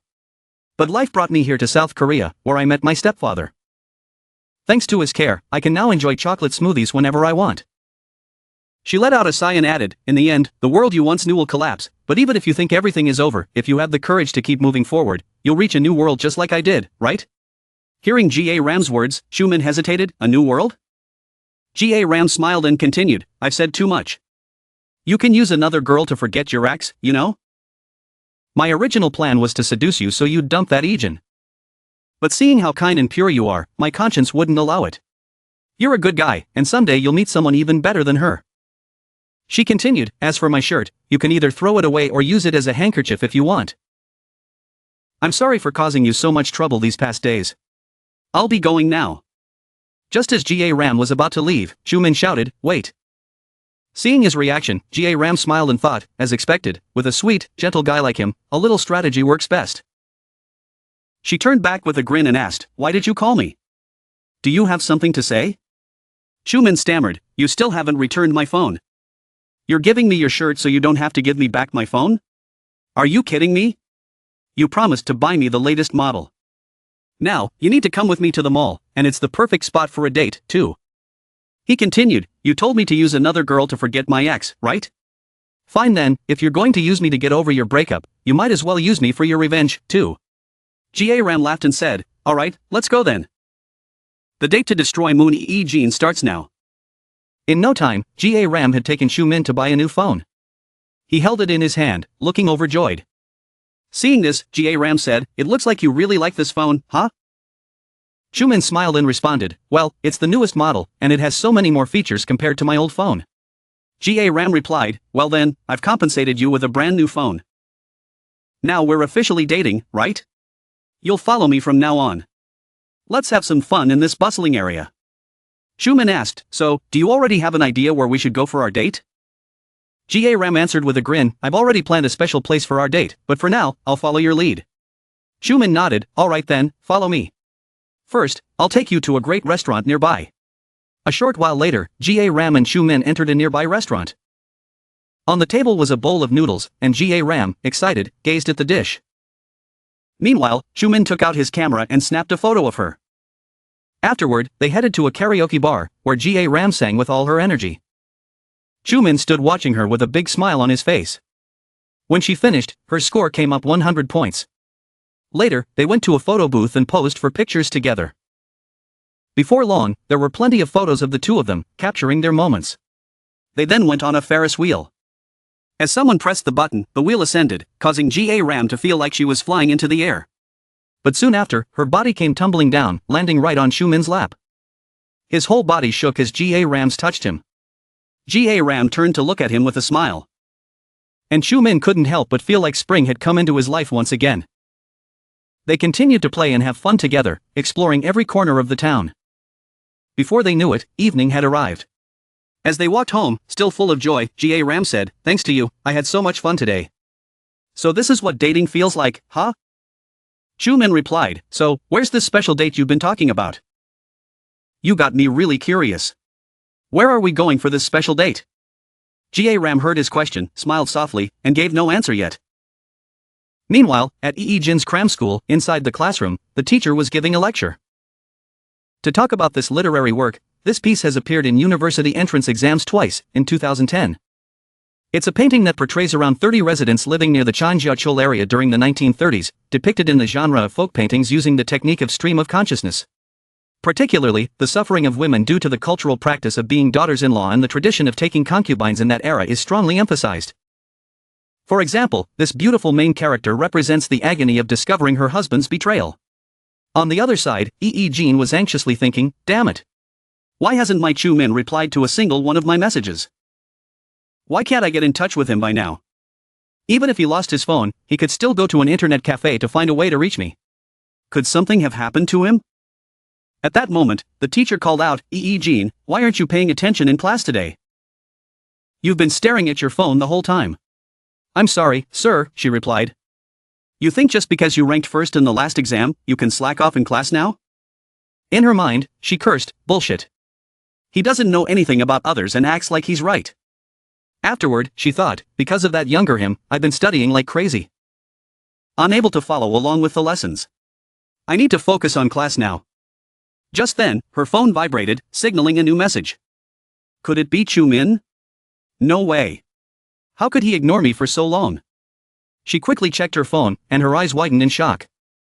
The message was from someone calling themselves Cammy the Crazy, saying, "Class president, look out the window." Jean immediately turned to the window, and what she saw stunned her. Across the building, G-ram was standing there, waving at her. Jean was shocked and thought, "Am I hallucinating? How does that bitch know I study here?" As her anger grew, her eyes widened even more with terror. Standing next to G-ram was her boyfriend, Chumin. She shot up from her seat, trembling with fear, unable to believe her eyes. The students in the class noticed her reaction and whispered to each other, "What's she looking at? What's so interesting out there?" At that moment, Chumin kissed G-ram on the rooftop of the building across from them. Seeing the kiss, the students in the classroom laughed and commented, "Wow. How cool. An unexpected rooftop kiss, how romantic. Hey, you kids. Back to your seats," the teacher shouted. "Those kids, they're from a high school, right? The guy's probably wearing a uniform from mine high school. Do they even know we're watching them? Maybe they enjoy being seen like this. They actually look pretty good together, like they're actors in a romance movie." On the other side, G-ram and Chumin released each other. G-ram spoke up, "Chumin, I always thought you were just an innocent boy. Turns out there's another side of me you haven't discovered yet, right?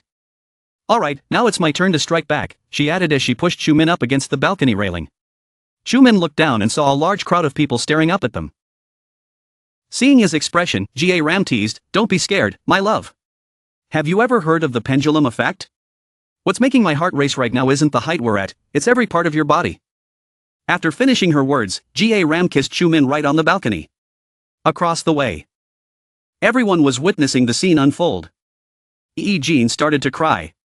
The teacher, noticing her tears, asked, Jean, "What's wrong?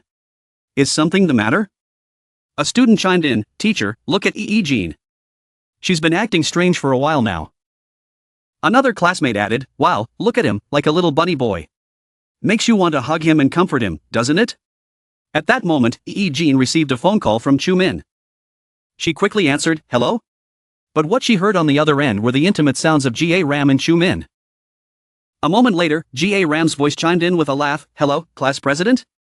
This is my special date with him. Sweet, right? He's mine now, dear class president." Hearing those words, Jean was overcome with rage and screamed out in anger. Seeing her furious, the teacher said, Jean, calm down for now. I'll arrange today's lesson and send it to everyone later. Right now, I need to discuss a few matters with the supervising teacher outside. Before he could finish his sentence, Jean had already bolted out of the classroom. As she ran down the stairs, she shouted, "On G-ram, I'm going to kill you. You be asterisk, asterisk, asterisk." On the other side, G-ram noticed Jean running towards her. Seeing this, G-ram laughed and said, "It looks like the class president is losing her mind. She's running out like a wild animal that's just broken out of its cage. We'd better get out of here. She's a taekwondo champion, so it'll only take a few steps for her to reach us. You know how terrifying she gets when she's angry, right? So, let's run away, my love. With that, G-ram grabbed Xiumin and they both quickly left. Moments later, Jean arrived at the spot, bursting through the door. But she found no one.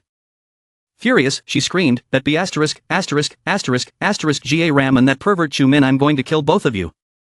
Meanwhile, Xiumin and G-ram watched the scene unfold from below. Xiumin thought to himself, wasn't that once the sweet and gentle voice of Jean? Now, her scream sounds like the roar of a prehistoric pterosaur. How terrifying. I never want to see her again. G-ram, still laughing, said, "Playing this hide-and-seek game is actually kind of fun, don't you think? It reminds me of running away from a crazy fan." Hearing this, Xiumin thought, running from a crazy fan? That doesn't really make any sense. But for G-ram, everything happening now was just part of her revenge for her deceased sister. However, Xiumin's heart was starting to feel differently. He then spoke up, "G-ram. What's your ideal type?" "My ideal type? Why are you asking that all of a sudden?" G-ram replied. "I just want to know more about you, G-ram. I'm really curious about you," Xiumin said. G-ram smiled and answered, "My ideal type? Well, I've always imagined someone strong." Switching to the scene in Lee Myung-jun's office, he said, "Chief Big, do you know why I always maintain the habit of exercising daily, never skipping a session, despite my hectic work schedule? To help you maintain a healthy body and handle the busy work around you, right, sir?" "No, you're wrong. Exercising always gives me a feeling of strength. Strengthening my muscles can help increase the production of PDNF, which improves cognitive ability and increases blood flow to the brain, boosting mental alertness. Do you understand what I'm saying? I always strive to maintain the highest level of mental focus so I can plan and get revenge on those scumbags." "Of course, sir, you mean we must be patient and wait for the right opportunity, correct?" "Exactly. So, how's G-ram's project going?" "I'm reporting on the current situation of the project. Today, G-ram successfully seduced 2 men. They went to a restaurant, took photos, went to karaoke, and even visited an amusement park. There have been a total of 4 dates so far. After that, they went straight to the cram school where Jean is studying. On the rooftop of the building opposite the academy, in front of many people, they openly expressed their affection for each other. They successfully provoked Jean. Just as expected. How is Jean now? According to our surveillance team, Jean has been causing chaos on the rooftop for 15 minutes. The building's supervisors are trying to get her down. Every 15 minutes, we'll receive further updates about Jean from the surveillance team." "Very good. G-ram has carried out her mission perfectly. You are also an outstanding commander." "Thank you, Vice President. I should have assigned the protection and surveillance of Hina to someone as capable as you much earlier. If I had, that girl wouldn't have been tormented by those scumbags so badly." Hearing this, Chief Big thought to himself, "I'm sorry, Vice President. Even if I had been there, nothing would have changed. In that situation, no one could have protected her." At that moment, Lee Myung-jun's voice broke through his thoughts again. "Now that I think about it, where is G-ram? Currently, G-ram is on her way home after eating instant noodles with Xiumin at his dormitory. She mentioned that she has something to report to you directly, sir." "Well then, we should head back too. Let's move quickly. Go get ready." A short while later, Lee Myung-jun returned home. As soon as G-ram saw him, she beamed with excitement, raising her hand and saying, "Stepfather." "Good evening, stepfather." Upon hearing this, Chief Big, who was nearby, angrily said, G-ram. "Hey, Chief, be honest. You really enjoy scolding me, don't you?" "I do not," replied Big, "but I told you to go get that arm cast already. Even though I know your recovery ability is good, if you don't get the cast, the injury could worsen and crack even more." "Chief Big, you sure love lecturing, huh? If I get a cast, I won't be able to move comfortably. And so far, nothing's gone wrong, has it?" At this point, Lee Myung-jun spoke up, "G-ram. Even a light touch could cause a bone to break again. So stop bragging and listen to Chief Big." "Yes, stepfather. I'll go get the cast tomorrow," G-ram replied. Her response made Chief Big angry, thinking, "This girl dares to mock my words." Then, Lee Myung-jun said, "So, what is it you wanted to talk to me about directly? Go ahead and say it right here." Hearing his question, G-ram hesitated for a moment before responding. Today, I overheard a conversation between Eugene and Eugene. It seems Hina's death wasn't a suicide after all. What? Do you know what you're saying? You can't just throw around phrases like, it seems. Have you confirmed this information yet? Although I haven't fully confirmed it, I heard clearly that she was forced to jump from the rooftop. This information is also captured on the camera footage, which has been sent to the surveillance team on site. You can review it there. Upon hearing this, Lee Myung-jun's body showed signs of lowered blood pressure, and G-ram rushed over to support him. Chief Big also rushed over, saying, Vice President. G-ram quickly asked, Stepfather, are you okay? Everything was happening just as she had suspected. My Hina wasn't the kind of person who would ever think of doing something so desperate, she said. Stepfather, I know this might be an inappropriate question right now, but to make you feel better, I still want to ask, before I go get my cast tonight, can I use the kitchen? Lee Myung-jun thought for a moment and then replied, the kitchen? Right, we still need to continue with our revenge. In her entire life, Hina never once treated Eugene to any delicious food. Today, I'll allow you to use the kitchen, but tomorrow. Eugene needs to be fed until she's full. Don't worry, leave everything to me, G-ram said confidently.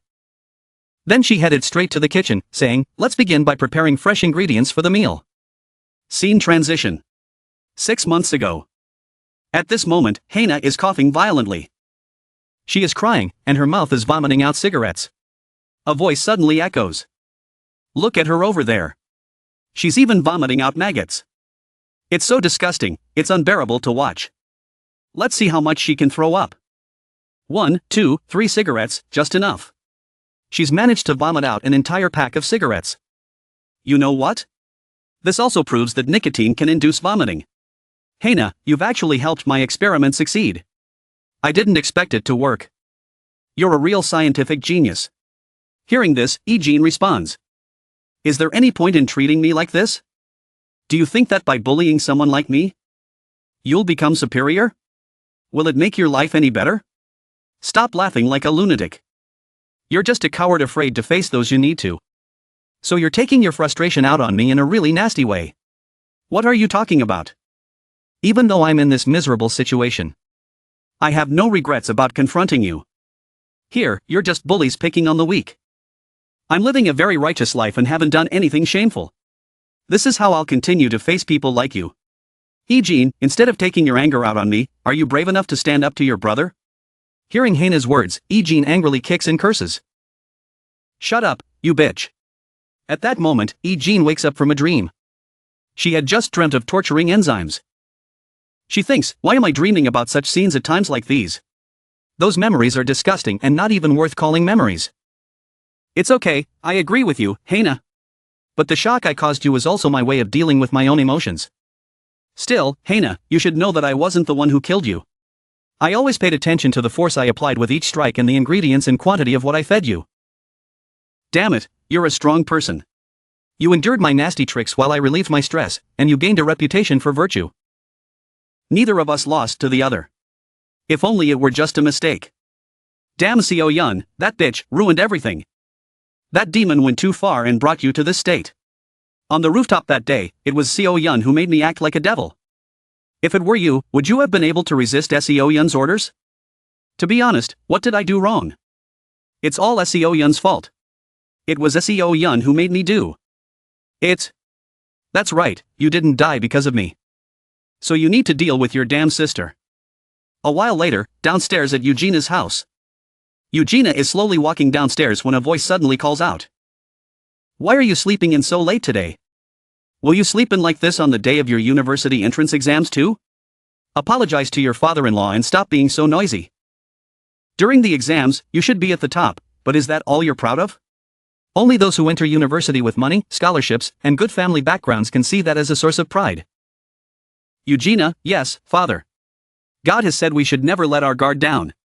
He always warned us to avoid temptations that arise from within ourselves. Especially when you commit serious crimes.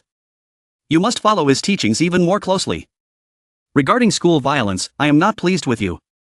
You caused those incidents, and I had to endure it. I didn't bring everything up again to teach you a lesson, considering your mother. I didn't allow you to learn Taekwondo to become an athlete, nor to use it to bully others. Why are you bringing this up again, husband? I'm bringing it up to make sure she always remembers it. I also heard there was an incident at the academy yesterday. You caused trouble again, just like with the school bullying. If it happens again, I will end your life. Hearing these words from her father, Eugenia is terrified. A few seconds later, she hurriedly says, I need to use the bathroom for a moment. Eugenia rushes into the bathroom and immediately vomits into the toilet. Later at school, inside the classroom, students are discussing. Look at him. The atmosphere in the class is so tense today, isn't it? I saw the class monitor shaking and crying earlier. Really? The class monitor didn't even come to class. Although we don't know what happened, should we place chrysanthemums on his desk? But G-ram also skipped a period today. So, what exactly is going on? Eugene was sitting there, holding her phone and crying. She stared at the screen, looking at a picture of herself with Truman. In that moment, she felt like her life was over. That wretched G-ram had ruined everything, even her final exams were doomed. Her father would find out, and he'd kick her out of the house. Most importantly, she had lost two men, the love of her life. She no longer had anyone to lean on. Her life was completely destroyed. She thought that when she killed G-ram, she would also end her own life. Just then, G-ram walked into the classroom, laughing and saying, Look at me, I'm G-ram the mummy. I broke a bone. Everyone turned to look at G-ram, but Eugene was furious when she saw her. Seeing Eugene's angry expression, G-ram smiled and said, Oh, class president. I just learned some new South Korean words, do you want to hear them? Your boyfriend is amazing. Hearing this, Eugene trembled with rage and tears in her eyes. She glared at G-ram and muttered, You filthy whore, you disgusting slut. G-ram merely smiled and said, Why don't we head to the gym? Come with me. A while later, the two of them arrived at the gym. As soon as they arrived, G-ram chuckled and said, Here, you can do whatever you want. Honestly, you're tough, getting humiliated like that and still wanting to fight me. How can I lose to someone who only knows boxing? In this open space, my kicks have no limits. Today, I'll drag you down to hell, and I'll follow right after. Let's go all out today. As Eugene charged toward her, G-ram kicked her hard, sending her flying 10 meters away. Eugene landed on the ground, groaning in pain. G-ram's squats could reach 250 kilograms. And her kicks were from Muay Thai. At this point, G-ram spoke coldly, Class president. I've always wondered. When did you figure out I was a boxer? In the science lab earlier, all I did was some basic kicks, nothing but boxing practice. Did you think you could stand a chance against me? How cute. Honestly, there's a reason I brought you here. This is a special meal, full of nutrition, just for you, class president. Imagine how your body will react when this goes down your throat. It will go numb, and you won't be able to handle it. After you eat this, will you even survive and leave this gym? She grinned and said, It's time for lunch, dear class president. Hearing this, Eugene was terrified and thought, What the hell is she planning to make me eat? As she walked away, Eugene thought to herself, There's no way I can stomach that disgusting thing she made. How can I escape from here now? Seeing Eugene trying to crawl away, G-ram called out, Class president, if you push yourself too hard, you'll only make it worse. After that kick I gave you, how long do you think you can last? Even if you squirm and crawl away like that, in the end, you'll still have to drink what I've prepared for you. To make sure you don't run, I'll use these bandages to tie you up. Although the head of the department told me to keep my arm in a sling, I'm sure you understand that sometimes exceptions have to be made for a greater cause. Eugene shouted angrily, Don't come near me. Get away, you filthy dog. A little while later, G-ram tied Eugene up. Eugene screamed in frustration, Let me go, you crazy bitch. G-ram chuckled, I was going to wrap you up like a mummy, but this bandage is too short, so this will have to do. Eugene groaned in pain, You psycho. Let me go, you worthless piece of trash. Help, Mom, help me. At this point, G-ram tossed Eugene aside and walked toward her bag. Let's see, where is it? I'm sure I put it in here. Eugene, now terrified, thought. What is she planning to do now? How many bottles of that stuff did she make? Suddenly, G-ram exclaimed, Ah, here it is.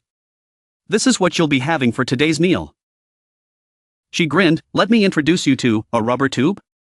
Eugene, horrified, yelled, Are you insane? What the hell is that supposed to help me with? G-ram smirked, Shut up and listen. With someone as picky and stubborn as you, even if I gave you 1,000-year-old ginseng, you wouldn't put it in your mouth, right? So, to make sure you can't spit it out, I'm going to use this rubber tube to pour it straight into your mouth. G-ram continued calmly, don't be so shocked. Just think of it like we're doing a simple stomach endoscopy.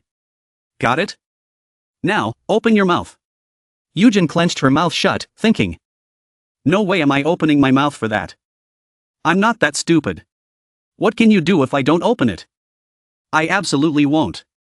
At that moment, G-ram kicked Yujin in the stomach, causing her to gasp for air in pain. As she opened her mouth to breathe, G-ram quickly shoved the rubber tube inside. Now, class president, sit still, won't you? If you don't behave, I'll rip your throat open. Yujin was in agonizing pain as G-ram slowly inserted the rubber tube deeper into her stomach. The tube pressed against her insides, causing unbearable pain. G-ram smirked as she said, looks like the tube hid your stomach lining. Is it hurting? Don't worry, class president. I'll make sure your stomach lining doesn't hurt anymore. Let me give you something to protect it. Enjoy your meal. She continued, alright, let's begin. Eat up, my dear class president. G-ram began pouring something into the rubber tube, which flowed straight into Yujin's stomach. Her stomach was slowly filling up, and she could feel it getting heavier. As her stomach swelled, Yujin thought helplessly, there's something unknown filling up inside me. It feels so strange, disgusting, at least if I knew what it was, it wouldn't be as terrifying as this. Now I have no clue, except that it's hard and uncomfortable. What is she feeding me? Yujin's stomach kept growing larger, and she started to panic. Thinking, my stomach is going to burst. Meanwhile, G-ram kept pouring more into the tube. Once she finished a bottle, G-ram laughed, you've already finished one whole bottle of DHA. Guess I'll pour another one for you. Yujin, struggling, shouted, you dare? I'm at my limit. G-ram responded with a grin, worried you didn't eat enough? Don't be. There's plenty more to fill you up. I still have 5 more bottles here. I even brought some water for you, in case you get thirsty. She added, let's continue. Time for the second bottle. Time passed, and G-ram kept forcing Yujin to consume bottle after bottle. After a while, Yujin, in agonizing pain, thought. Damn that psycho G-ram. How could you push me this far? You forced me to eat all 6 bottles of that disgusting stuff. Even when Hina was tortured, I wasn't treated like this.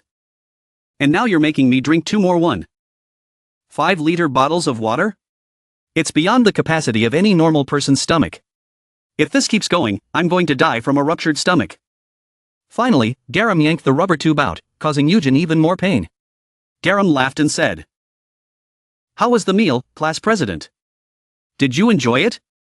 Yujin, gasping for breath, cried out. What the hell did you feed me? G-ram, still smiling, replied, my dear class president. Do you know what happens when dried seaweed meets water? It can expand up to 14 times its original size. A small pack of dried seaweed, the size of a cigarette pack, can be enough to make 40 portions of seaweed soup. So, if someone unaware eats dried seaweed like a snack, they'll end up vomiting and might even take a trip to the emergency room. G-ram continued her monologue. Even in North Korea, people who collect and eat dried seaweed that's been left to dry in the sun by the seaside have ended up with ruptured stomachs, leading to their deaths. Now, with what I've given you, you can probably guess what's going to happen after you ate all 6 bottles. With a sinister smile, she added, I'm sure the readers can already guess too. The thing Yujin ate, the stuff G-ram fed her through the rubber tube, compressed into small pellets, was nothing but dried seaweed balls. G-ram then taunted, now, with 200 dried seaweed balls expanding inside your stomach. What do you think will happen next? Let's wait and see. While G-ram was feeding Yujin seaweed in the gym, back in the classroom, the teacher began to speak, class president, take charge of the class. Everyone, pay attention. But when the teacher looked around and didn't see Yujin, he asked, where is the class president? And why is the class half empty today? Where did everyone go? Upon hearing this, John and Sihi exchanged glances. A second later, Sihi raised her hand and said, Sir, I know what happened. The seat in front of me belongs to Song Eun-jin. But she got injured yesterday and asked to stay home to rest. As for the class president and G-ram, they both weren't feeling well. So they asked to go to the infirmary during the break. What? They went to the infirmary? The teacher asked angrily. Those kids are probably skipping class and playing around somewhere. Earlier, I had a headache and went to the infirmary for some medicine. But I didn't see anyone there. Do you all think I'm that easy to fool? Now, tell me where they really are. Sihi started to panic. Unsure how to respond. What should I do? G-ram said I had to come up with a reason why they weren't in class, but now what? She thought frantically. The teacher, still agitated, grumbled, forget it. They must be trying to skip my class. These students today have no respect for teachers. A second later, he yelled, if this were the old days, you'd all be getting punished right now. After this outburst, the teacher paused and then asked, wait a minute. Did you say G-ram went to the infirmary? Sihi, nervous, answered, yes, sir. The teacher seemed to be internally debating something for a moment before saying, all right. Let's just get on with the lesson. Open your books. Today, we're going to learn about earthquake zones and volcanic activity as part of the Earth's transformations. Earthquakes often occur in seismic zones, which are also where volcanoes tend to form. Volcanic activity is typically quite intense. Meanwhile, back in the gym, Isan was vomiting up the seaweed that had been forcefully fed to her. Each time she retched, her body grew more exhausted, but there was still so much seaweed left in her stomach. Isan couldn't stop throwing up, her body trembling uncontrollably. Her face and expression changed with every passing second. Hearing Isan vomit, G-ram laughed with amusement. Isan, now terrified and in tears, cried out. Why am I throwing up so much? Why can't I stop this? Why does my body want to keep vomiting? Before she could finish speaking, Isan retched again, struggling as her body continued to purge. She had vomited 56 times in just 3 minutes. G-ram stood by, watching each moment with satisfaction. At that moment, G-ram spoke up, class president, did you know? In Hina's diary. There are 101 entries where she wrote, I vomited everything in my stomach. And you've only thrown up 50 times and you're already complaining? You still haven't reached Hina's record of vomiting. You owe her, and you'll have to vomit every bit of it, principal and interest included. Keep going, class president. If your stomach doesn't explode, it wouldn't be fun, would it? Isan continued retching, tears streaming down her face as she thought. Why on earth is this cursed seaweed in my stomach making me vomit uncontrollably? Every time I feel the urge to throw up, it's like my internal organs are about to spill out too. I can't stop myself from vomiting. Worse, if the seaweed keeps expanding faster than I can throw it up, my stomach will explode, and I'll die. How can something this horrifying even exist in this world? I don't want to die from a ruptured stomach, but I hate this constant vomiting even more. It's driving me insane, how can I escape this nightmare? As she was lost in thought, something started rising in her stomach. G-ram, watching the scene, was stunned as she saw something solid pushing its way out of Isan's mouth. G-ram laughed and said, oh my god. Just like Jack climbing the beanstalk. Hearing G-ram's words, Isan's terror grew. This is the end for me, she thought. The seaweed has expanded so much that it's stuck in my throat.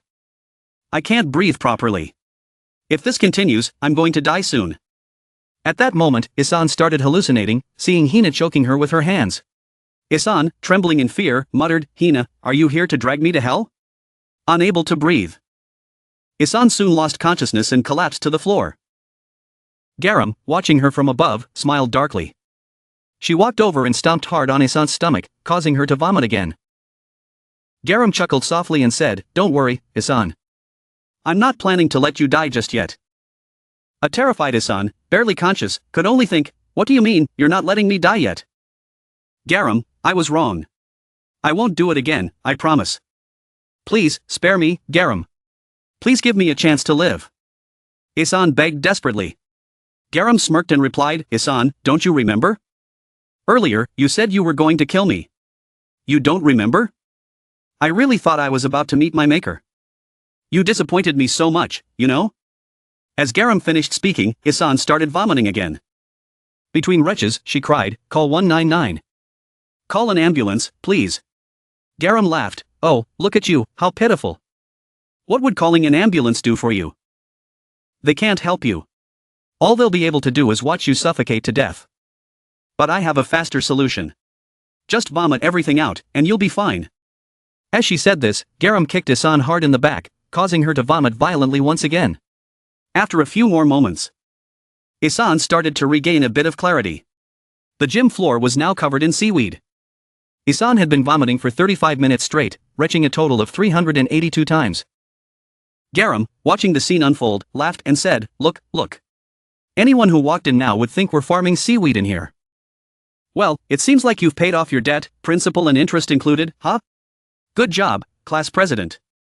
Hearing this, Isan, exhausted and trembling, smiled weakly and replied, "Thanks, G-ram. So, I've paid my debt now, right? Will you forgive me?" G-ram's smile faded. "What nonsense are you talking about, class president? There's still a lot more you need to pay back." Isan, confused and frustrated, shouted, "What are you talking about? You just said I've paid everything." G-ram sighed, "Oh, you poor thing. Sure, you've paid for what you did to Hina, but did you know that your actions gave her stomach cancer too? And don't forget the debt you owe for making her jump off the rooftop."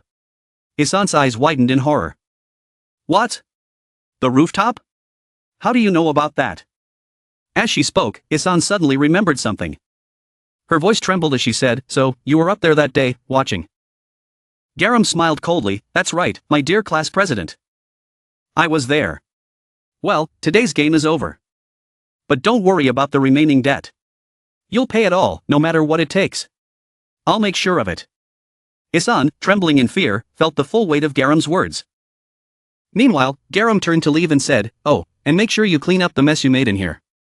See you later, Isan."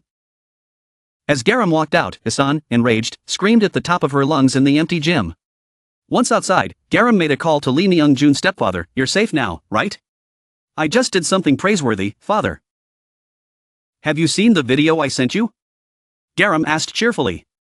"Yes, I've watched it," Lee Myung-jun replied. "That seaweed dish looks delicious." G-ram giggled, "Thanks, father. So, have you come up with a recipe for the final dinner based on my creation yet?" Lee Myung-jun responded, "Yes, it's time to finish this revenge." The project to eradicate the evil twins, Song Moon-jin and Moon-isan, and the final dinner party will soon be complete. We'll make sure those who robbed Hina of her life pay the price. Just then, another voice called out to Lee Myung-jun, vice chairman. Lee Myung-jun turned to G-ram and said, "It seems like we need to end this call now. Let's continue with our excellent plan, G-ram." "Let's do it," G-ram replied, smiling. The next morning at Lee Myung-jun's company, he was in his office with department head Big. At that moment, Lee Myung-jun glanced up and heard a voice from outside. "May I come in?" Hearing that, Lee Myung-jun pulled the person to come in. The office door slowly opened, and the person who entered was Song Jin-sik. He was smiling as he greeted, "Hello, Vice President. Have you rested well? Thank you for arranging such a great place for me to relax. Please have a seat." "Yes, sir." As soon as Song Jin-sik sat down, he immediately smiled and said, "Today, when I got to play golf at this wonderful place with a distinguished guest like yourself, I don't know if it's because I got some luck from you, but I found that my shots never missed the target. Although I was the one putting the ball in the hole, how could I compare myself to a professional like you? You've given me quite a few surprises." Lee Myung-jun heard him speak but remained silent, while Song Jin-sik kept laughing after his flattery. At this point, Lee Myung-jun finally spoke up, "I have some unfortunate news for Director Song here. The decision by our corporation to support your efforts in expanding the trade route has been cancelled." "What do you mean, sir?" "Our corporation has conducted a financial review of the trade company, Nongvan, under your management, and we found that its financial situation is not stable enough for us to invest. Therefore, the investment to support the expansion of the trade route has been indefinitely postponed." Upon hearing this, Song Jin-sik was horrified and exclaimed, "This can't be. What do you mean by this? So, why did you call me all the way to distant Thailand?"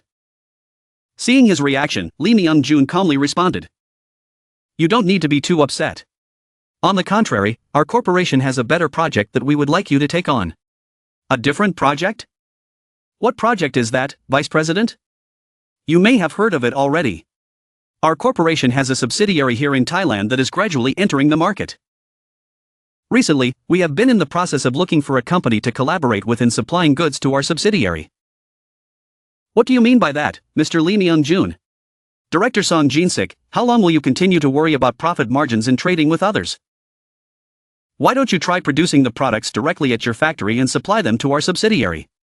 Song Jin-sik, hearing these words, laughed loudly and said, "If I can take on this project, there is nothing better. Isn't this the kind of opportunity that everyone in the trade sector dreams of? But producing and supplying goods here means you're planning to set up a subsidiary for us here, right? That would require a considerable amount of capital. How much would I need to invest?" Lee Myung-jun responded, "Indeed, the amount you'll need to invest won't be small. From covering legal procedures, purchasing equipment, to buying land for the factory, adding all those costs together, you'll need to have 20 billion won. I will invest 10 billion won, and the remaining 10 billion will be your part, Director Song. We'll split it evenly, 50 to 50. Of course, I understand that raising this amount of money will be a huge burden for you, but this is the best proposal, a big opportunity, that I want you to take on. With this project, it's your chance to provide a massive supply of goods to our Hyundai Group subsidiary. Rest assured, we won't let you down. Hearing these words, Song Jin-sik was momentarily stunned and began to think. One thing he could be certain of was that the subsidiary the vice president mentioned must be Boon Electronics, a subsidiary of Hyundai Group gradually entering the Thai market. Last year, when the parent company's stock wavered, this was one of the few subsidiaries that remained unaffected. If he could consistently supply goods to such a large and stable company, it would be a rare and invaluable opportunity. However, one concern came to mind, and after thinking, he spoke up, "Vice President, I am very grateful for your trust and for offering me such a great project. But unfortunately, our company doesn't have enough capital to operate a production company. I'm sure you're aware of this after conducting the financial review of our company. Even if I try to raise funds through commercial banks and investment banks, I can only manage about 5 billion won. Hearing this, Lee Myung-jun replied, "Then do this. Do you remember the apartment I gifted you? I'll introduce you to a trustworthy private credit company. You can mortgage your apartment and private house in Gangnam to raise the additional 5 billion won. Upon hearing this, Song Jin-sik was shocked and thought, "No, absolutely not.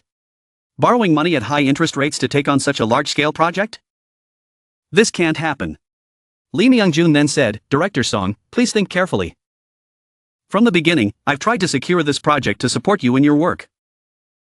Initially, the company our group considered wasn't yours. However, because I wanted to keep my promise to you, I made this offer. Therefore, if your company encounters any difficulties during the process, we will do our best to assist you, both physically and mentally. This is also clearly stated in the contract. Please take a look and review it." Song Jin-sik looked at the document and thought, "All right, there's nothing to hesitate about. After all, if this doesn't work out, the vice president will be the one to suffer the most. Even for a large tycoon, investing 10 billion won isn't something taken lightly. It must have taken great determination to make this offer. Clearly, providing this capital is a way to bring me to his side. Moreover, the apartment in Gangnam wasn't really mine in the first place. If half the capital is coming from him, then this seems like a gamble worth taking. From the start, this gamble was already set, with the consumer being a large-scale buyer. This is a golden opportunity handed to me by fate." Making up his mind, Song Jin-sik then said, "Vice President Lee Myung-jun, please trust me and leave everything to me." Hearing this, Lee Myung-jun responded, "Good. Then review the contract one last time." Song Jin-sik held the contract in his hand and smiled, "Since this contract was prepared by your side, I'm sure there are no mistakes. If there's any issue." He paused and then continued, "Vice President, this clause here.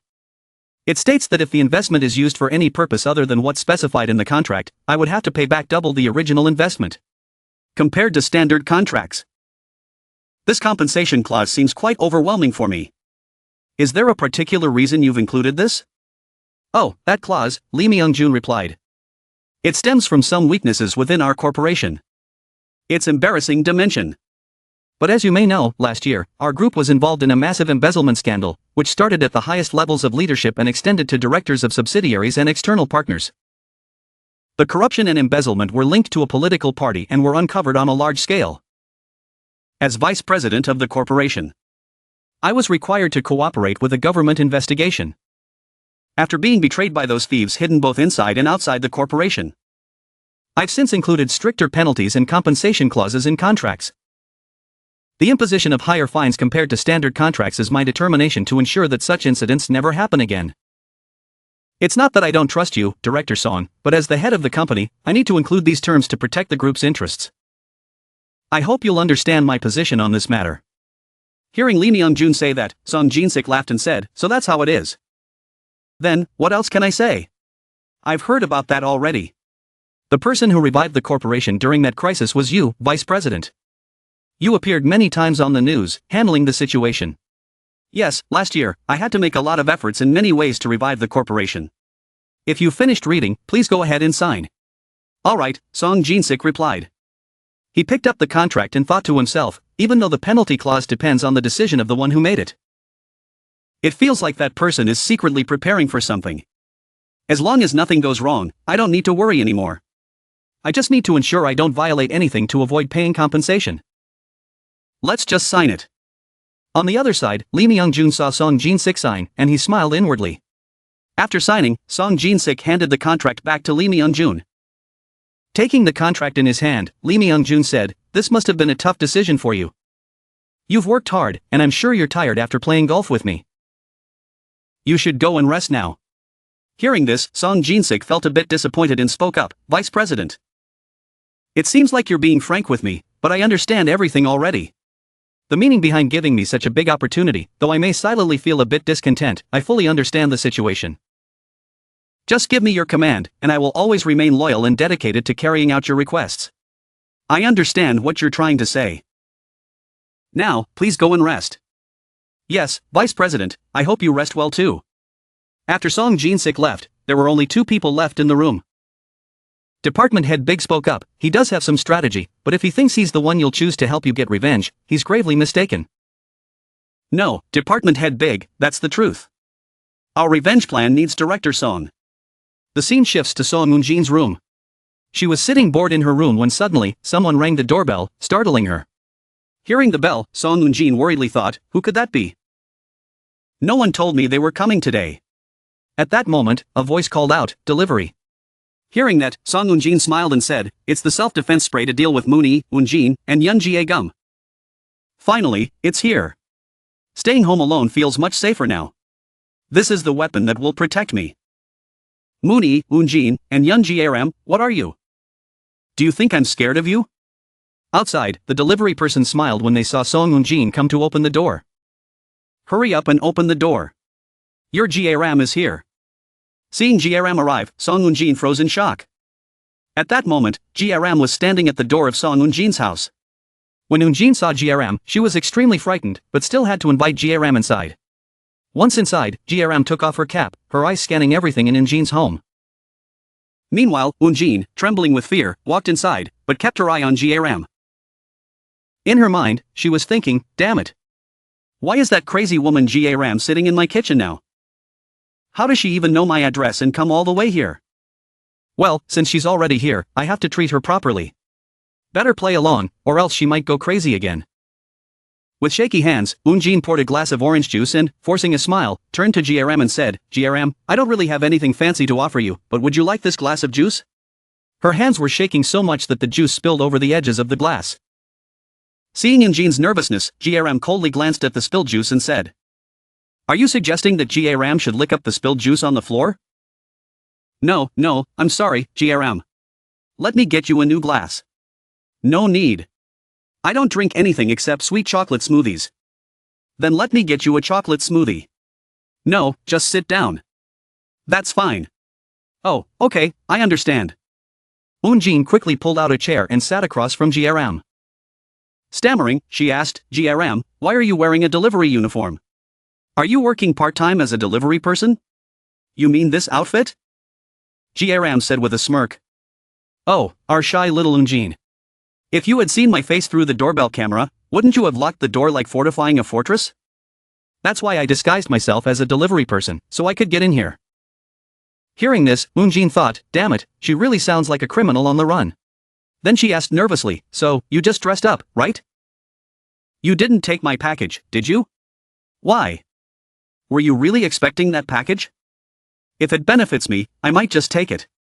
"What? You're going to take it? It's just a bear spray." "Bear spray? What are you talking about, Eun-jin?" Realizing she had slipped up, Eun-jin panicked. But G-ram continued, "How strange. Living in a place like South Korea, where there are no wild animals, why would you need something like that? Or, were you planning to use it on me?" No, G-ram. I was just trying to ease the awkward atmosphere with a joke. You know, to lighten the mood." "Really? You don't know about pranks, do you?" In South Korea, people often play little jokes like this when friends visit to break the ice. "Is that so?" Well, it seems there are still many things about South Korea that G-ram doesn't know yet. At this moment, someone outside rang the doorbell at Eun-jin's house, and a voice called out, "Delivery." It says here that the recipient needs to accept the package in person. "Is anyone home?" G-ram quickly ran outside and pressed the button to answer, "Yes, I'm home, but I don't remember ordering anything." Could you please tell me what the package is? The delivery man responded, it's bear spray. Hearing that, G-ram turned back to look at Unjin. Seeing G-ram's angry face, Unjin froze in fear. G-ram smiled and responded to the delivery man, yes, just leave the package at the door, please. Thank you. Then G-ram turned back to Unjin, who, now terrified, clasped her hands together and pleaded, G-ram, I'm truly sorry. I was wrong, please forgive me. Don't kill me, please. I still want to live. At this moment, G-ram raised her hand. A second later, she placed it gently on Unjin's head and sat closer to her. Before Unjin could understand what was happening, G-ram softly said, it's okay, Unjin. You don't have to be so scared. I understand. You must have gone through a lot of pain to order something like that. I won't harm you, so don't worry. By the way, why didn't you go to school today? I missed you. Unjin nervously replied, I was scared the class president would kill me. G-ram responded, you don't need to worry anymore. I've already taken care of that violent class president for you, so you can be at peace. Taken care of? How did you do that? You shouldn't try to know too much. It's not good for you. Anyway, you won't be bullied at school anymore. From now on, I will only treat you kindly. So make sure you go to school, okay? Do you understand, Unjin? Hearing this, Unjin became emotional and, a moment later, pushed G-ram's hand away. She burst out, G-ram, I'm not going to school. Do you think I'm that stupid? Last time, you said you wanted to be my friend, but then you treated me like a dog. Do you think I'll trust you again? Leave my house, or I'll call the police. Please, just leave me alone. Seeing Unjin's strong emotions, G-ram calmly said, our little Unjin is so scared. But Unjin, this time, you should believe me. By the way, did you know what your dad is doing in Thailand? Today, he's there to sign a contract with my stepfather. From now on, your family and mine will be closely connected. So, if I keep bothering you, my stepfather will scold me. What? Is that true? Of course it's true. Think about it. Unjin began to think, G-ram, who broke into my house without permission, has no reason to treat me kindly. I know my parents went to Thailand for business. And I realized I'll be home alone until tomorrow. She could have had all day to torture me, but she didn't do anything. Not because she doesn't want to bother me, but because she can't anymore. Dad is the best. He must have negotiated something with Lee Myung-jun. While Unjin was lost in thought, G-ram's voice brought her back. Unjin, are you going to school tomorrow? Unjin smiled and replied, yes, G-ram, I'll definitely go to school tomorrow. It seems like our families are in a really good business relationship. Really? Of course, I've even warned Sahi and Ayan not to bother you anymore. Now I had to go. See you tomorrow, Unjin. Okay, be careful. I'll definitely come to school tomorrow. Seeing G-ram leave, Unjin smiled and thought, that's right. As long as G-ram doesn't hurt me anymore, it's okay to serve her a little. I used to serve Cha Seo-yun, so serving G-ram won't be a problem. Once I have G-ram as my backer, I'll become the second most powerful person at Sozo again. I'll defeat those who look down on me, like that Moon Easy girl. I'll become the queen of the logo and reclaim my rightful place. At that moment, G-ram suddenly came back to the door and said, Unjin, I'm really curious about something, so I had to ask. What would happen if I used this bear spray on someone else? Should I try it on you, just once? Unjin froze in fear at G-ram's words, unsure whether G-ram would actually do it or not. A moment later, the scene shifts. And G-ram is on the phone with Lee Myung-jun, walking and laughing. Stepfather, I went to Unjin's house and convinced her to go to school as you requested. On the other end, Lee Myung-jun responded, good, you've worked hard. You made sure to be as friendly and gentle with her as possible, right? G-ram hesitated, well, I did tease her a little at the end, but she'll definitely go to school tomorrow. Before she could finish, Lee Myung-jun angrily interrupted, G-ram, you need to control your behavior. I'm sorry, stepfather, I was wrong. I know you've done a good job so far, but in this final act of revenge, everything must happen at the school. Do you understand? The scene shifts to a year earlier. A man is laughing and shouting, Maji Maji do. This is a once-in-a-lifetime opportunity, featuring the most beautiful model ever at Atelier Song Jinwan, the nude photo exhibition of Lee Hina. Everyone, come and see. In the crowd, a man laughed, this photo collection is the best yet. Her body is perfect. No wonder it cost 70,000 won to see it, it's worth every penny. But honestly, I'd rather see the real thing than just photos. Another man chimed in, "You don't understand anything. Even if the real person is right in front of you, you can only see this kind of satire through photos." Song Jin-won's work on social commentary is everywhere, provoking the imagination through simulation. The first man scoffed, "You're just trying to sound sophisticated. If you want to touch the real thing, just pay extra." Meanwhile, Jin spoke up, "Hey, when are you going to organize the next exhibition of the people who badmouth me? Hurry up and expose them. Strip them down, take photos, and organize the exhibition." The man responded, "Don't be ridiculous. Even if we strip them, they have to be worth something. Some of them make me want to puke just looking at them. Look at Hina here, she's perfect. Hina, don't frown, you'll only look uglier. Save your energy. Some people from the nearby school will be joining us soon." Another person, Song Eun-jin, added, "Next time, bring someone worth looking at if you want pocket money, okay? That's how you'll keep your wallet full." "Got it, you pervert. But honestly, thanks to Hina, I was able to buy a new handbag. Thanks, Hina, you're the best golden goose I've ever contributed to my brother. Keep making more pocket money for me, okay?" Back in the present. Lee Myung-jun was speaking. Song Jin-won and Song Eun-jin, those two siblings, they've been bribing the school's security staff. Every night, they hold those shameless exhibitions in the school's gym, involving athletes from Seoul to athletes in Bucheon and Incheon. They've been accepting money from perverts and exhibiting nude photos of 5 girls, including Hina. If anyone tries to leak information about the exhibition, their photos will be spread across the internet and sent to their families. The identities of 218 buyers involved in illegal prostitution are protected. I'll pay to bribe the homeless to act as watchmen.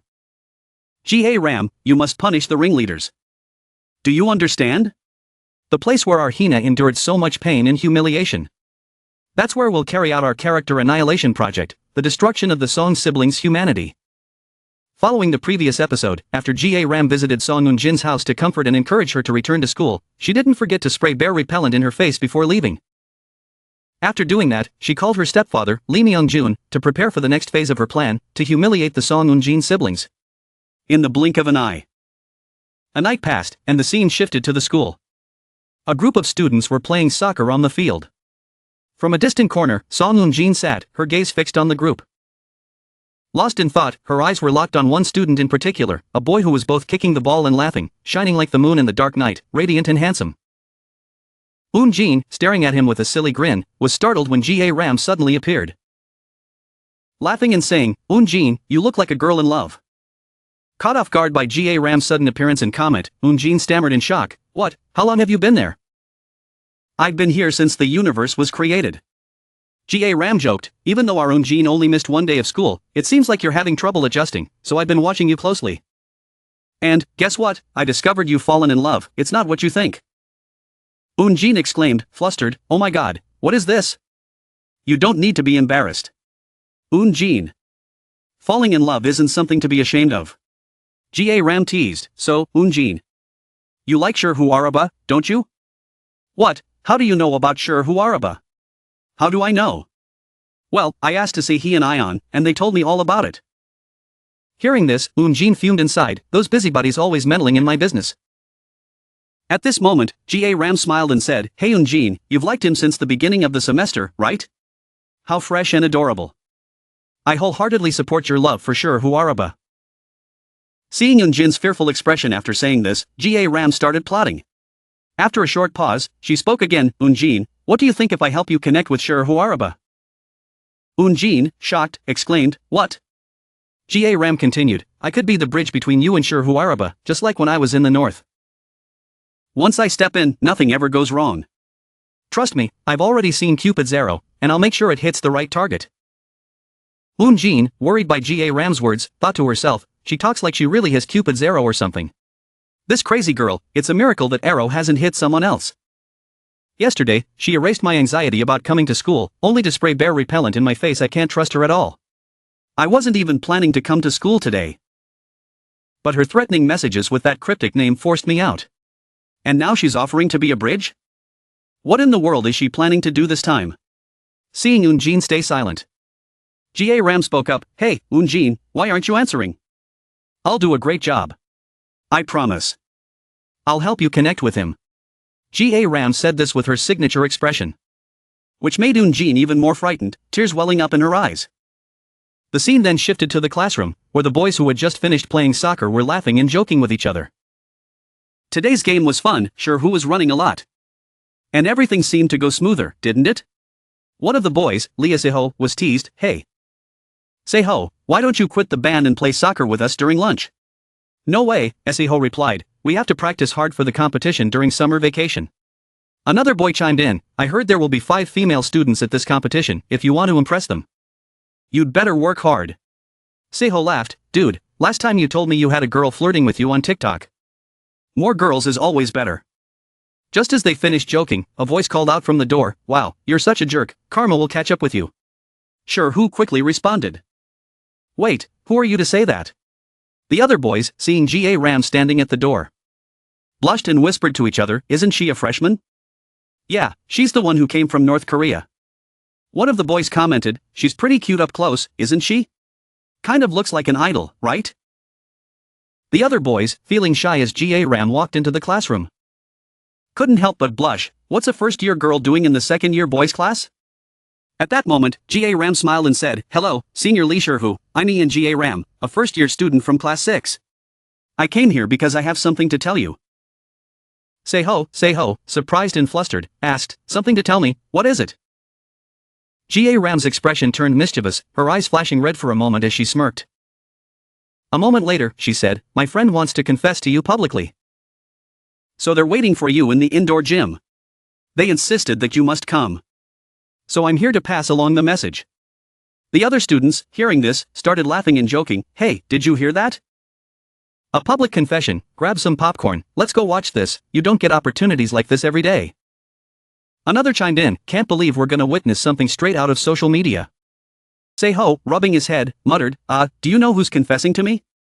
G-ram smiled slyly and replied, if I told you now, it wouldn't be as fun, would it? You'll find out when you get there. Senior, my friend has prepared a lot for this. So you definitely don't want to miss it. With that, G-ram politely bowed, I'll be taking my leave now. Don't forget to go. Senior Seho, and left the classroom. After G-ram left, Sherhu was left blushing with embarrassment. At that moment, his group of friends rushed over, laughing and teasing him, oh my god, Lee Sherho, we knew you were popular, but this is on another level. Shut up, you guys, Sherhu muttered, clearly overwhelmed by all the attention. One of them continued. Hey, are you going or what? That girl's waiting for you. Man, but I don't really like this kind of stuff. Sherhu protested, yeah, right, look at your face, you're excited. Meanwhile, news about the public confession quickly spread to other classes. Students were eagerly sharing the update. Hey, Lee Sherhu from class 4 is about to get confessed to. This sparked curiosity, especially among the male students, who followed in a large group toward the gymnasium. On the other side, the female students were also talking excitedly, hey, I heard that the handsome second-year senior in the band is getting a public confession at the gym. Oh my gosh, really? That's so cool. Let's go check it out. We can't miss something like this. Yeah, come on, let's go together. A short while later, a huge crowd had gathered behind Sherhu as he made his way to the gym. People were chatting and laughing amongst themselves. Whoa, since when did this turn into a festival? There are so many people here. I wonder if the girl confessing is pretty. It's a public confession, right? No way she's someone without confidence in her looks. Exactly, Lee Sherhu was one lucky guy. For sure, look at him, he's already smiling smugly. A moment later, the group arrived at the gym, initially laughing and having a good time. However, within a second, Ji-ho's expression drastically changed to one of shock. His eyes widened with fear, as if he was witnessing something unbelievable. Something he couldn't process. Meanwhile, in another scene, a doctor was holding a medical chart and said, Patient Song Jin-gu, are you aware that today is your scheduled surgery for the reconstruction of one of your testicles? Shocked, Song Jin-gu stammered, what? But the day's not over yet. What are you talking about? The doctor continued. Today is June 13th, could it be that because you haven't been going to school? You've lost track of time? Hearing this, Song Jin-gu started to think, could it be? No, that's not right. The surgery is supposed to happen tomorrow. After my parents arrive. After a moment of consideration, he spoke, is it possible you've mixed up my surgery date with someone else's? The doctor replied firmly, no, there's only one patient named Jin-gu scheduled for testicle reconstruction at this hospital. If you understand, let's begin preparing for surgery. The doctor then added. Now, we'll need to measure the size of the testicle in order to insert the artificial implant. I'll proceed with taking an image of the testicle. Song Jin-gu, still in shock, exclaimed, "What? But we already did that last time." The doctor reassured him, "This is the final scan before the surgery. Please cooperate." "Ah, that's right, you can't move, can you?" The doctor said. "Nurse Kim and Nurse Park will help remove your pants. It might hurt a little when they move your legs. But bear with it." As soon as they started to remove his pants, Jin-gu winced in pain and cursed in his mind. "Damn it, every time they move my leg, the pain is unbearable, furious."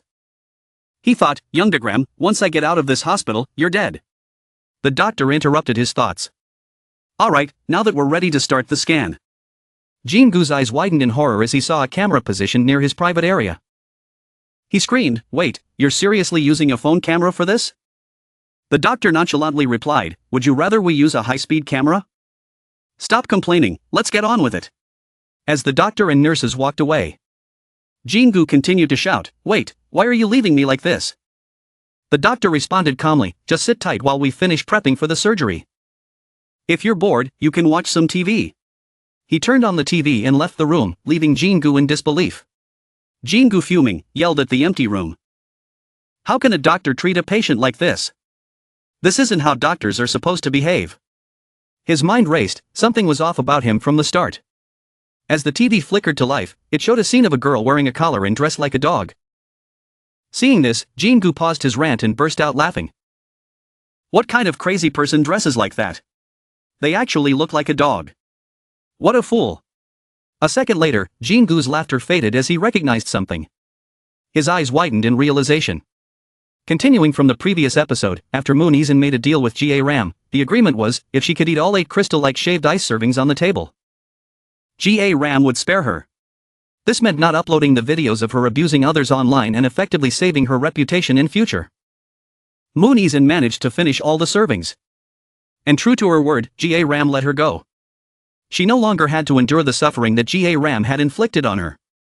However, Moon-izan passed away shortly afterward. The very next day, the news reported a shocking incident. Recently, the owner of a shaved ice shop in Andogo district had mixed shards of glass into the ice and attacked customers indiscriminately. This horrifying act of terrorism led to the tragic death of Moon-izan, a 16-year-old girl. Prosecutors launched an investigation into the shop owner, identified as Mr. Lee, charging him with causing severe injuries with special circumstances. He was immediately taken into custody. During questioning, Mr. Lee admitted to his actions, stating that he was overwhelmed by despair after accumulating billions of won in debt due to poor guarantees. He claimed that he only wanted to vent his anger on someone and had no intention of killing anyone. Criminal experts commented on the increasing diversity and randomness of crimes nowadays, urging society to awareness and vigilance. Returning to the main story, Yoon, a friend who accompanied Moon-izan, is currently undergoing treatment at the hospital for psychological trauma. Scene transition to G-ram. G-ram is seen laughing and saying, "As expected, chocolate smoothies are the best psychological therapy. Right." She then turns to Lee Myung-jun and asks, "What happens if the shop owner denies the charges?" Myung-jun reassures her, "Don't worry about that, since this case is classified as causing special injuries rather than intentional murder. The game ends here. According to our lawyer, the maximum sentence is 8 years. I promised Mr. Lee that I would clear his 1.7 billion won debt and pay him 8 billion won after taxes in exchange for serving 8 years in prison. He won't betray us." G-ram chuckles. Ah, the brilliance of Korean capitalism. At this moment, Manager Bitch interjects, "By the way, G-ram, how did you predict that Moon-izan would eat your shaved ice instead of her own?" G-ram responds, "I'm not a mind reader. How could I have known that?" Manager Bitch presses further, "Then how did you do it?" G-ram smirks and replies, "Of course, I put glass shards in both bowls of shaved ice. The top layer was real ice, but the bottom was glass. From the start. No matter which bowl she chose, her fate was already sealed." Manager Bitch nods in understanding, "I see. That's why you seemed so disappointed." If Izan, after finishing the first shaved ice bowl, realized she had to eat the mango-flavored one as well, I wonder how she would have reacted. G-ram sighs, "And yet, that girl couldn't even finish one bowl. How boring." Scene continues, hearing G-ram narrate her meticulously crafted plan. Manager Big broke into a cold sweat. He thought to himself. In moments like this, I realize just how much of a psychopath young G-ram truly is. Normally, she just seems like a mischievous little sister. Suddenly, G-ram started crying. Surprised, Manager Big blurted out. What's going on? Why are you crying all of a sudden? Through her sobs, G-ram stammered, I suddenly remembered Izan and her mom. I miss the days when we used to have so much fun playing together. It's heartbreaking to think that we'll never be able to play together again. But then, her tone shifted, and she continued. Still, the expression on her mom's face as she was dying. It made me so happy I could barely contain myself. I miss you, Izan. At that moment, Lee Myung-jun interjected, anyway, it's been 4 days since my final plan. How is the progress regarding Moon Izan's parents? Hearing this, Manager Big began to lay out a report for him. Scene transitions to another location. A group of angry citizens is gathered. Chanting. Corrupt hospital. How absurd. Resign. Director of the hospital. Resign. Elsewhere, a reporter is broadcasting live. I'm standing in front of the Taiwan General Hospital building, which is currently surrounded by large groups of civilians protesting against corruption within the hospital. Alongside them are media personnel covering the unfolding events. This all stems from a corruption scandal involving the hospital director, Moon Pedro, which was exposed yesterday by a whistleblower. Director Moon Pedro is accused of colluding with representatives of INTEC, affiliated with the ruling party, using his influence to pressure local authorities. The hospital allegedly issued orders to convert a basin area into a medical facility. According to leaked documents, even the profit distribution plans from the inflated land prices resulting from this conversion were accounted for. This has drawn significant criticism, as it suggests that patients were neglected and left to suffer, all in the name of blatant profit-seeking. Reporters have repeatedly requested access to the site, but the hospital has consistently denied these requests, citing restrictions on outsiders to ensure patient stability. Meanwhile, hospital director Moon Pedro was reported to be holed up with his wife inside the director's office. Inside the office, Moon Izan's mother was sobbing uncontrollably, stammering, "It's all because of Lee Myung-jun. Our Izan died such a terrible death, and it's all because of him. He must have hired young G-ram or someone else to feed her that shaved ice." Hearing this, her husband coldly responded, "Stop making baseless accusations. There's no evidence for any of this." Evidence? Do you not find it suspicious that this happened at the same time as your corruption scandal? You know it as well as I do. This is Lee Myung-jun's doing. Oh, wait. Everything is your fault. If you hadn't sent her to the academy that day, none of this would have happened. No, even before that. If you hadn't been so harsh with Izan, she wouldn't have become a bully. Everything was ruined because of your arrogant, patriarchal pride. Izan, you killed her. The wife berated and blamed her husband before grabbing her handbag and storming out, saying, "I'm going back to my parents' house. Prepare the divorce papers. I'll handle the rest with Lee Myung-jun, goodbye." After she left, the husband was left alone in the room. He struggled to suppress his anger, his mind racing with thoughts. She dares to say such things? A wife who was always too busy gossiping at social gatherings to even remember Yazan's elementary school graduation. And yet she has the nerve to talk like this? I watched over my daughter more closely than anyone else, because she was just like me. Moon Yazan inherited both my brilliant academic abilities and my violent tendencies.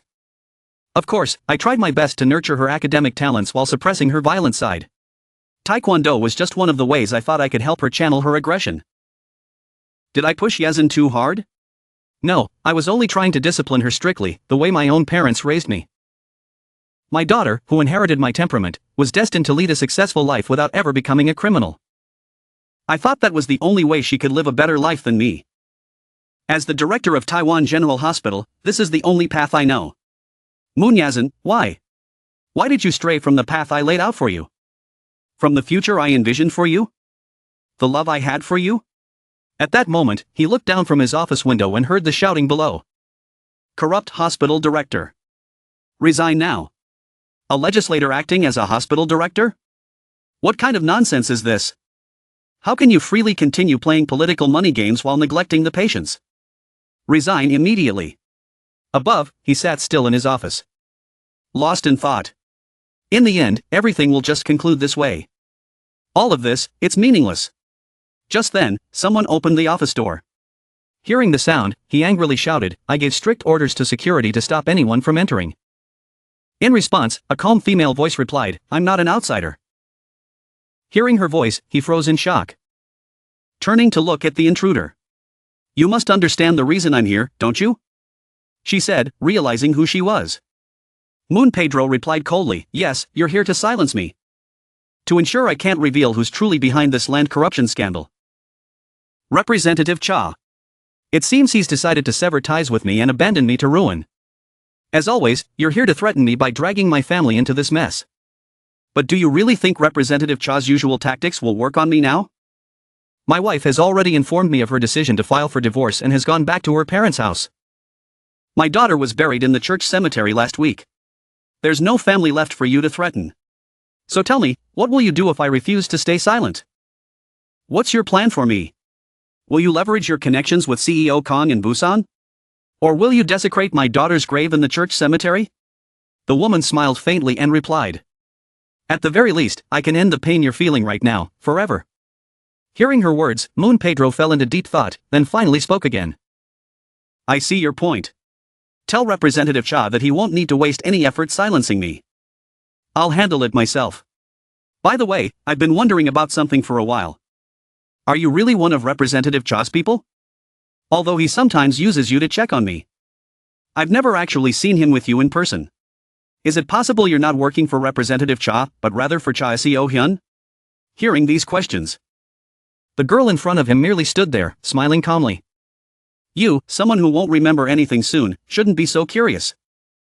"Well, I suppose I've heard enough answers now." Moon Pedro responded. "Just to be clear, my wife knows nothing. I'm trying to save you the effort. So I trust you won't go to her. Just watch and see. I'll keep my promise." At the same time, outside the hospital, a large crowd was trying to force their way in. "Let us film. Please give us access. Wait a minute. We must meet the hospital director. We need to interview the director." Amid the commotion, someone glanced up at the sky and gasped in shock. It was Moon Pedro standing on the rooftop. The crowd quickly noticed and began shouting in unison. "Wait, what's that up there? Isn't that him? Why is the director on the rooftop? What's going on?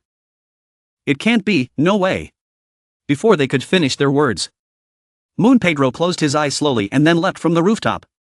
The crowd below froze in horror. As his body hit the ground with a loud thud, screams erupted from all directions, and people shouted frantically for the cameras to stop recording. "Turn the cameras off. Don't broadcast this live. It'll traumatize everyone watching." Time passed, and the scene shifted to Lee Myung-jun sitting alone in his office. The silence was broken when Manager Big entered and asked, "Vice President, is there something troubling you?" Lee Myung-jun replied, "Nothing. I was just thinking about Hyena's diary. About the day when all the tragedies began. September 6, 2023. The first day of the school violence against Lee Hyena. Flashback to September 6, 2023. Lee Hyena was tied up on the floor, trembling. A girl stood over her, shouting angrily, "Damn it.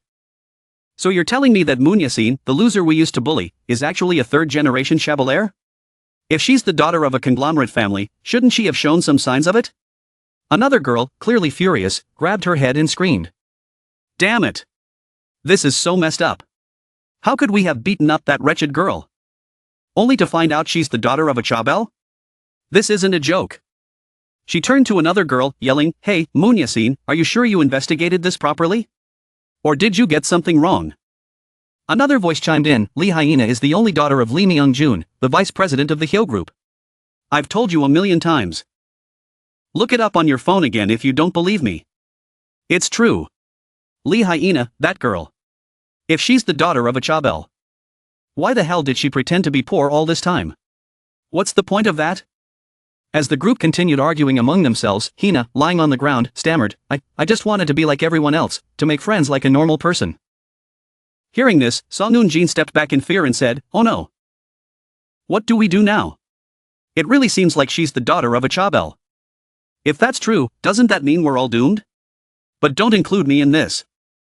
I didn't do anything to her. Why should I suffer for what you all did? Don't drag me into this mess. Another girl snapped, shut your mouth. Haven't you heard the saying, standing by makes you an accomplice? You think you can save yourself now by backing out? If that Chabel girl decides to take revenge, do you think she'll just let you off the hook? As they continued their heated discussion, Hina's voice trembled from the ground. Hey, everyone, I really don't have any intention of taking revenge. I swear, from the beginning, I wanted to resolve everything through talking. Right now, I'm living alone, so my dad won't even find out that I was beaten. I'm not seriously hurt, so let's just resolve this peacefully. Please, just let me go. After hearing Hina's plea, Eunjin hesitated and spoke up. She's right. Everyone, she said she'd let it go. So let's just release her. There's no need to take this too far. Moon Yejin immediately retorted, are you seriously that dumb? You really believe what she's saying right now? She's just saying that to get out of this. What if she comes back later to ruin us? Hina desperately interjected, no, I promise. I won't do that. I'm telling the truth. I won't hold a grudge or try to get back at you. Moon Yejin scoffed, even if that's true and she wants to let it go. What about her dad? Even if she's living alone, she's still a Chabel's daughter. Do you seriously think there aren't bodyguards or people watching over her? Sooner or later, everything we've done is going to come to light. And when her dad finds out, we're done for. We can't keep her locked up here forever. Another girl groaned in frustration, damn it. Then what do we do now? We need to think of a way to deal with this fast. Someone snapped back, deal with it? What the hell do you mean by that? Say it again if you dare. Oh, so you want to fight me right now? Is that it? Hey, everyone, stop it. Why are you fighting each other? Calm down. You're all overreacting. Another girl muttered, damn it. This is such a mess. You're all driving me crazy. Finally, someone blurted out, but where's Cha Seo-hyun?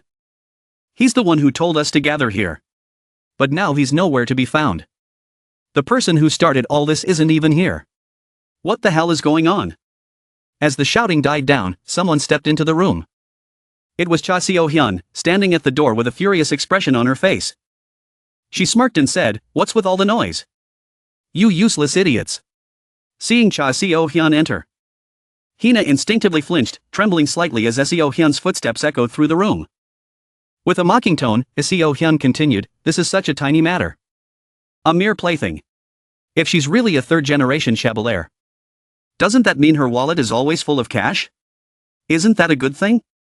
One of the girls, confused and frustrated, asked, Cha Seo-hyun, where were you? Why are you only showing up now? I told you, didn't I? I went home to grab something and then came back. No, you never said anything about that.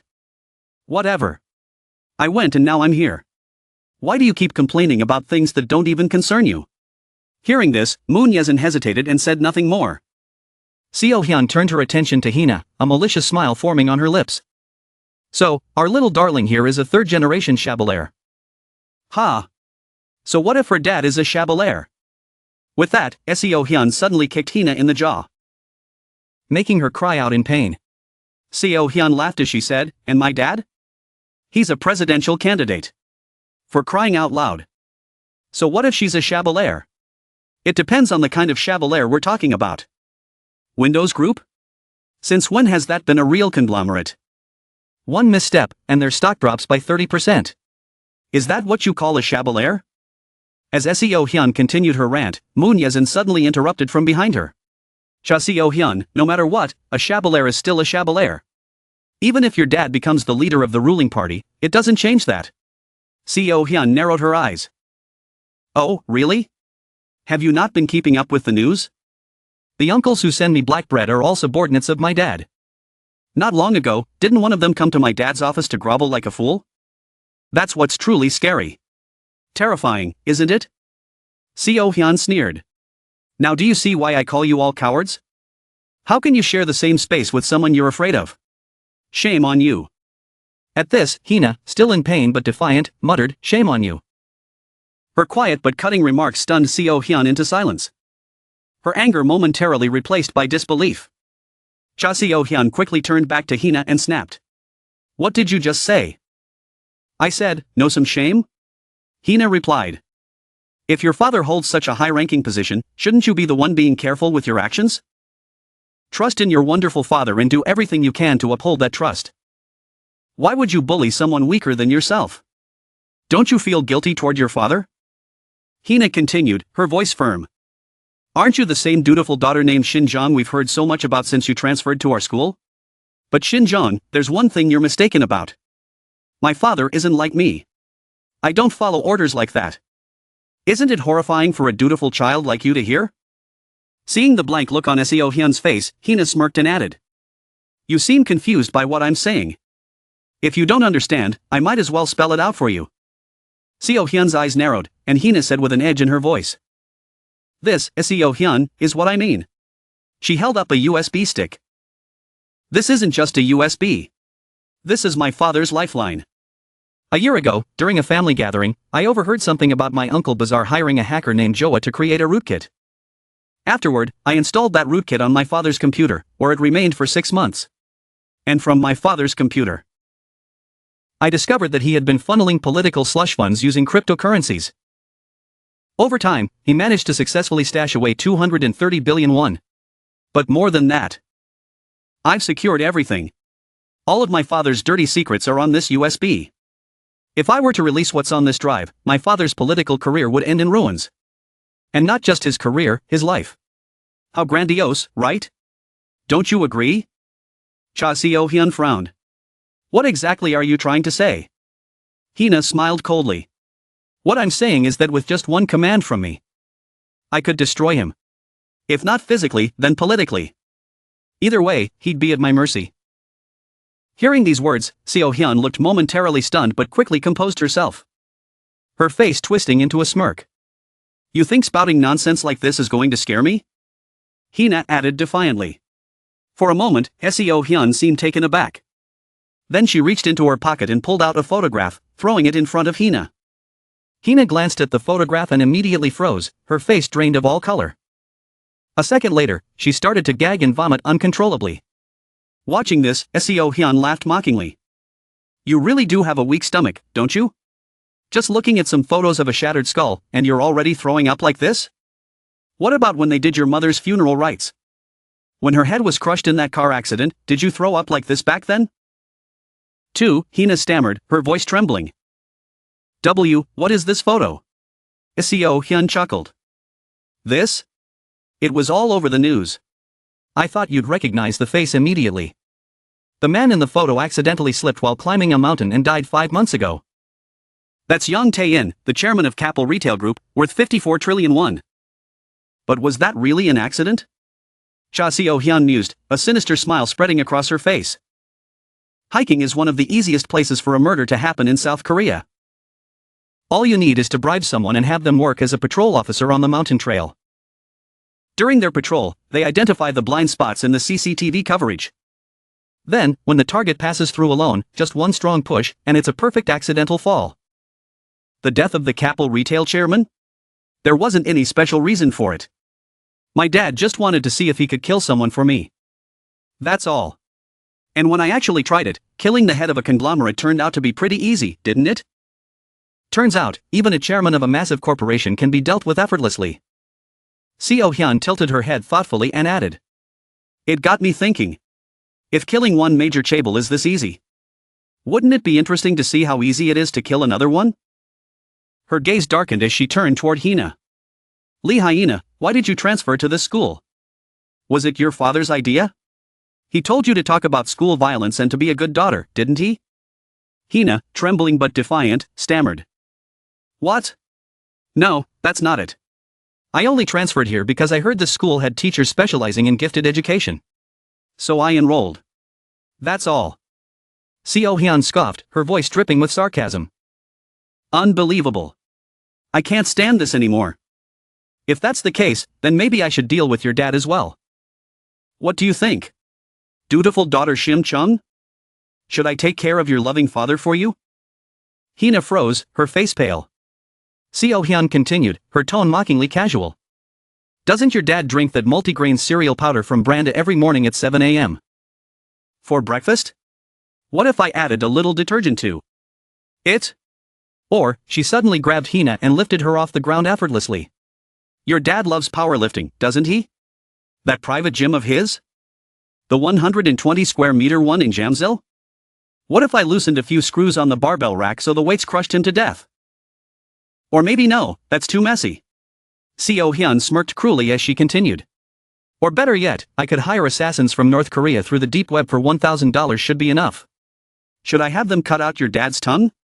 Without waiting for a response, Seo Hyun punched Hina hard in the stomach, making her gasp for air and struggle to breathe. As Hina curled over in pain, Seo Hyun crouched down and leaned in, her voice low and menacing.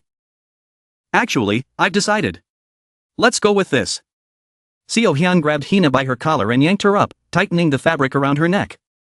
With a swift kick to Hina's legs, she made her stumble and choke on her own collar. Smiling darkly, Seo Hyun whispered mockingly. Breaking news, Vice President of Windows Group.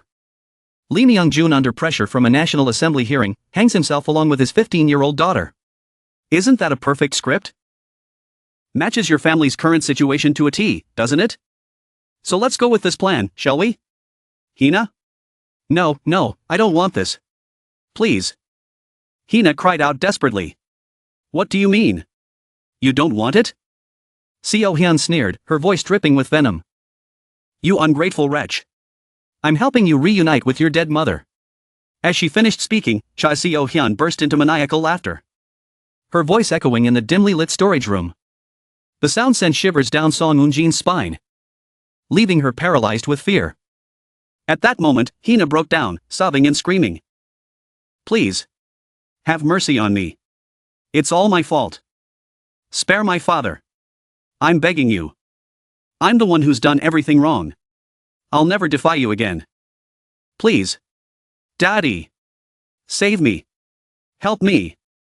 Hearing Hina's desperate cries, Seo Hyun let go of her grip. Hina collapsed onto the floor, gasping for air, her body trembling uncontrollably. Seo Hyun stood over her, watching her struggle to breathe. After a moment, she said coldly. Hina, from today onward, you're my toy. You will never defy me. If you even think of resisting, your father dies. Got it, my little toy? Hina, still crying uncontrollably, nodded in submission, her voice barely audible as she whispered, I understand. Later, in his office, Lee Myung-jun sat alone, reading the diary Hina had left behind. His hands clenched the book tightly as rage boiled within him. It's all my fault, he thought bitterly. The CEO high school that you wanted to transfer to, I should have investigated it more thoroughly. Instead, I used the pathetic excuse of being too busy preparing for a National Assembly hearing. How absurd.